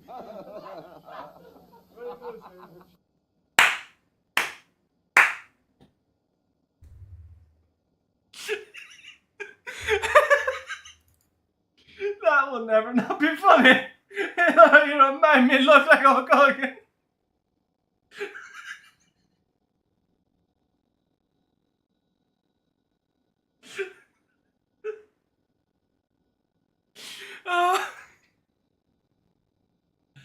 Oh my god. You know what? Even with all the drugs that motherfucker was on, even with all the drugs, Iron Sheik in his prime would still be somebody I would not want to fuck with. Not only is he Iranian, but he's also he stayed humbled. He did. Like, not only is he Iranian, but he's also a fucking Olympic wrestler. Yeah. Yep. And legitimately fucking incredibly strong. He did, like, nothing will, I don't think any story on how just fucking mentally and physically strong the Iron Sheik was will ever beat Mark's story. Will never beat Undertaker's story of him traveling the road with Iron Sheik and being woke up in the middle of the night by his freezing cold, looking over and just seeing fucking Iron Sheik on the balcony of the hotel room doing fucking squats in the middle. I can't remember if it was just freezing cold or it was actually snowing, but just doing squats at near 0 fucking degrees with steam just coming off of his body.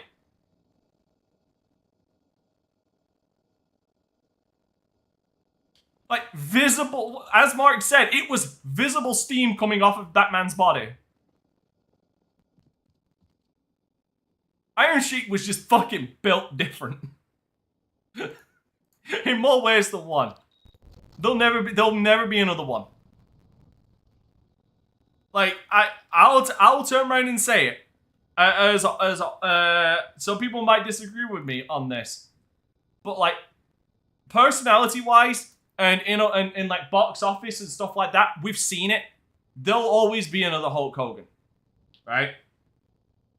Like Stone Cold, Cena, The Rock, Stone Cold. Like as far as like impact on the business and money drawn, there'll always be a next insert just as their own person, right? And as far as personality, I don't think there'll actually ever be another personality like Hulk Hogan, because I don't think anybody these days wants to bury anybody that bad or be that much of a fucking prick or try and literally will a new reality into existence by saying that, you know, Andre the Giant died shortly after you body slammed him at WrestleMania. I will never understand. Like that's one of those cases of I don't think I'll be able to ever become that fucking delusional in my life, even if I somehow gained amnesia or somehow gained over 1 million fucking subscribers overnight, I don't think I'd ever be able to be that fucking delusional that I try and rewrite history like that. Fucking body slamming Andre the Giant at WrestleMania and then he died shortly after. Tell me something, Trey. Tell me something, Blitz. How many years after that body slam was it that Andre the Giant was still living?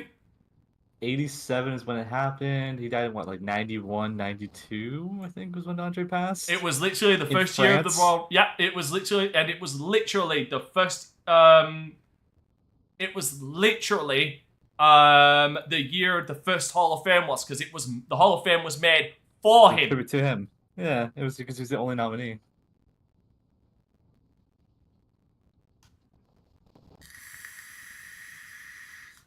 I mean, to be fair, you know, Hogan's the same man who worked 400 days a year.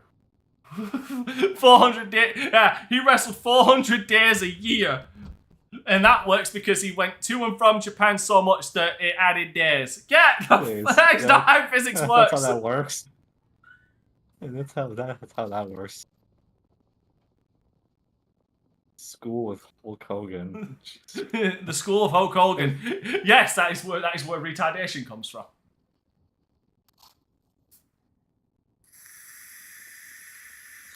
How?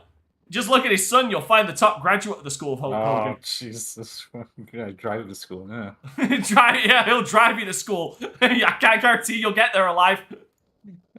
Oh, okay, that one was dark. I apologize. Well, I mean, the person in the other person that crashed lived, so there's a positive. Okay, you got a Yeah, 50-50 chance of surviving the Yeah. drive. It's like Steiner Math. Steiner Math? Nothing Have will you seen be the Brown Steiner. Breaker Steiner Math? I have. Oh, it's so good. He did the full equation, and like he updated it so good. Oh my god. You know, okay, I'm legitimately meaning this. I legitimately mean this. If Scott's son ever gets into wrestling, like, oh my god. Scott has mentioned, right, that like his son might have interest, but like he's not. He wasn't, because like I believe the same They're not happened forcing with. him to do it. I think the same happened it's with just- Rex. Hold on, I think the same thing happened with Rex. Like Rex wasn't initially interested in it, but then he started getting back into wrestling. He started loving it again, and then wanted to get back into wrestling. Yeah. If the same thing happens with Scott's son, I don't care. Hear me out. I don't care if you. I don't care if you change his name. Make his last name Breaker, because then we can have the Breakers. Keep them brothers. Yeah, the Breaker brothers. Just do that. It's perfect. You already have them.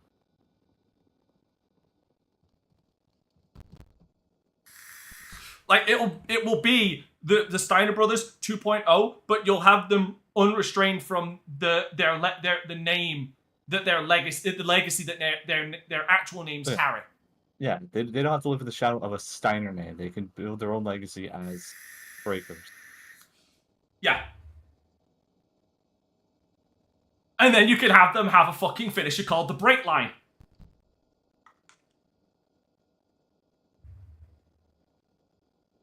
Yeah, no, because like you know what? If anything, if you're gonna change the name, and you want, but he still wants to pay some tribute to his heritage, have Scott's son come out with fucking chainmail. Yes. Bring the chainmail back. Bring the chainmail you bought from a strip club. That I will never not laugh That at that story- origin story, but it's so fucking good. It fits perfectly to Scott Steiner too as a character. Yeah. He bought it from a strip club. Like it's just, it would make so much sense.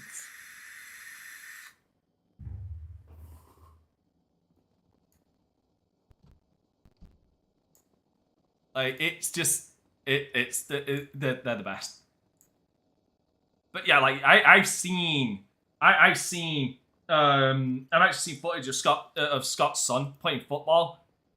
Oh my god. Dude, like the Wow, fuck is shit. running in that family? Wow, a lot of air quote prescribed things. If you're asking Scott, air quotes.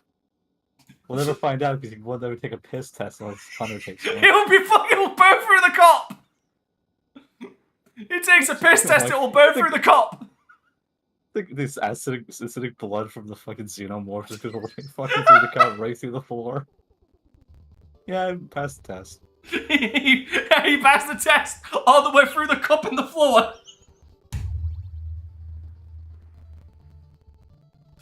Nothing. Here's the thing. He can joke about that, but I will never. The funniest thing associated to that will always be the TNA promo with him. I think it was him and Kurt Angle, where they literally showed somebody injecting a fucking needle in their arm. Yes. What were they thinking? But that, you know what? That is something. It's not something you initially think of, or that you think of until it's pointed out. And I don't know. Maybe Scott was on the gas but if he was on the gas for that long, like he he's doing good because I don't recall them ever saying he has heart issues or has needed a heart transplant like a lot of other steroid users. You know what I mean? Oh, yeah, outside his like lungs getting blown the fuck up. Yeah, like the worst injury, surgery. The worst surgery I think Scott ever had to have was when he's what was it? It wasn't his labia. What was it that tore? And they actually had to go in through his back. Deflate his lung. No. Deflate his lung to get to it. Yeah. They had to cut open his back and get to fix up the issue. But what was Scott's actual fucking injury that nearly killed him? Give me a minute.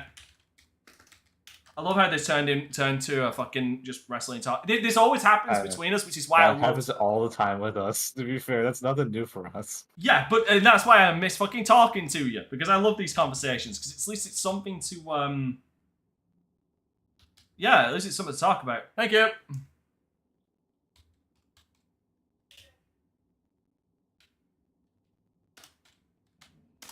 He's fat. Couldn't help it. That was it. It was a torn trachea. Was it trachea? Okay, yeah. Yeah, he tore. Yeah, 2007 pro wrestler Scott Steiner suffered a life-threatening injury after being kicked in the throat by his opponent Apollo at a TNA house show in San Juan. Of course, it happened in fucking Puerto Rico. That was a Puerto Rican not racist for me. Hey, Jill. Yeah, which led to difficulty breathing and swallowing, which he was initially told that he only had 5 hours to live, but survived after undergoing emergency surgery and medically induced coma. Yeah, because they had to cut into his fucking back to repair it. Yep. Because he was so massive. His lung to get to it. Yeah, which, here's the thing, like I said, I believe that is the most serious surgery that Scott Steiner has ever had to undergo. But going back to my point, like when Scott pointed out in that CVV interview that he didn't get bigger, he just got more cut. When you actually look back at Scott Steiner in early WWF, when he was wrestling with Rick, no, you notice that dude's been fucking huge like his entire career. Like Scott really had been huge his entire career. I did not need to hear that. Go away.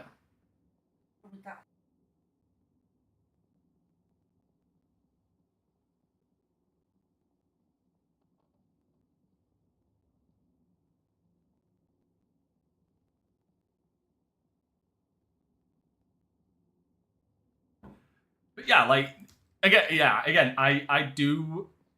If he doesn't want to do it, I'm not gonna begrudge the man. But if Scott's son gets into wrestling, I want him and his cousin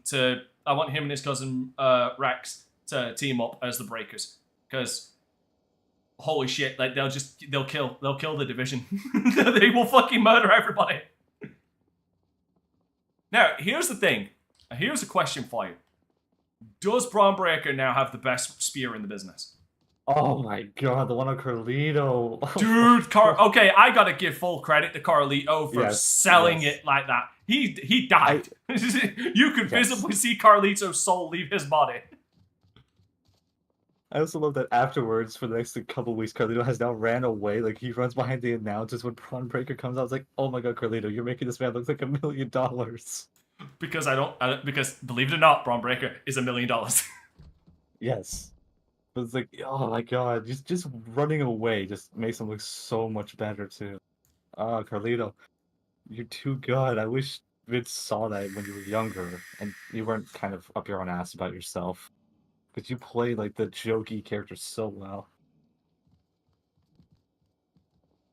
Yeah, but I think even Carlito would admit that now. Like, Oh, yeah, in fact, he did. did it with CVV. With CVV, yeah. That he was up his own ass, thought he was the hottest shit. And it's probably what killed his career in WWE.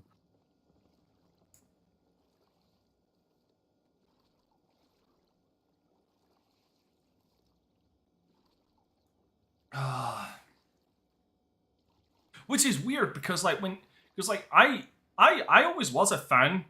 I was actually a big fan of like 07 Good Guy Carlito.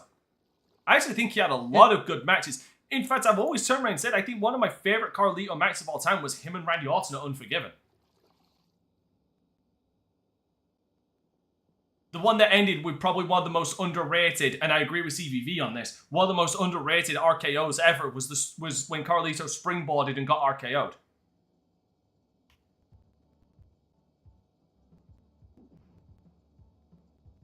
I was also a fan of him and Primo. Like, him and Primo were a fantastic tag team.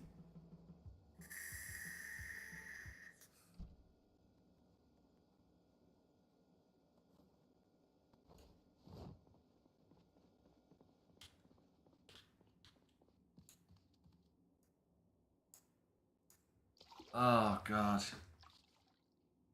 Yeah, it's,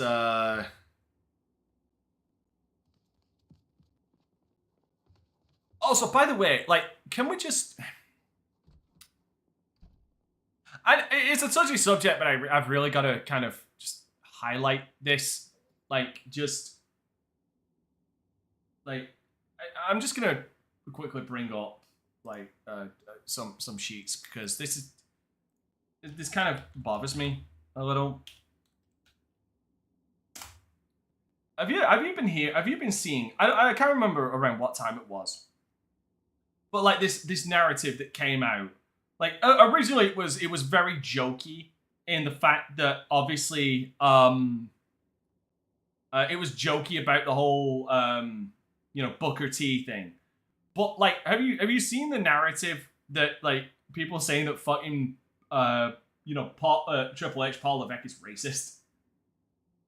Oh, actually, I looked into it. Apparently, that's where that stemmed the whole him and So apparently that has ties to that, actually, weirdly enough, is what I read. So people genuinely believe that he is?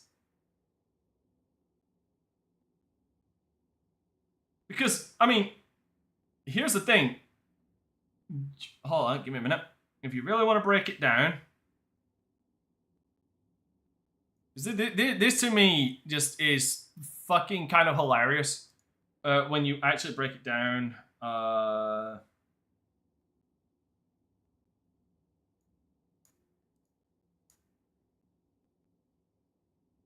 Yeah, she is. Yeah. I'm pretty sure she is.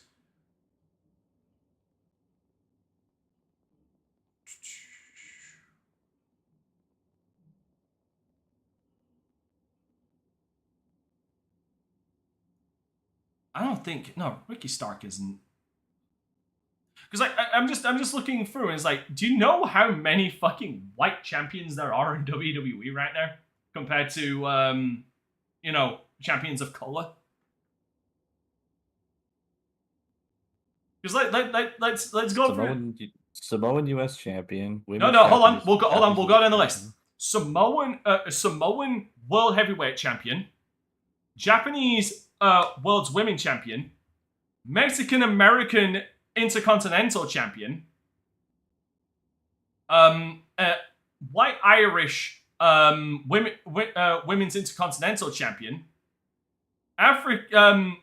African American fucking World Tag Team Champions, White American Undisputed Champion, White American Women's Champion, Samoan US Champion, White United States Women's Champion, African American Tag Team WWE Tag Team Champions, Irish, White Irish, and I believe White American Women's Tag Team titles, because yeah, Leah Valkyrie's white. Wait, no, Dragon Lee is Mexican American, isn't it? Oh, he's just straight American. He's just straight Mexican. Yeah, fucking Hispanic Speed Champion. Which, honestly, I'll turn around and say this: you should actually check out Speed. Speed is actually a lot better than... I've heard a lot of good things. I just haven't gotten a chance to watch. There's just a lot of wrestling to watch. Yeah. Catch up on, so it's like pick and choose in there. Yeah. The Sol Rico, who is the Women's Speed Champion. That's the one that I don't watch because I don't get it. Obafemi, who is an absolute fucking unit. The most dominant fucking world champion they have. Their main event of the last takeover, or the pay-per-view, was a 3-way of all black guys. Yep. Like, they hate black people. So what the fuck are you talking about? Yeah, he's racist. Yeah, he's racist. That's why that's why racist. a majority of the fucking champions are of non-white descent. It's like the stupidest fucking thing ever. You want to know when it all picked up again? I can actually point out the moment it all picked up again with those claims. I can pinpoint the exact fucking moment it all started up again. Was when they let Bobby Lashley go. He wasn't doing anything. It's like, would you rather just sit do nothing at WWE or go elsewhere and do something? It had nothing to do with race. They just let him go. So what? They let go of a bunch of white people all the time too. What's the fuck's the difference? Yeah.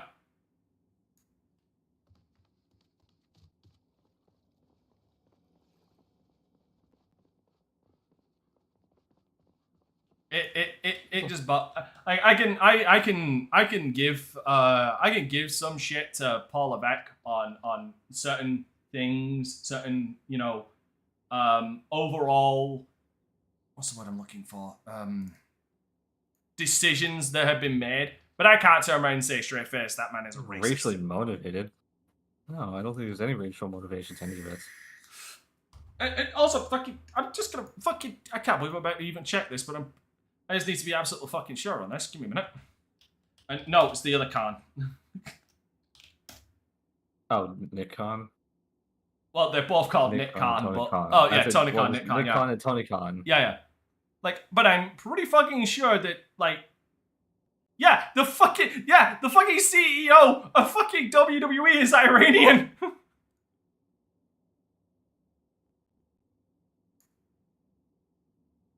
Oh, speaking of Nick Khan. Did you? Oh, you want to talk about the Austin? I'm going to talk about the Austin thing. I need to talk about the Austin thing. How much? Okay, do you think a lawsuit is going to happen? I think they'll settle, if anything. They'll just pay the person for it damages, if anything. I don't think they're going to go full-blown lawsuit. Because, like, it was clearly an accident. Oh, 100%. I don't think he intentionally tried to run someone over. But I think there is going to be a question asked, and I love Stone Cold. I love that man is my childhood hero. But there is a reality that needs to be looked at where you have to say to yourself, how intoxicated was he driving that thing? Yeah, the image of it too doesn't look great when it's like, a fan nearly gets run over WWE, and here's the shot of who did it, and he's in the ring cracking beers. And that was the rest of when that happened. When people I was watching the show with, we spent the rest of the show just making Stone Cold driving jokes. It was great. I'm glad the person's okay. He wasn't super serious, but like, fuck, man. Well, I mean, there is another thing to be said as well. There is another thing to be said, by the way. It's not the first time Stone Cold's hit a woman. Sorry. I'm sorry. Somehow did less damage than last time with the vehicle. That's true.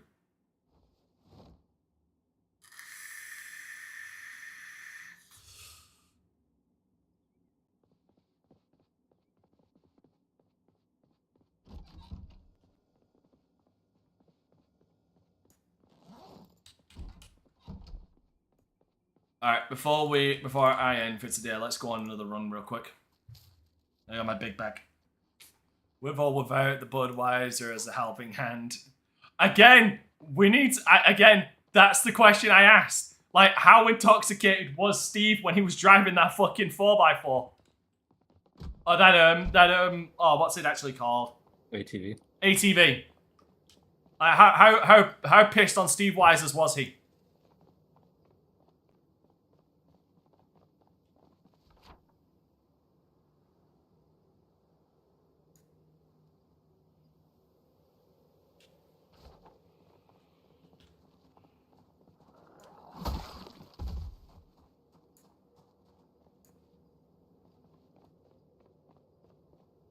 But yeah, don't they have like no, they don't. I don't know. I could have sworn maybe it was a back in the day thing, but I could have sworn that on tickets, if you buy like front row tickets or something, like to be that close, that there is like a fucking disclaimer that like something might happen. I wouldn't know because I will never buy upfront tickets because they're like, I'd rather not give up my fucking future for one night. Oh, no. Okay, okay. To be fair, normal pay-per-view tickets and stuff like that, they're not actually that entirely expensive. But in Vegas, oh my god, dude, they will. If they ever run a show in Vegas again, I'll be shocked because I've heard nightmares about how much those tickets were costing.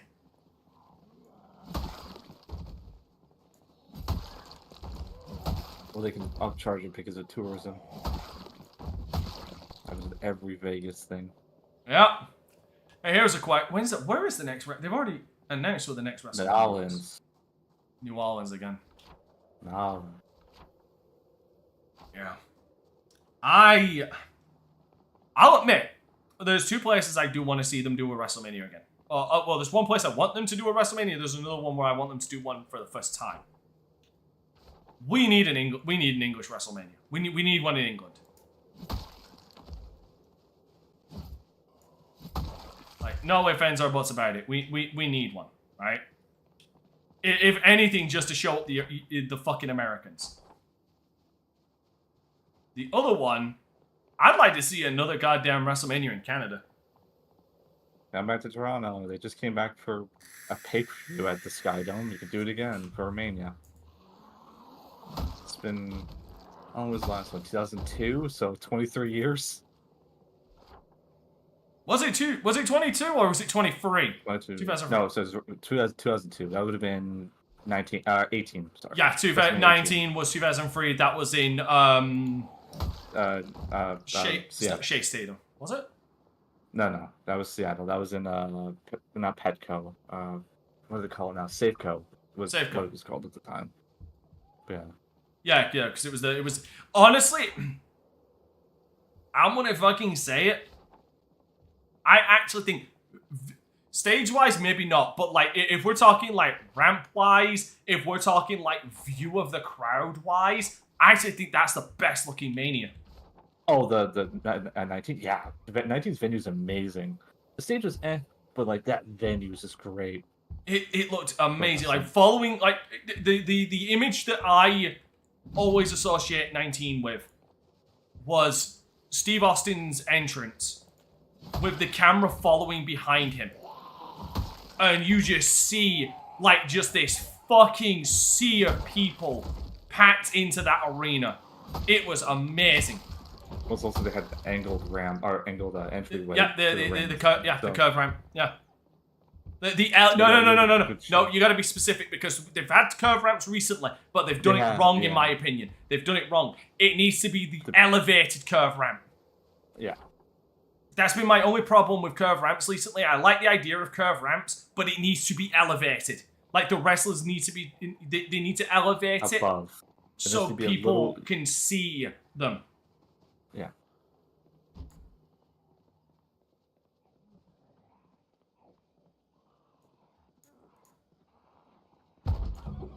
But yeah, honestly, with this AAA purchase, that actually leads me to something they could possibly do, which, depending on how they price this, but with the AAA endorsement, I think they could pull it off. They could probably sell out. No, not WrestleMania Mexico. No. You need that is I think that is way too much at the moment. But I could definitely see a Mexican themed PLE. Well, they're doing the crossover with NXT and when Worlds Collide. Yeah. Yeah, no, I'm talking so like test the waters with that. Yeah, but here's the difference. That's in California, not Mexico. No, yeah, well, that's the weekend of Money in the Bank. But what I'm saying is, and for me, I'm just imagining how record-breaking and how good optics-wise this would look. A Mexican-themed pay-per-view with them pulling that shit at Studio Azteca. Oh. To anybody who does not know, Stadium Azteca can seat 87,000 people. Hold on. Let me give you the optics on that. What is the max capacity of Stadium Azteca? So, yeah, Estadio Azteca. There it is. Its max capacity is 87,523.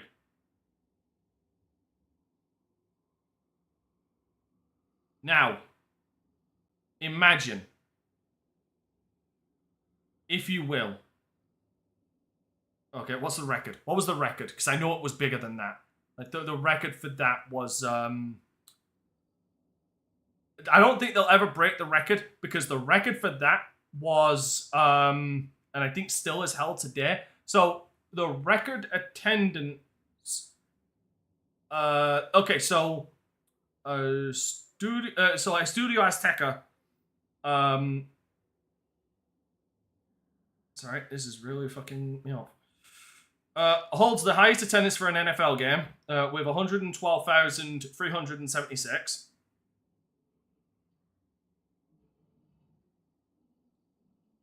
It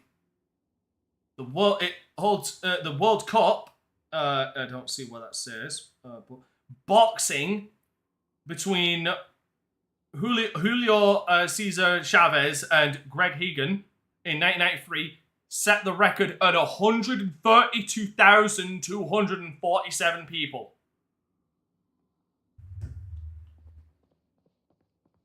Now, again, follow my logic. Imagine they run a good PLE in Mexico with full cross-promotion with one of Mexico's biggest luchador promotions in AAA. Ain't no way you can't turn around and tell me that doesn't break 100,000 people. If they price it right. Because, again, it's still, I don't sound awful, it's still Mexico.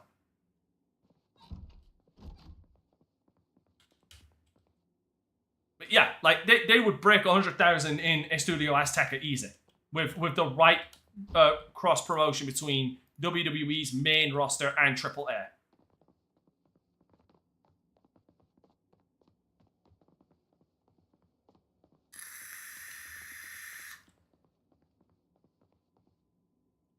It's kind of funny though.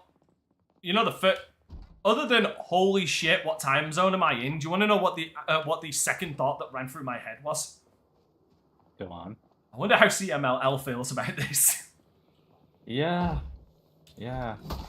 Because to anybody who does not know, to a lot of people who don't know their history between in Mexican wrestling, there is very little love between CMLL and AAA. In fact, it's downright fucking hostile. Yeah, that's why AEW got a lot of shit and had to stay away from. I want to say they worked with CMLL, so AAA was like, "Yeah, we're not going to work. We're not any of our guys working with you." Like, there's no love lost with those fucking two at all. Nope. In fact, there's been straight up. WWF was kind in the rivalry compared to these two. Yeah, like there's been legitimate. Okay, this one. Okay, I must add the speculation quotations to this. There have been speculated stabbings and shootings over this this deep alleged deep hatred between the two companies. Alleged. Now, I don't pick a side on either of these because I saw a CMLL show in Mexico when I was there, and it was so good. It was really good. I even saw Mystico there, and he lost to the shock of Blitz.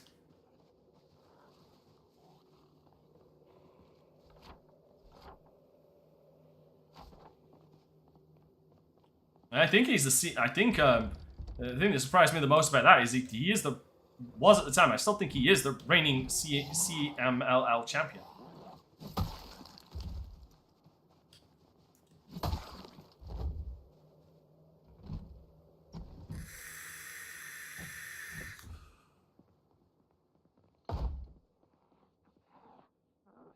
Oh, did I? Like, did I actually tell you about my experience in Arena Mexico? Yeah, because when we got back, it was not long after you streamed, and we talked about it. Yeah. Dude, that arena is fucking beautiful. Like, it's got that old feeling to it of, you can tell this building has been standing for a long time, but it still looks fantastic.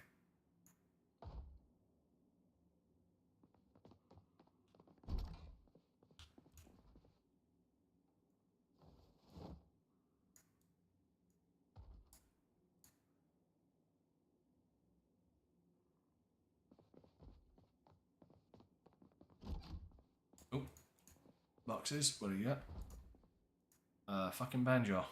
Oh, a box of jars. I got a box of jars. Did you already go out? Oh yeah, sorry. I already left. I was like, I didn't know if you went out.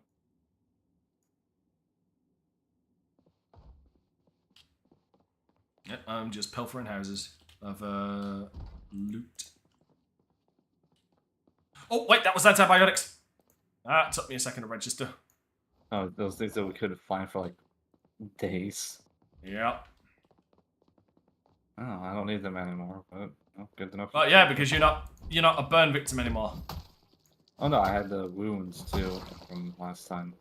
That's true. Healed. Yeah, that was fun. How do you think it was for me?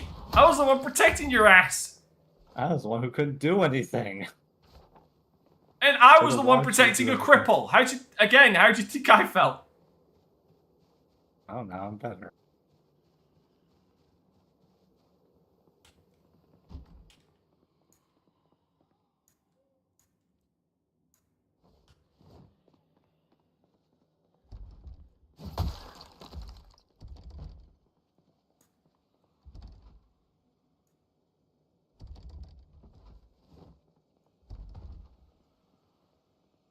Goodbye then, I guess.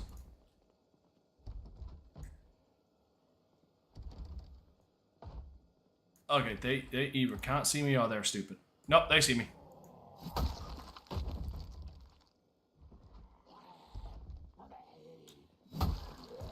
How is it you guys know where I am after I crack some dude's fucking skull open?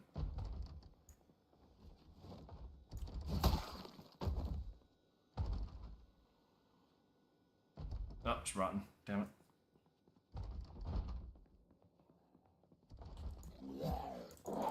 Ow! Fuck! I'm bleeding.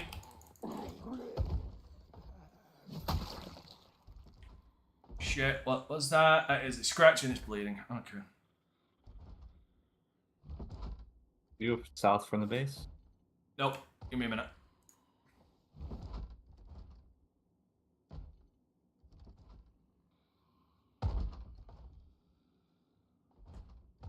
I am west. Go up, go north, and then take that first road west. Gotcha. I'm going. And then just follow the corpses. I assume, yeah. I don't assume they just croaked over themselves.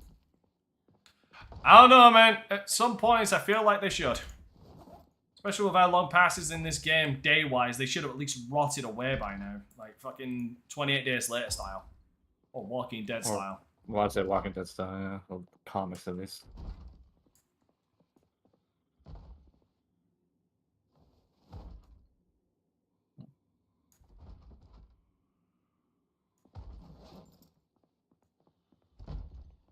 Well, I unfortunately got scratched, so... I got some sterilized bandages. Oh no, I'm good. I literally have a med kit on my back.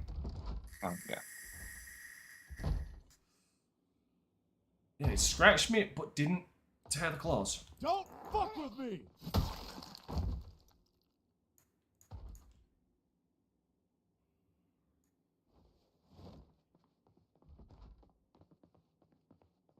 Assume a store you're in, because I can see the dead walking into it.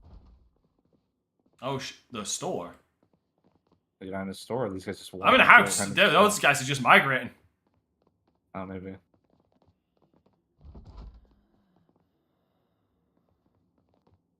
What door am I hearing you bang against, fuckers?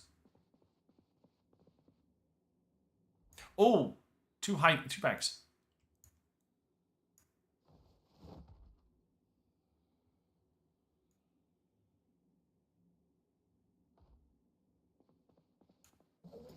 Must eat. Anyway. That is not my music.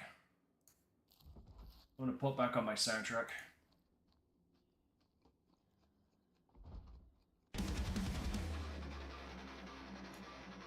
I'm gonna shoot someone. Oh shit, Trace. So not Trace, sorry, Blitz. So I have discovered. Yes, discovered. This band called Murdered by Machines. They have 3 albums out, and they've just finished their 3rd album called "Music to Kill Polygons With." Right? Do you want to hear the name of the fucking track list? Go on. Go on. Okay. So, track 1 is Let the Bloodbath Commence. Track 2, Grab Your Chainsaw, Sawn Off and Smile. Track 3, Something's got to break. Track 4, And It's Going to Be You. 5, Aim for the Head of Rotting Flesh. 6, Bathed in Demon Guts and Other Stuff. 7, Calm Before the Shitstorm. 8, You Will Not See This Coming. Number 9, ROUSs are real and they will hurt you. Number 10, the power up high is so good. Number 11, that's a big one, but I can take it. Number 12, I'ma shoot some illegal aliens. Number 13, does this taste like buckshot to you? Number 14, take your time, I need to reload. Number 15, is it a bird? Is it a plane? No, it's a 50 cal. 16, watch the barrels spin and wait for the flash. 17, thermal nuclear enema. 18, why do I hear boss music? 19, this isn't the end, I'll just respawn. 20, that's a new high score. And 21, 21, so what's next? It can die too.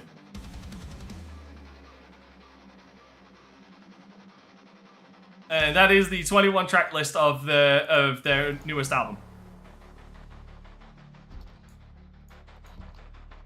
Thoughts? Discuss. Sorry, I just got fucking scratched. Motherfucker. Oh shit, I'm over it. I'm fine. It was just a scratch. I got bandages. Okay.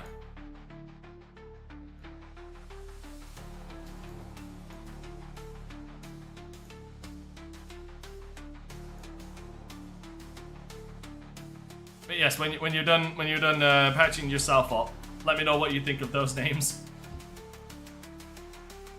There's so many weird fucking names. Oh, fine. You know what? I'll just send you the list of the names.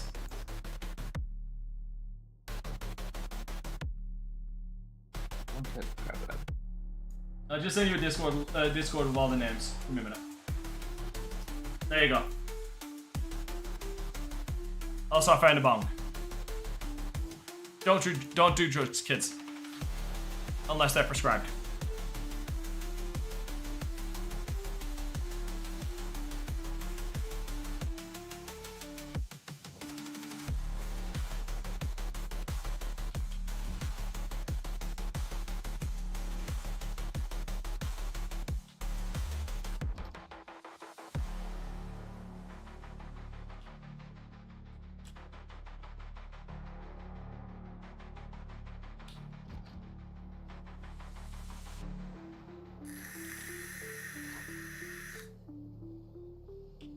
Oh, you're still far away from me.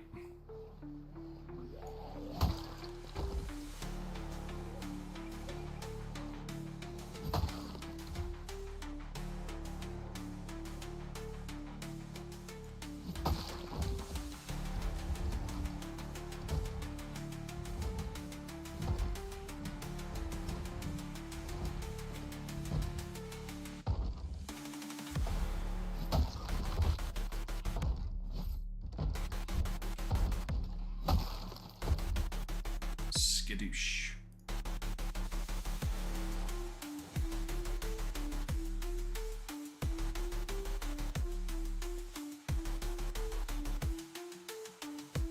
Excuse me, fucking what? The fuck do you mean there's nothing here? I'm literally looking at a goddamn radio right on the...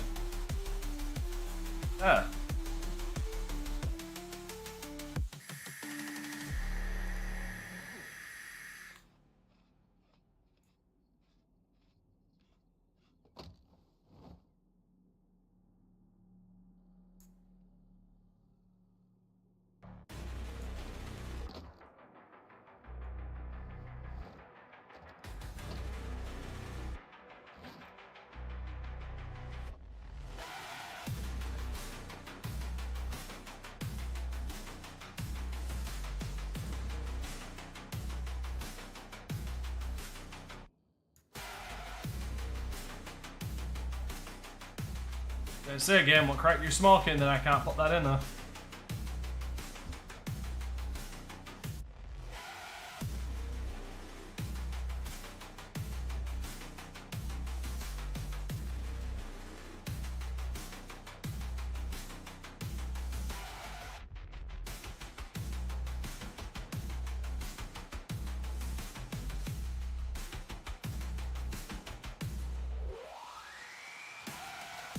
You were gonna pay for this bullshit! Okay, he dead. Ooh, toolbox.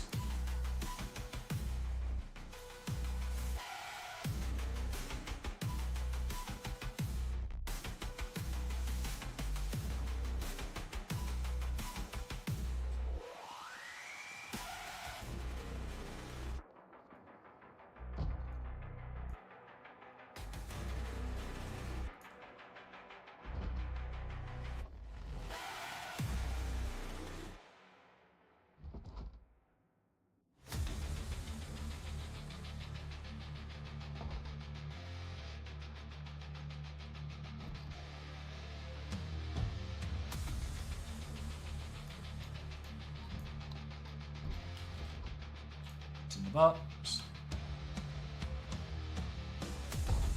Son of a...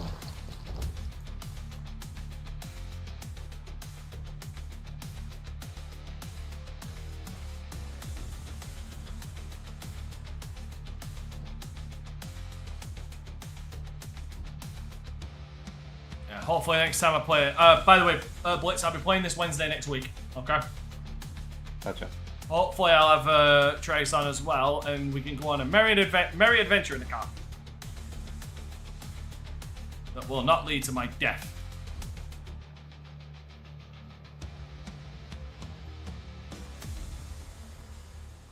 And yes, I am aware that I most likely just fucking jinxed myself.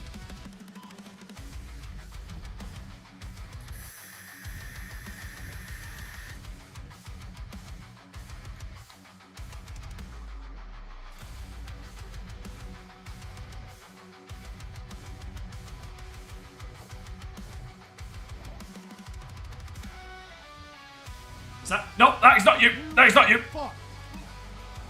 I don't even know where you are. Walk around the neighborhood. Oh, shit. Like, hold up. You're just going around the long way then, I guess. What the fuck are you doing? Yeah, now you fucking see me, you dumbass. Yeah, you're really far away from me now. Yeah, you're going in the complete opposite direction. Doesn't matter.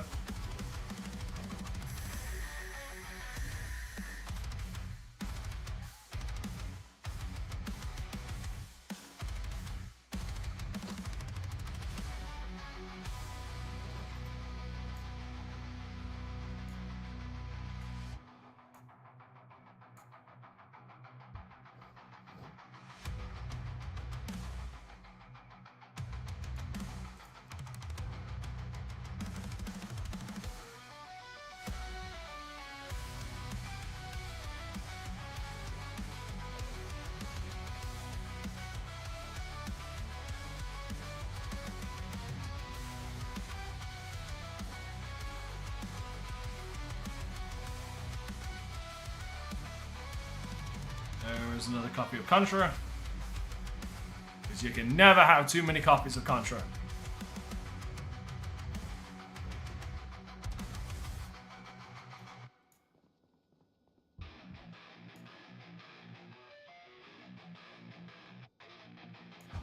Okay, well, the horde just wandered next to me. Let's go. Run. Ah, you found a dead end. No, I'm in the middle of the road. Horde just wandered right into me. Where I was.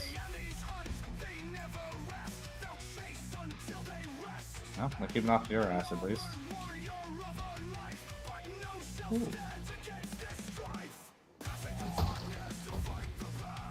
You know what? You just had to fucking say that. You just had to fucking say something. Oh.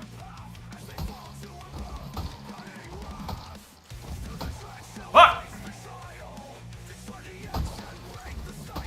Thank God for my sweet katana.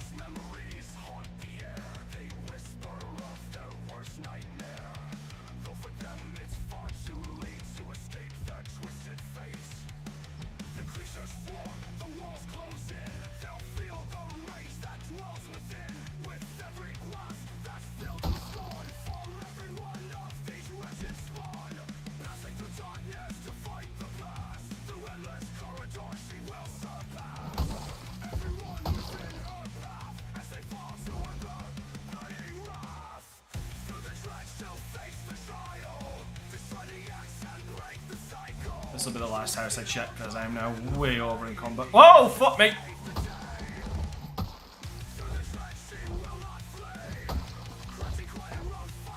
Oh crap, I got a clown. I got a clown house.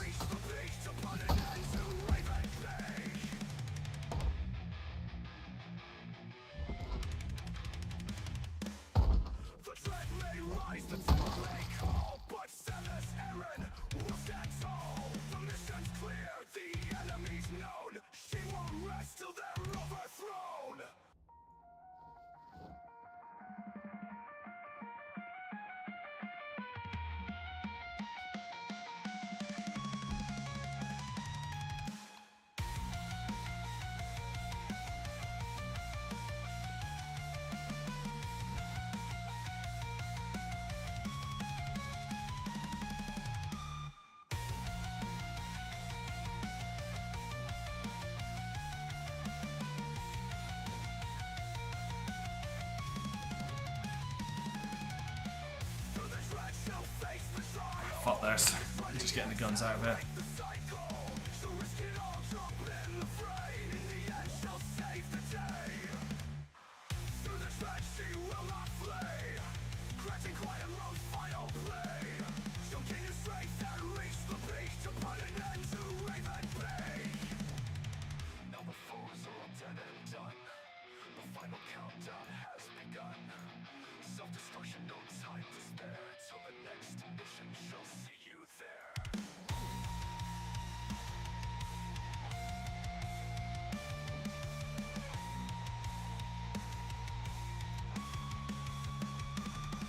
Let's fill up this bag and then take the bag.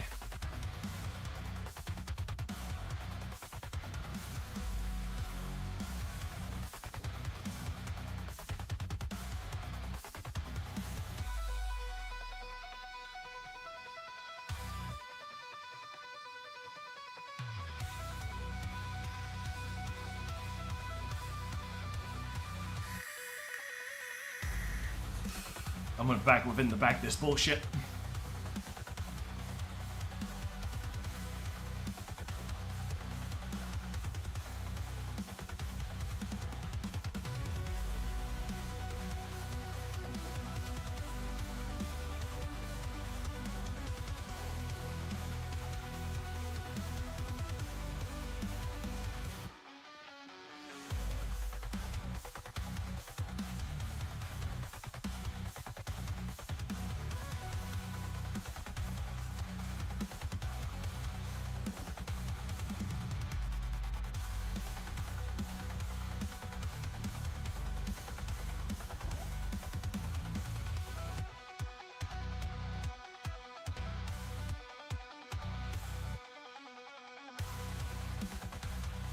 Okay, that helps a little.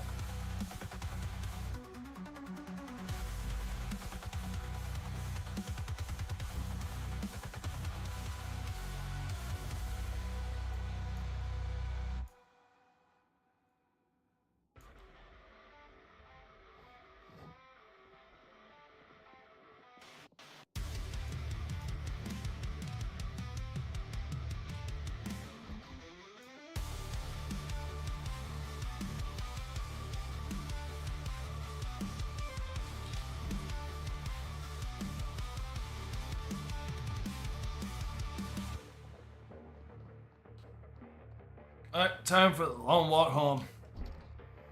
Oh, great, and Silent Hill. Yep. I'd play the theme. I would play the fucking theme. The problem is that would get me copyright claim.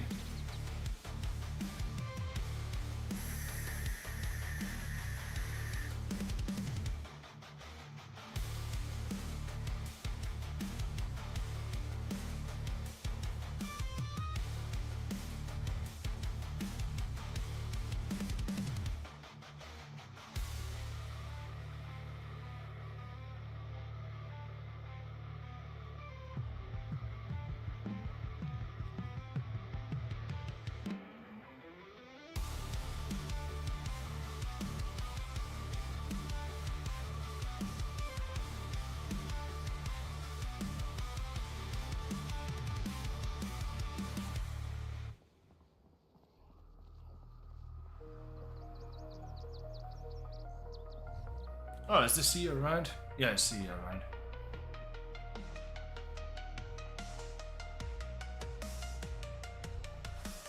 Am I being followed? Yeah. City, broken dreams, neon lights flicker, but they're fading out of reach. Jackie's face in my head is a constant sight, whispering of the past we can't rewrite. Choices made, now there's no turning back. The streets are cold with the future turning black. I've given all, but the price is too steep. A soul to save, but it's buried too deep in the echoes of the night. I hear the city crying for all the things we lost and all the dreams that we're denying. Oh, we're gonna be meeting up. I would not. Those in the streets, it's I don't even know where you are. Oh, we are literally about to meet up. so I'll take You're heading west, right? my day. Yep. What's left when we fade away? Oh, I see you. Yo, I've been having fun. I can see that. And so have I. So much fun that I had my back hurting. Burns in the heart of the fight. When will we I think I need to wash. You need a new watch. spark in the I need to wash. I need to wash. Oh, to wash. Gotcha. You filthy fuck. Okay, what happened there? What? The fucking flip car. Like, Oh, I have no idea. I saw that earlier. yeah, no, I saw it earlier too, but like, I look at it and I'm like, what scenario, even in game, How like did you in manage universe, how do you accomplish that? What do you? What is around here that could have allowed you to achieve that? Day by day, but what's with the left when we fade away? Yeah, remind me as well. I should send you some of the videos of. I should send you some of the songs of Murdered by Machines because I think you might like them. In fact, I'm listening to them right now on my Discord. If you open up my Discord and open up the stream I've got in my Discord, you'll hear it. and the sirens roar and my body has been closed, drifting alone on a dying coast. In the echoes of the night, I hear the city crying for all the things we lost and all the dreams that we're denying. Just echoes in the streets. Oh crap, that's not good. I'm at medium exertion. Hold on.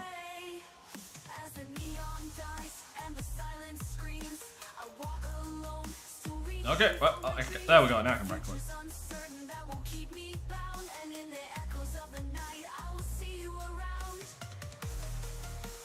Okay, medium exertion's already gone. Well, moderate exertion.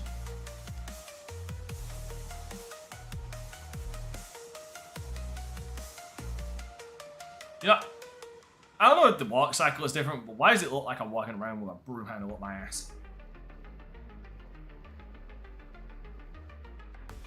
You have a very stiff back.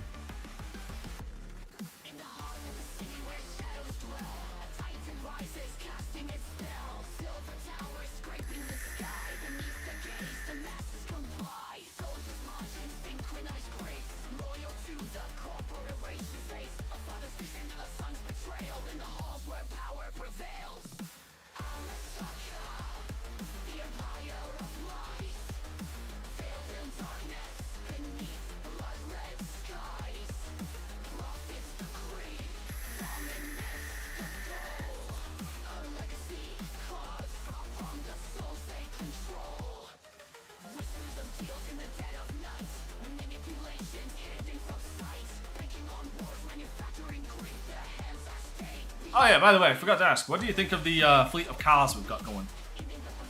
Yeah, saw one in there. No, not those. I mean the fleet of cars we have in the parking lot. Yeah. I didn't get to see all of them. Let's see them now. I've been a busy boy. I'm gonna cut through the goddamn furniture store. Where's the fucking door?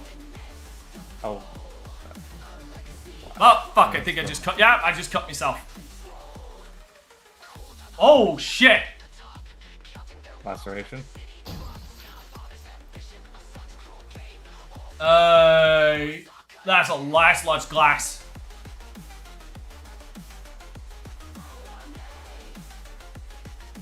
Tweezers, remove glass, quick.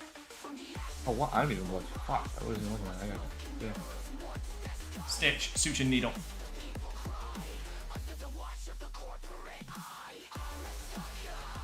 Sterilized bandage.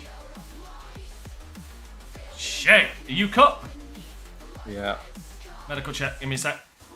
Left forearm is the one. Is it large glass? I didn't see it. As I said, I just saw him bleeding, so he was closer. It was severe. No, you got burned. No, it's Clean just burn. scratched. Yeah, but it says clean burn for some fucking reason. The birds have returned. Yeah, check mine. Why is it saying clean burn? Oh shit, oh shit, oh shit, oh shit. Doesn't he have any burns? Nope, wasn't that. It was... Didn't... What? I could have sworn someone came in through the window. That one did. That one did. Yeah, mine was lodged glass. Mine was lodged glass in my arm, deep enough that I needed to actually stitch the fucking thing. I've not had to stitch painkiller? anything yet soon. Over here, through that window. Give me one second. Getting painkillers.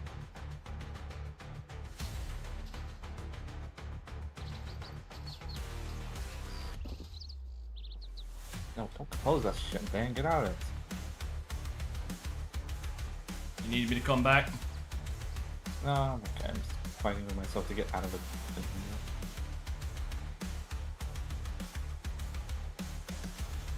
Yes, look at my fleet. Look at my fleet of cars. There, you get hard on. Hey, dude, I found that one today. Hold on, I found this one today. This fucking Jeep. I'm actually really proud of this one.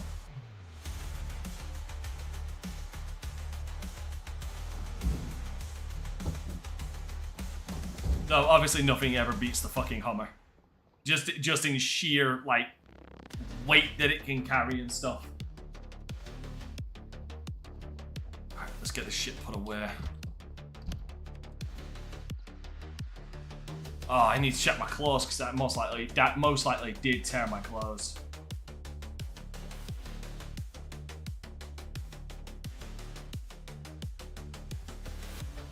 No, again, it didn't tear my clothes. Even with glass lodged in my fucking arm.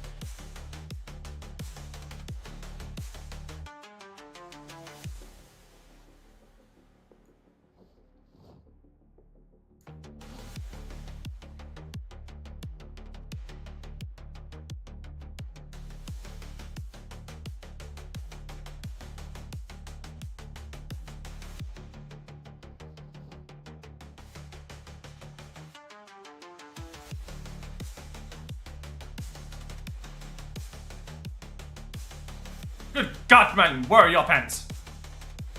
In the wash. I guess we need to get you a washer for your apartment then, I guess.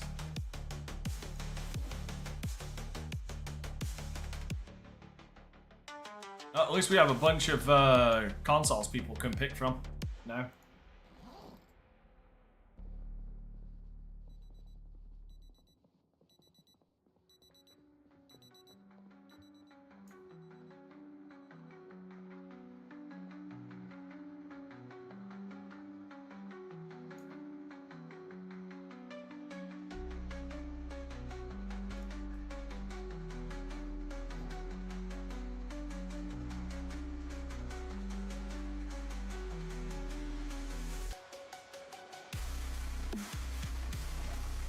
Which one's this one? Oh, the program awakes. This is from the album they're currently working on. Enter Cypher Void.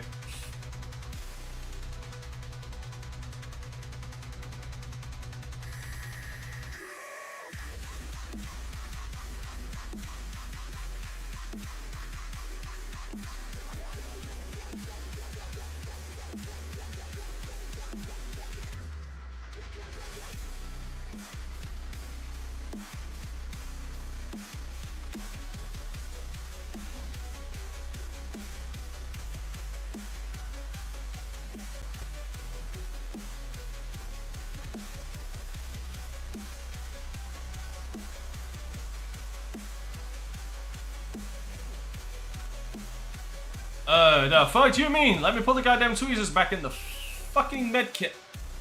Thank you.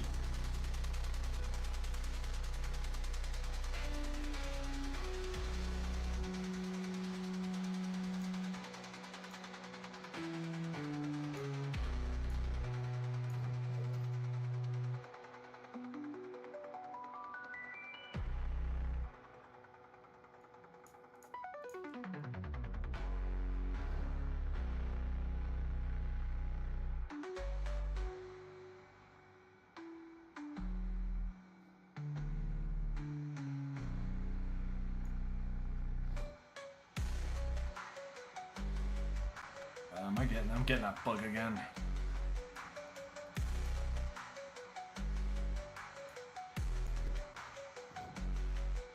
Oh, I got ground beef on me. That means that when Trace plays this again, he can make his burgers. Oh,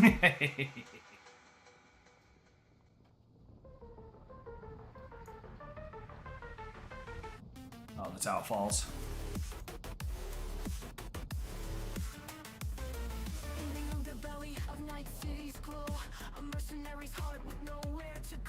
Dreams of freedom, now a distant call as we march to the rise and the fall. Through the steel veins we infiltrate, against the tide we challenge fate.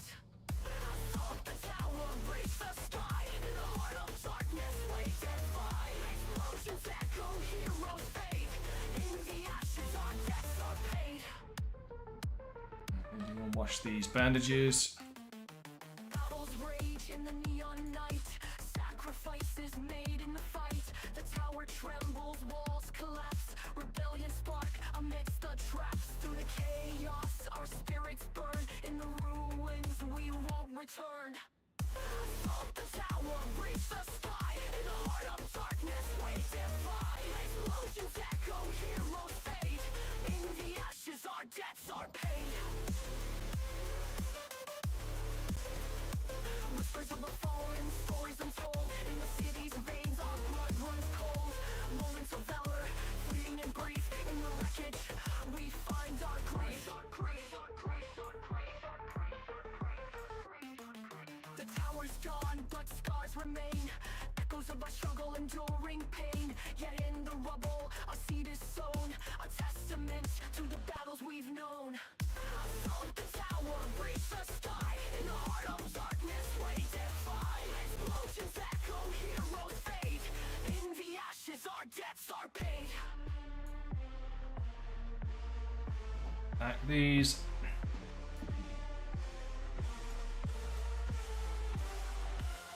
From the depths of night's core, we fucking mouse around.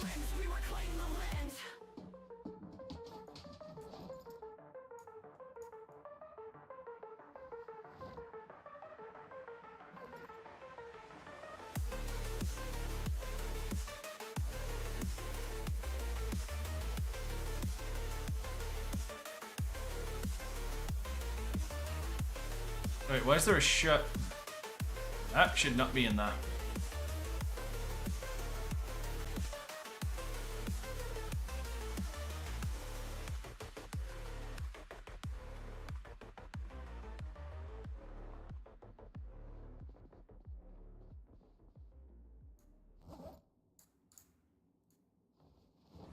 Voices call in cyberspace. A siren's call they can't outpace. An invitation like moths to a flame. Where to take your life, the aim. A game where there will be bloodshed. Where the fates hang by a thread. Now step over the threshold. Turn your life into his hold. One by one they face their doom. In the cruel, virtual tomb. Well, at the very least, I'm not already set again. Through glowing halls and input streams, they flock to escape its schemes. But once they'll prey, Cypher's might, gone forever in the bite. A friend now gone, vacant space, erased within this cyber place. Now step over the threshold, turn your lives into his hold. One by one they face their doom in this cruel virtual tomb. I have so much shit.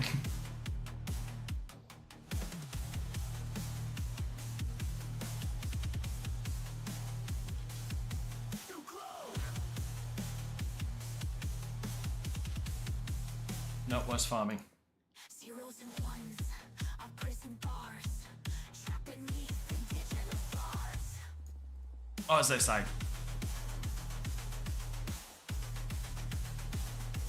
In the heart of the machine, it's fireflight, no between. But with these trials, they lose apart.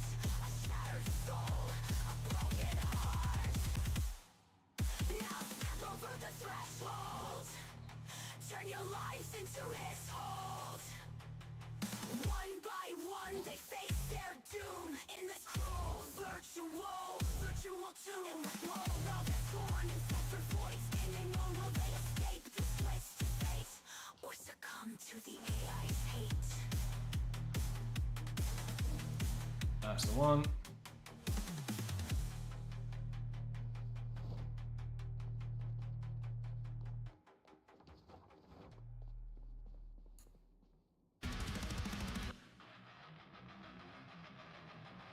None of those have any. Oh, there, my max.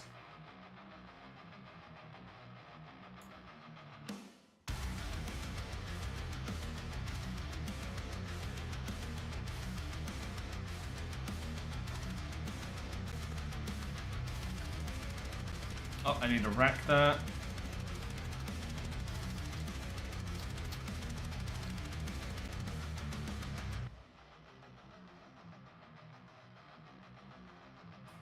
I got a lot of fucking desert. I got 3 desert eagles on that run.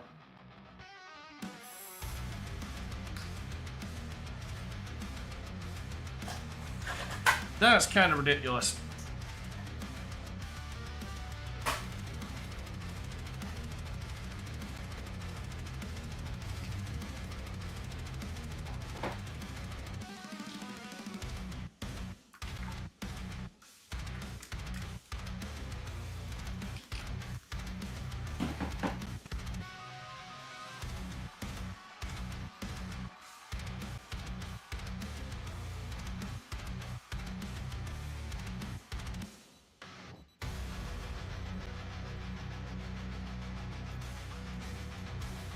Good thing I didn't put those tools away.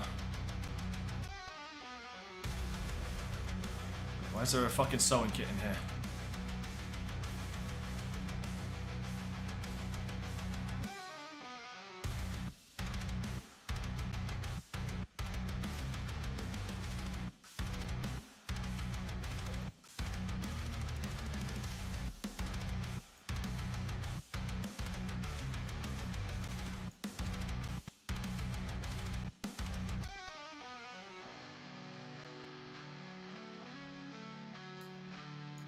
goes in there.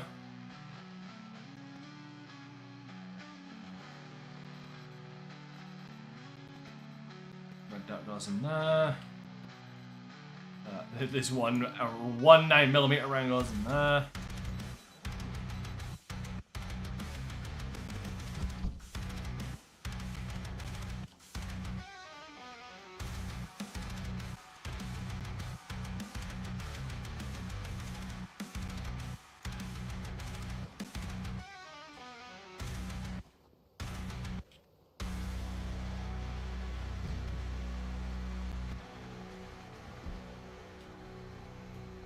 Right.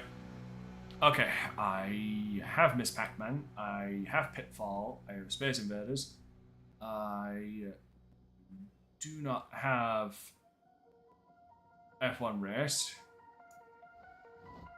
I do not have Roland's Curse, I do not have Tracks.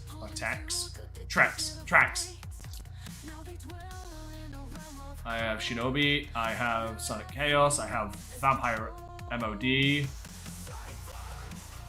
I have... I do not have Contra. Where the fuck is my copy of Contra? I know I did. You have like 3 copies of it. Oh, fucking clearly I don't know.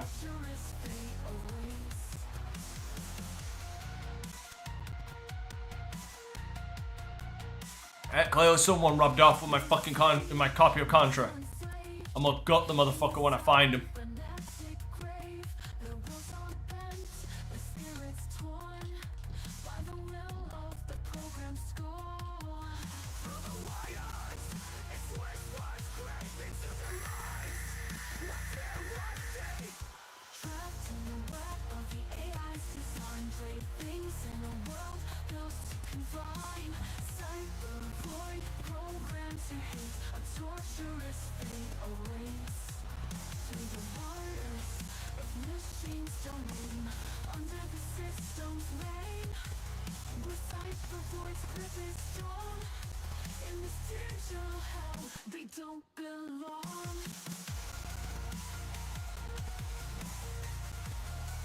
Drink bleach. I can't believe that's actually an option. Yeah, dude. The cure-all. Fucking cure-all for life. Yeah, dude. No more suffering.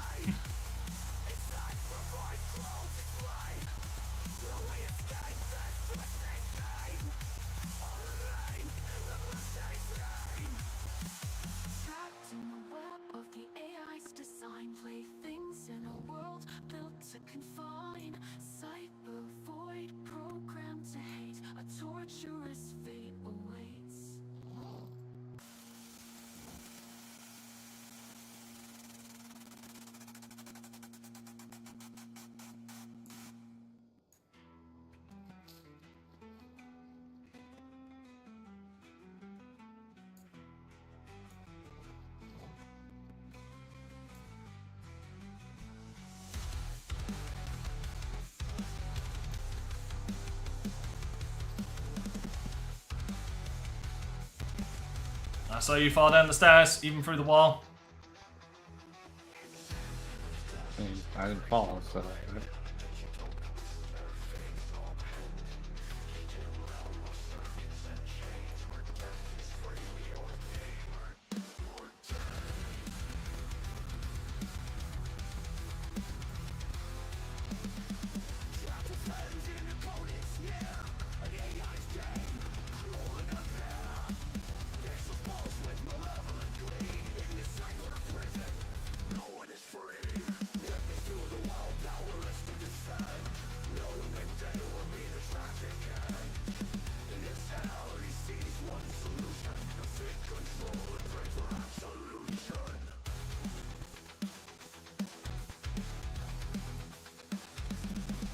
Alright, start winding down your stuff, man.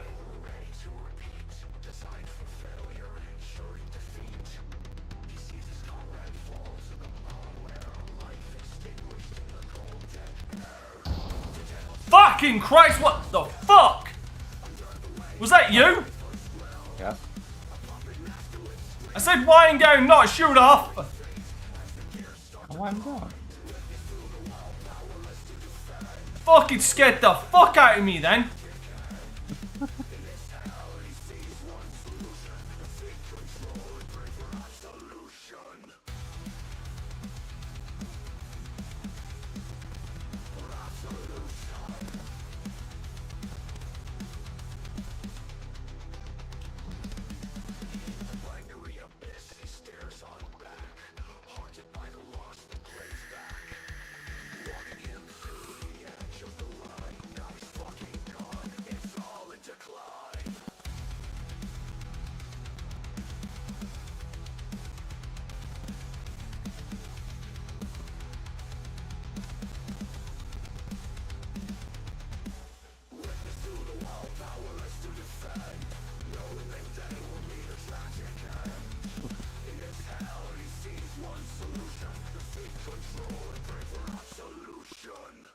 Alright, still stitched.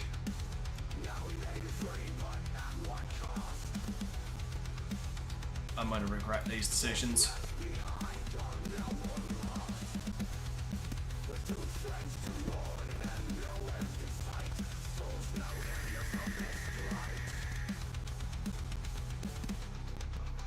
Okay, downgraded to just a scratch, that's good.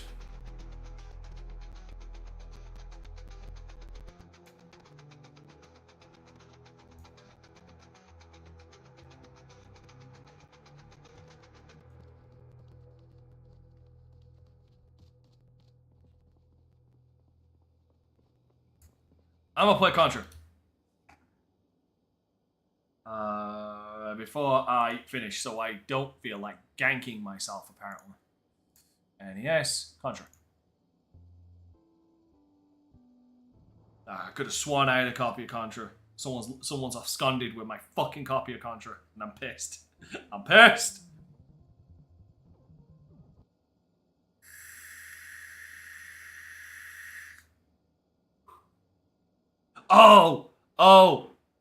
So someone tried scamming me on Twitter. What, did it scam you on Twitter? Someone tried to scam me on Twitter. Yeah, Wow. yeah, I can confirm they actually blocked me. That's brilliant. That is fucking brilliant.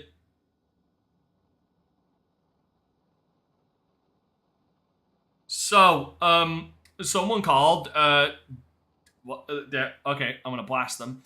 Dante Winterland, at 1DERLON, Durlon, at 1Durlon, sent me a message saying, hey, I said back, hello, how can I help you? I really need your help. I got scammed by someone who looks very similar to your profile. The problem here is that I reported your ex account instead of the guy who scammed me. And I even told a few friends and followers to report you. I made a counter report to X saying it was a mistake, but this is what they emailed me. And he sent me a screenshot of a false email. Basically from, what kind of fucking threw me off is the X, it says, account compromise ticket, and the Gmail is just a picture of X with the X and then the blue tick next to it, which is, that's not how that works. No. Hold on, give me a minute, let me bring it up on screen. God damn it. I'm gonna bring it up on screen so you can laugh at this hilarity. Yeah. Sorry.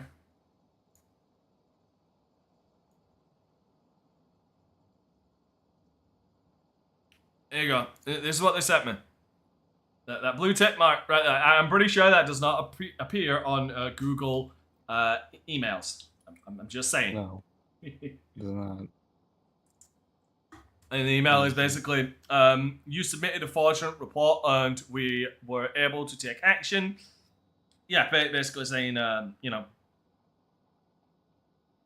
the user's been flagged several times for fraudulent activity, etc., trying to use me and my handle. And they've still got that fucking X up there. And I said, I've seen this before. And literally showed an image of somebody else getting the same fucking kind of email. And then I immediately turned around and said, yeah, was a nice attempt though. Not fucking 5 seconds later, this fucker blocked me.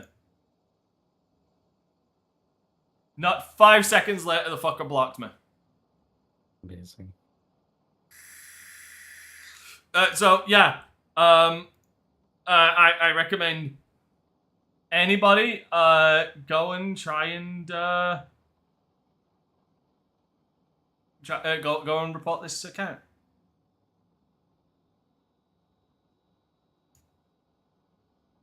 It does fall under spam, right? Fake engagement, scam. Yep, scam.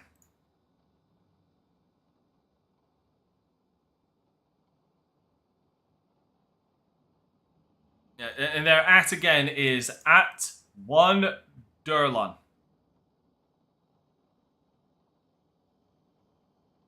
I swear to God, scammers are getting more and more fucking stupid. Yes, this isn't even trying. Nope. Oh my God, that's bad.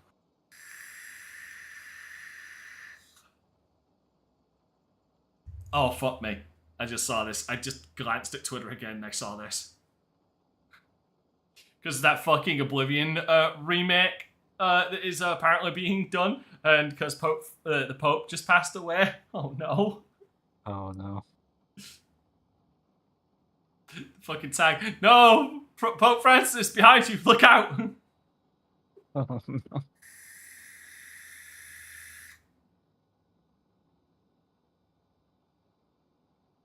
I love the internet sometimes. I'm not looking forward to a... yeah, let me log out and I'll have to kick you as well because I'm going to restart the server with the password. Oh, I already left. Okay, cool. Yeah, I'm not looking forward to a Oblivion remake. Purely because I know they're going to change a lot of the art style. As in, like, how characters look and even, like, how they are. And probably censor a bunch of stuff with characters looking nothing like they were. Me, the second Oblivion remaster comes out, dropping Baldur's Gate 3. Yeah, sure. So yeah, like that's kind of where I'm falling in with Oblivion right now. Is I worry that it's not gonna flop. I guarantee it's not gonna flop. But that's where I worry it's gonna fall. I feel that's going to be the case on how and what's going to happen. Alright, anyway, that's where I'm going to end it for today, ladies and gentlemen. I do hope you all enjoyed. I went longer for you guys just to get some more Project Zomboid in, because this game's fun and you should play.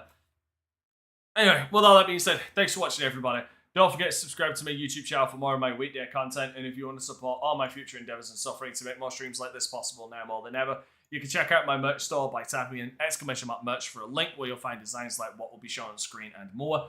And if you want to go above and beyond like beautiful legends in the credits, you can become a YouTube member, where you'll get benefits like channel emotes, priority comment replies, gameplay polls, where you can dictate how I approach certain games, Wednesday member chat streams, where you'll get the VODs exclusively after the fact, and early access to my edited Let's Play content, which has restarted! Rejoice, children of Nod!